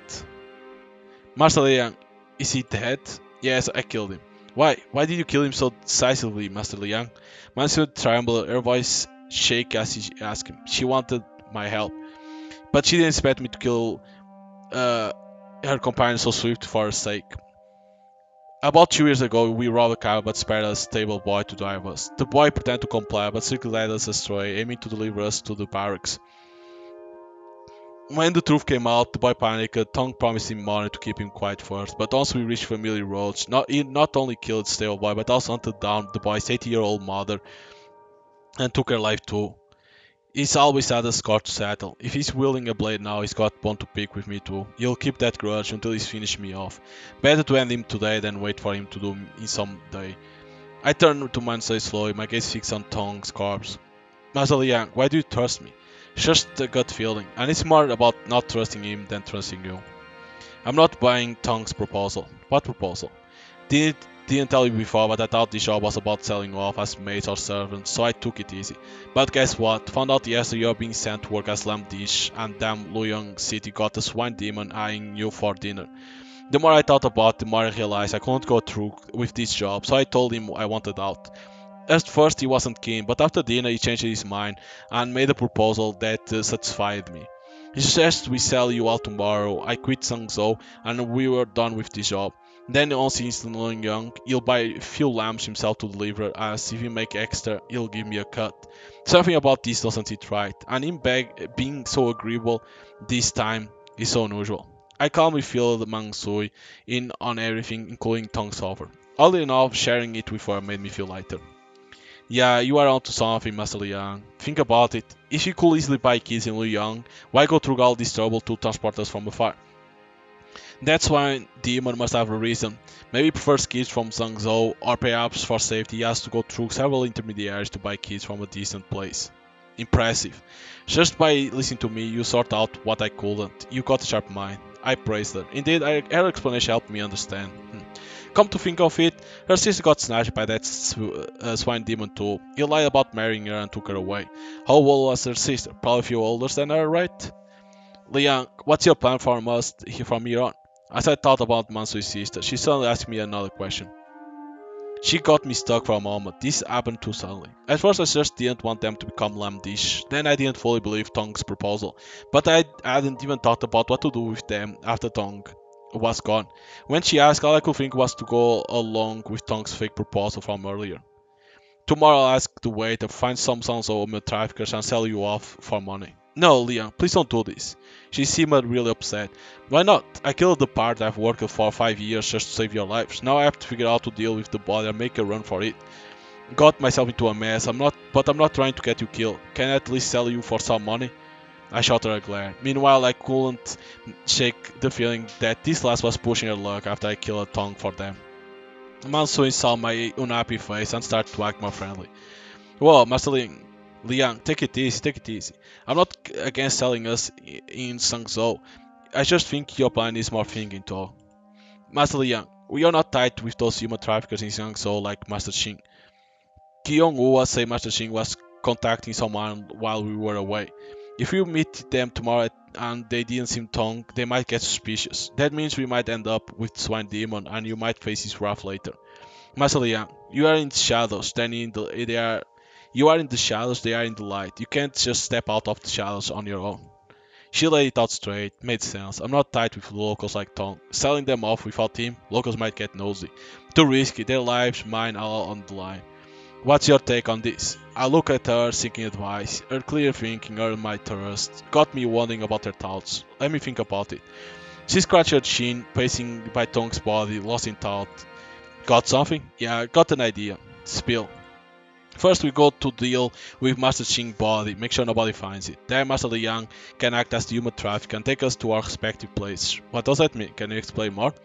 We are all from different families, so we have different places to go. Hunger and queer diseases can't make it back home. Their parents can't afford to keep them. No point sending them back. Master Liang, you could sell them to your well-off relatives or friends who can provide for them. It will settle them down and bring in some money too. Kyunghwa was kidnapped. We can try finding her family and asking for money. If they pay up, Kyunghwa can go back. If not, sell her to someone who wants her, like your rich friends. Wait, yeah? Your plan has a big problem. I don't have rich relatives or friends nearby. Actually, I don't have anyone I can ask for help. I spoke each word carefully, and Mansui looked a bit surprised. She might be surprised that at twice her age, I still have the social skills of an orphan. My father had a small business, not rich friends. My parents went rogue, tied to not solo, cut clan ties, so no family to reach out to. Poor you, Master Young. No need for your pity. Mansui gave me a pity look and I shot back. Thinking about it now, I didn't really have many friends. My connections had always been thin. In this big world, was there anyone willing to lend me a hand? I pondered for a moment and suddenly thought of someone. Alright, I thought of someone. Who? Back into my mind, there was someone I met. I think she headed to Shiezo. She should have the means to support you all, has quite a network, can reach out to some people. My relationship with her isn't great, but I did save her life once, might be worth a shot to ask. I said to Mansour, recalling the person's face. Alright, let's head to Shenzhou and find that friend. Great. Mansour relaxed when I mentioned my choice, showing genuine relief. Despite her knack for fibbing, her happiness seemed real. She cared about those lambs, but, however, you sort out everything for them. What about you? I asked her, puzzled about what she had in mind for herself. She talked a bunch, but didn't bring her herself. She looked down, thinking for a bit. Then she looked up at me. She was thinking about why I asked, or maybe her own plans. Soon she told me what she was thinking. I thought about it. I'm still going to Loyang. I need revenge. So you want me to take you to the park demon? Not park demon, it's swine. Yeah, just drop me off. Sorry for the hassle, Master Liang. No. Master Liang, hold on, let me explain first. You kill Master Ching and send all the other kids away. It will be too obvious. To keep things quiet, you could still take me to Swine Demon and then say Master Ching snatched the other kids leaving just me.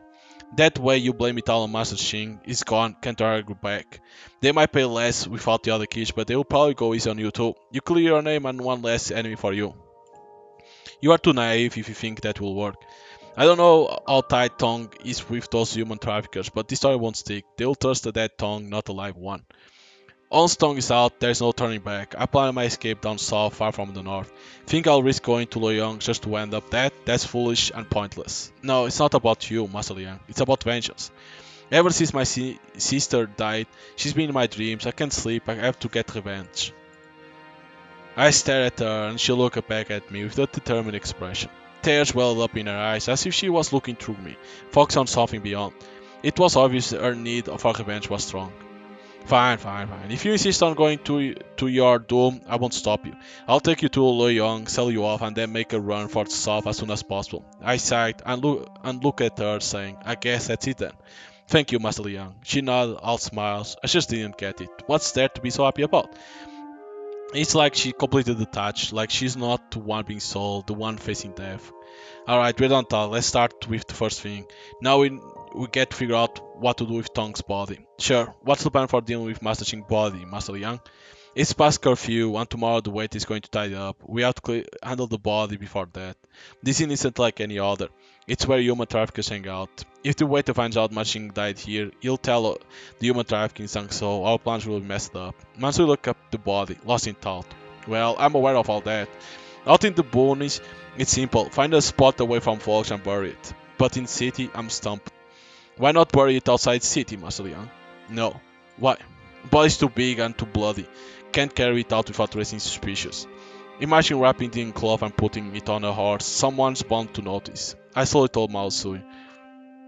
Well, imagine this, guards at the gate asking questions, people smelling blood, seeing a pack horse carrying what looks like a human-shaped blood a bundle. It's a recipe for disaster.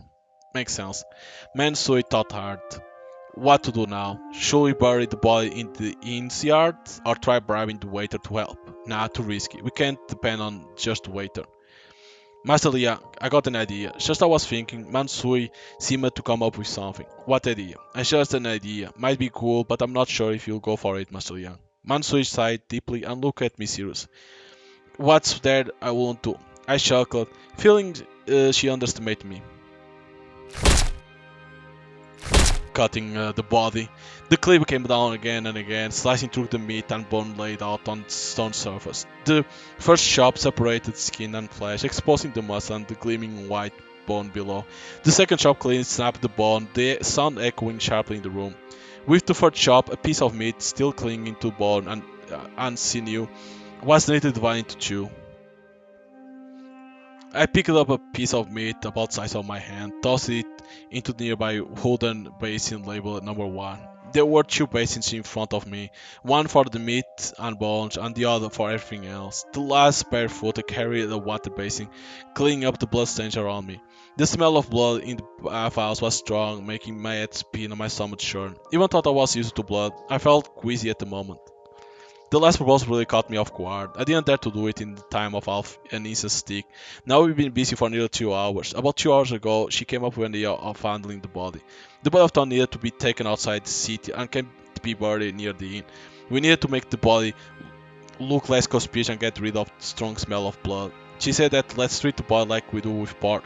We can cut the body of Tong into small pieces. The meaty parts like pork are cooked and tied up in a bag, then taken out of the city on the horse. As for the non-meat parts, I'll gather them in the wooden tub, crush them, mix them into a lump, and dump into the inn's cesspool. This stinky cesspool should mask the bloody smell, and other odors. It will be hard for the inn to notice anything, even if they suspect something. I'm almost done chopping up the meat. Is the hot water ready? It's just an idea. Might be good, but I'm not sure if you got for it, Master Liang. Alright, you go fetch the water there. Be careful not to trip and scald yourself if you fall. Sure, thanks for the reminder. Mansui nodded a bit and went to fetch the hot water. The soup had been bubbling for a while when I told her to let it bubble a bit more before turning off the heat. We planned to use it for boiling the meat. Initially we thought of using the inn's kitchen, but it was locked up tight at night by waiter. Plus the kitchen spot wasn't big enough for all the meat, and cooking in batch would take too long. Besides, we didn't want to disturb the waiter nearby. Then my Sue came up with an idea. She suggested blocking the bathhouse water bowl temporarily, filling with hot water and using that cooked meat. Mansui calmly carried a basin of hot water barefoot through the bathhouse. With a splash, she poured the hot soup into the water pool.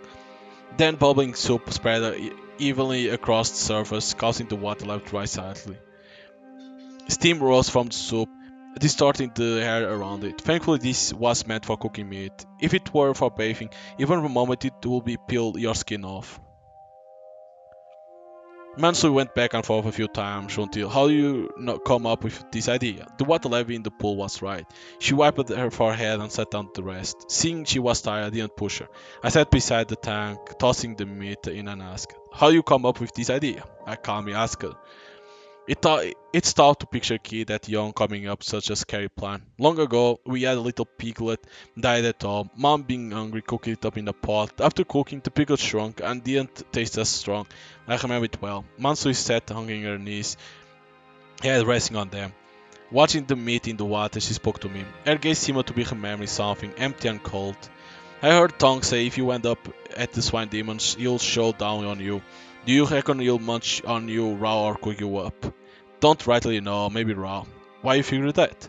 Once cooked you're not going to look like humans anymore. Guess someone like him wants a show while he eats. You'll gobble what he can and toss the rest likely. She's figuring things out, just talking a lot about her guess.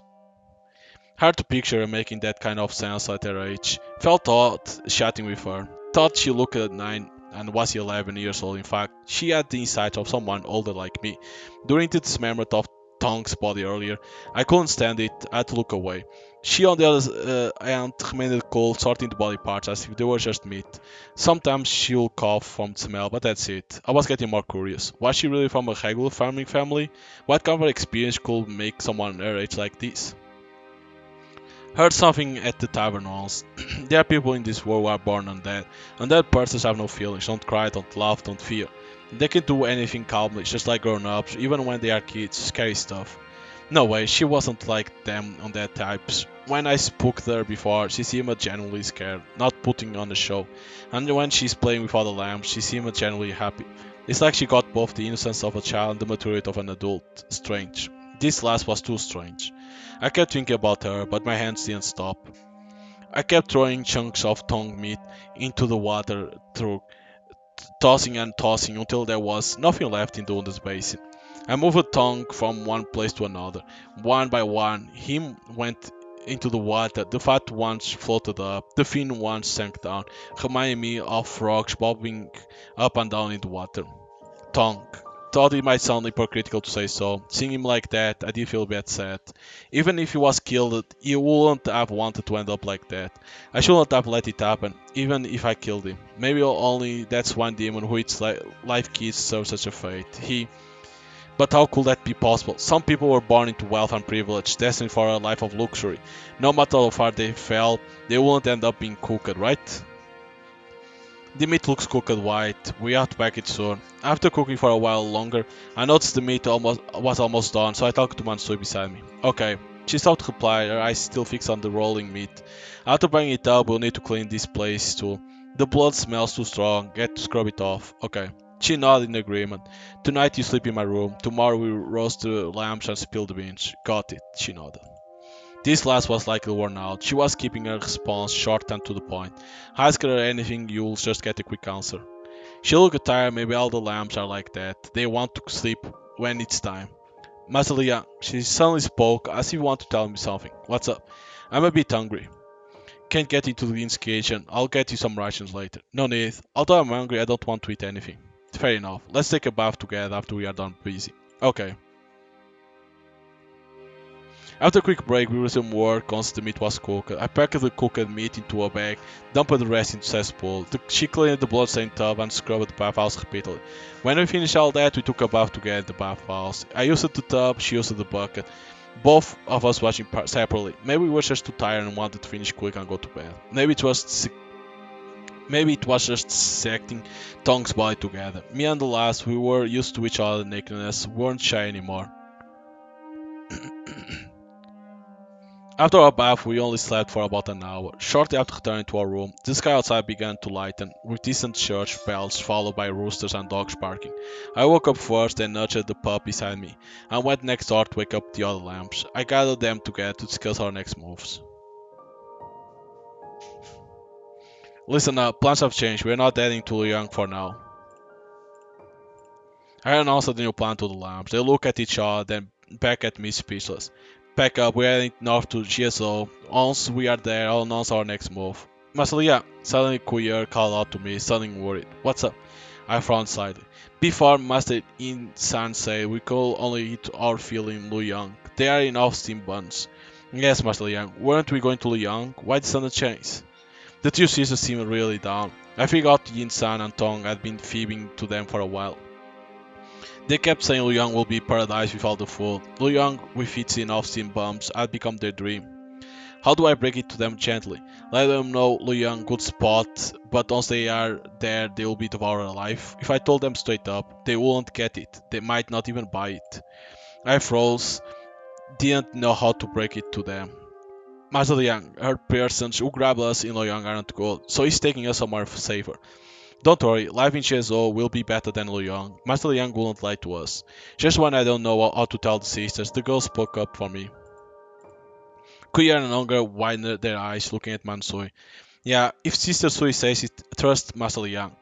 Sure, I wanted to go to Luyang, but if Master Liang says Shenzhou is better, then it must be. Kuya smiled, reassuring the sisters. Well, if everyone says so, then we'll trust Master Liang. No Luyang, then no Luyang.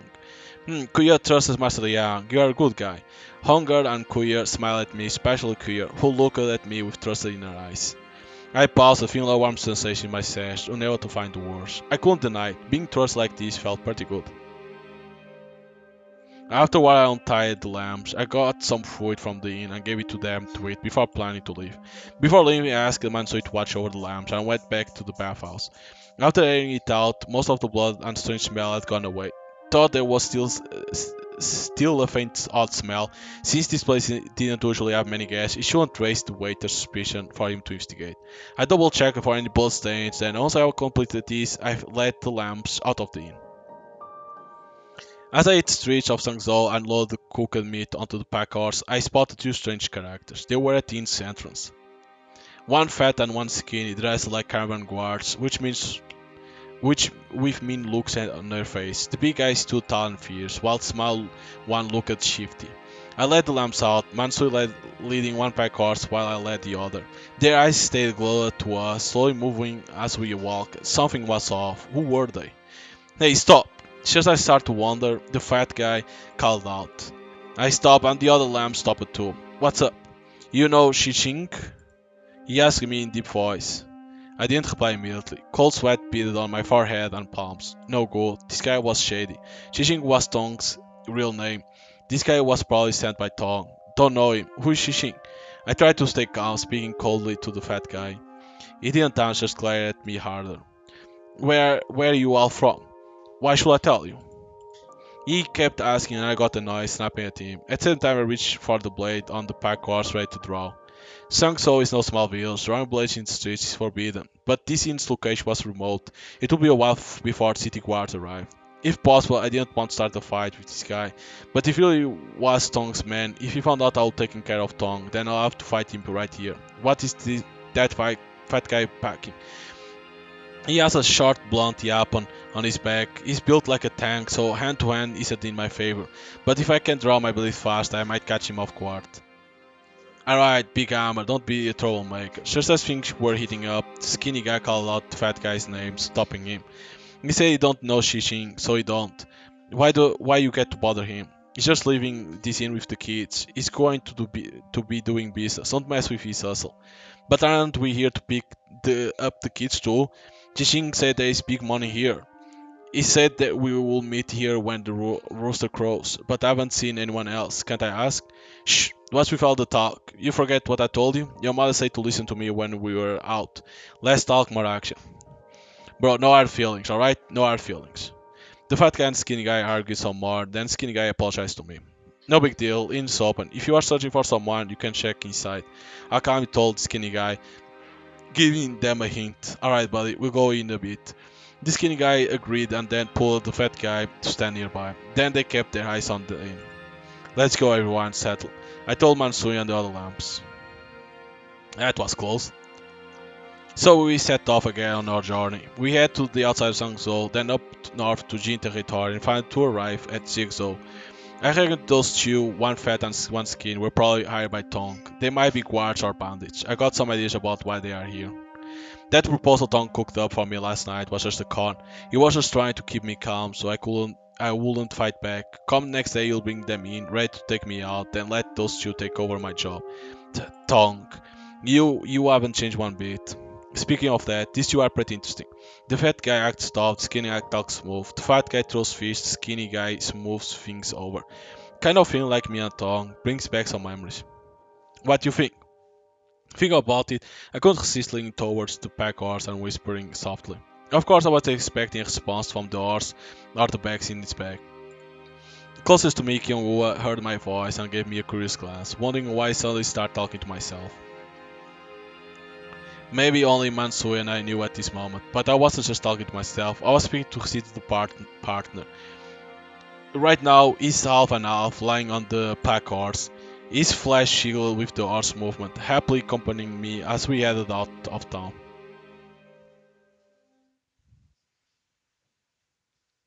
Dream.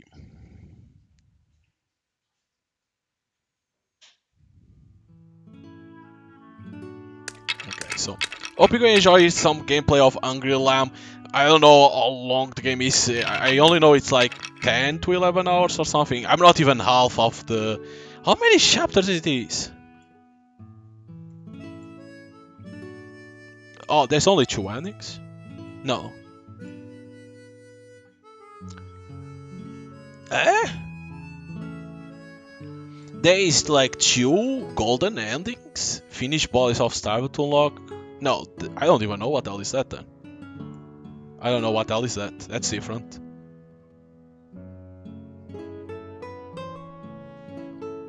What?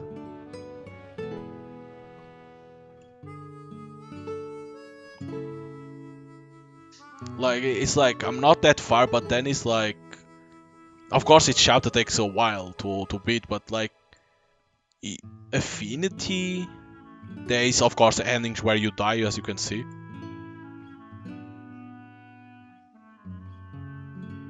Ah, to open this path, give any ending except died in halfway. Huh. I got that, so I can't get to there now? Weird.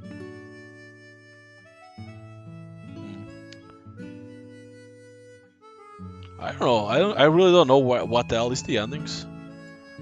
I can't say for sure, but I'm only 42%. Like, isn't this the endings? I don't know. But like, if you like visual novels, you know, with a lot of narrative and choice, it doesn't have a lot of choice. I'm gonna be honest.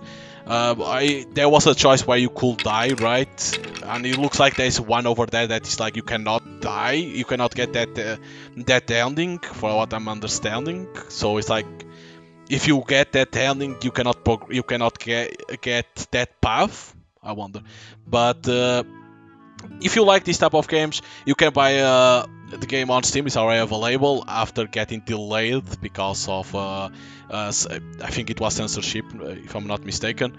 And try to get all endings. I don't know how many endings it is. It's hard to understand from that flowchart how many endings it is.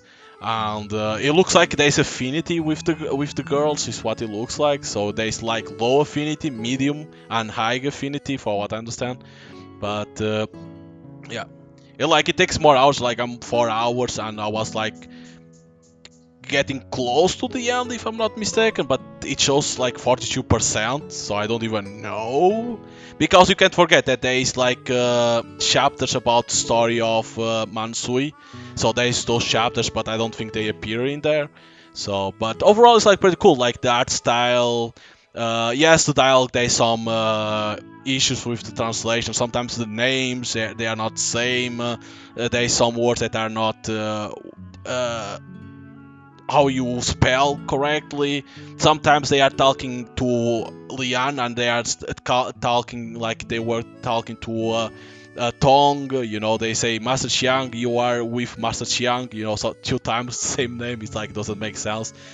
So there's some issues on translation, but it's normal. You know, like translating from Chinese, Japanese, Korean to English, there's always issues, so it's normal. So, but if you like visual novels with choice and endings, the game is already available to buy.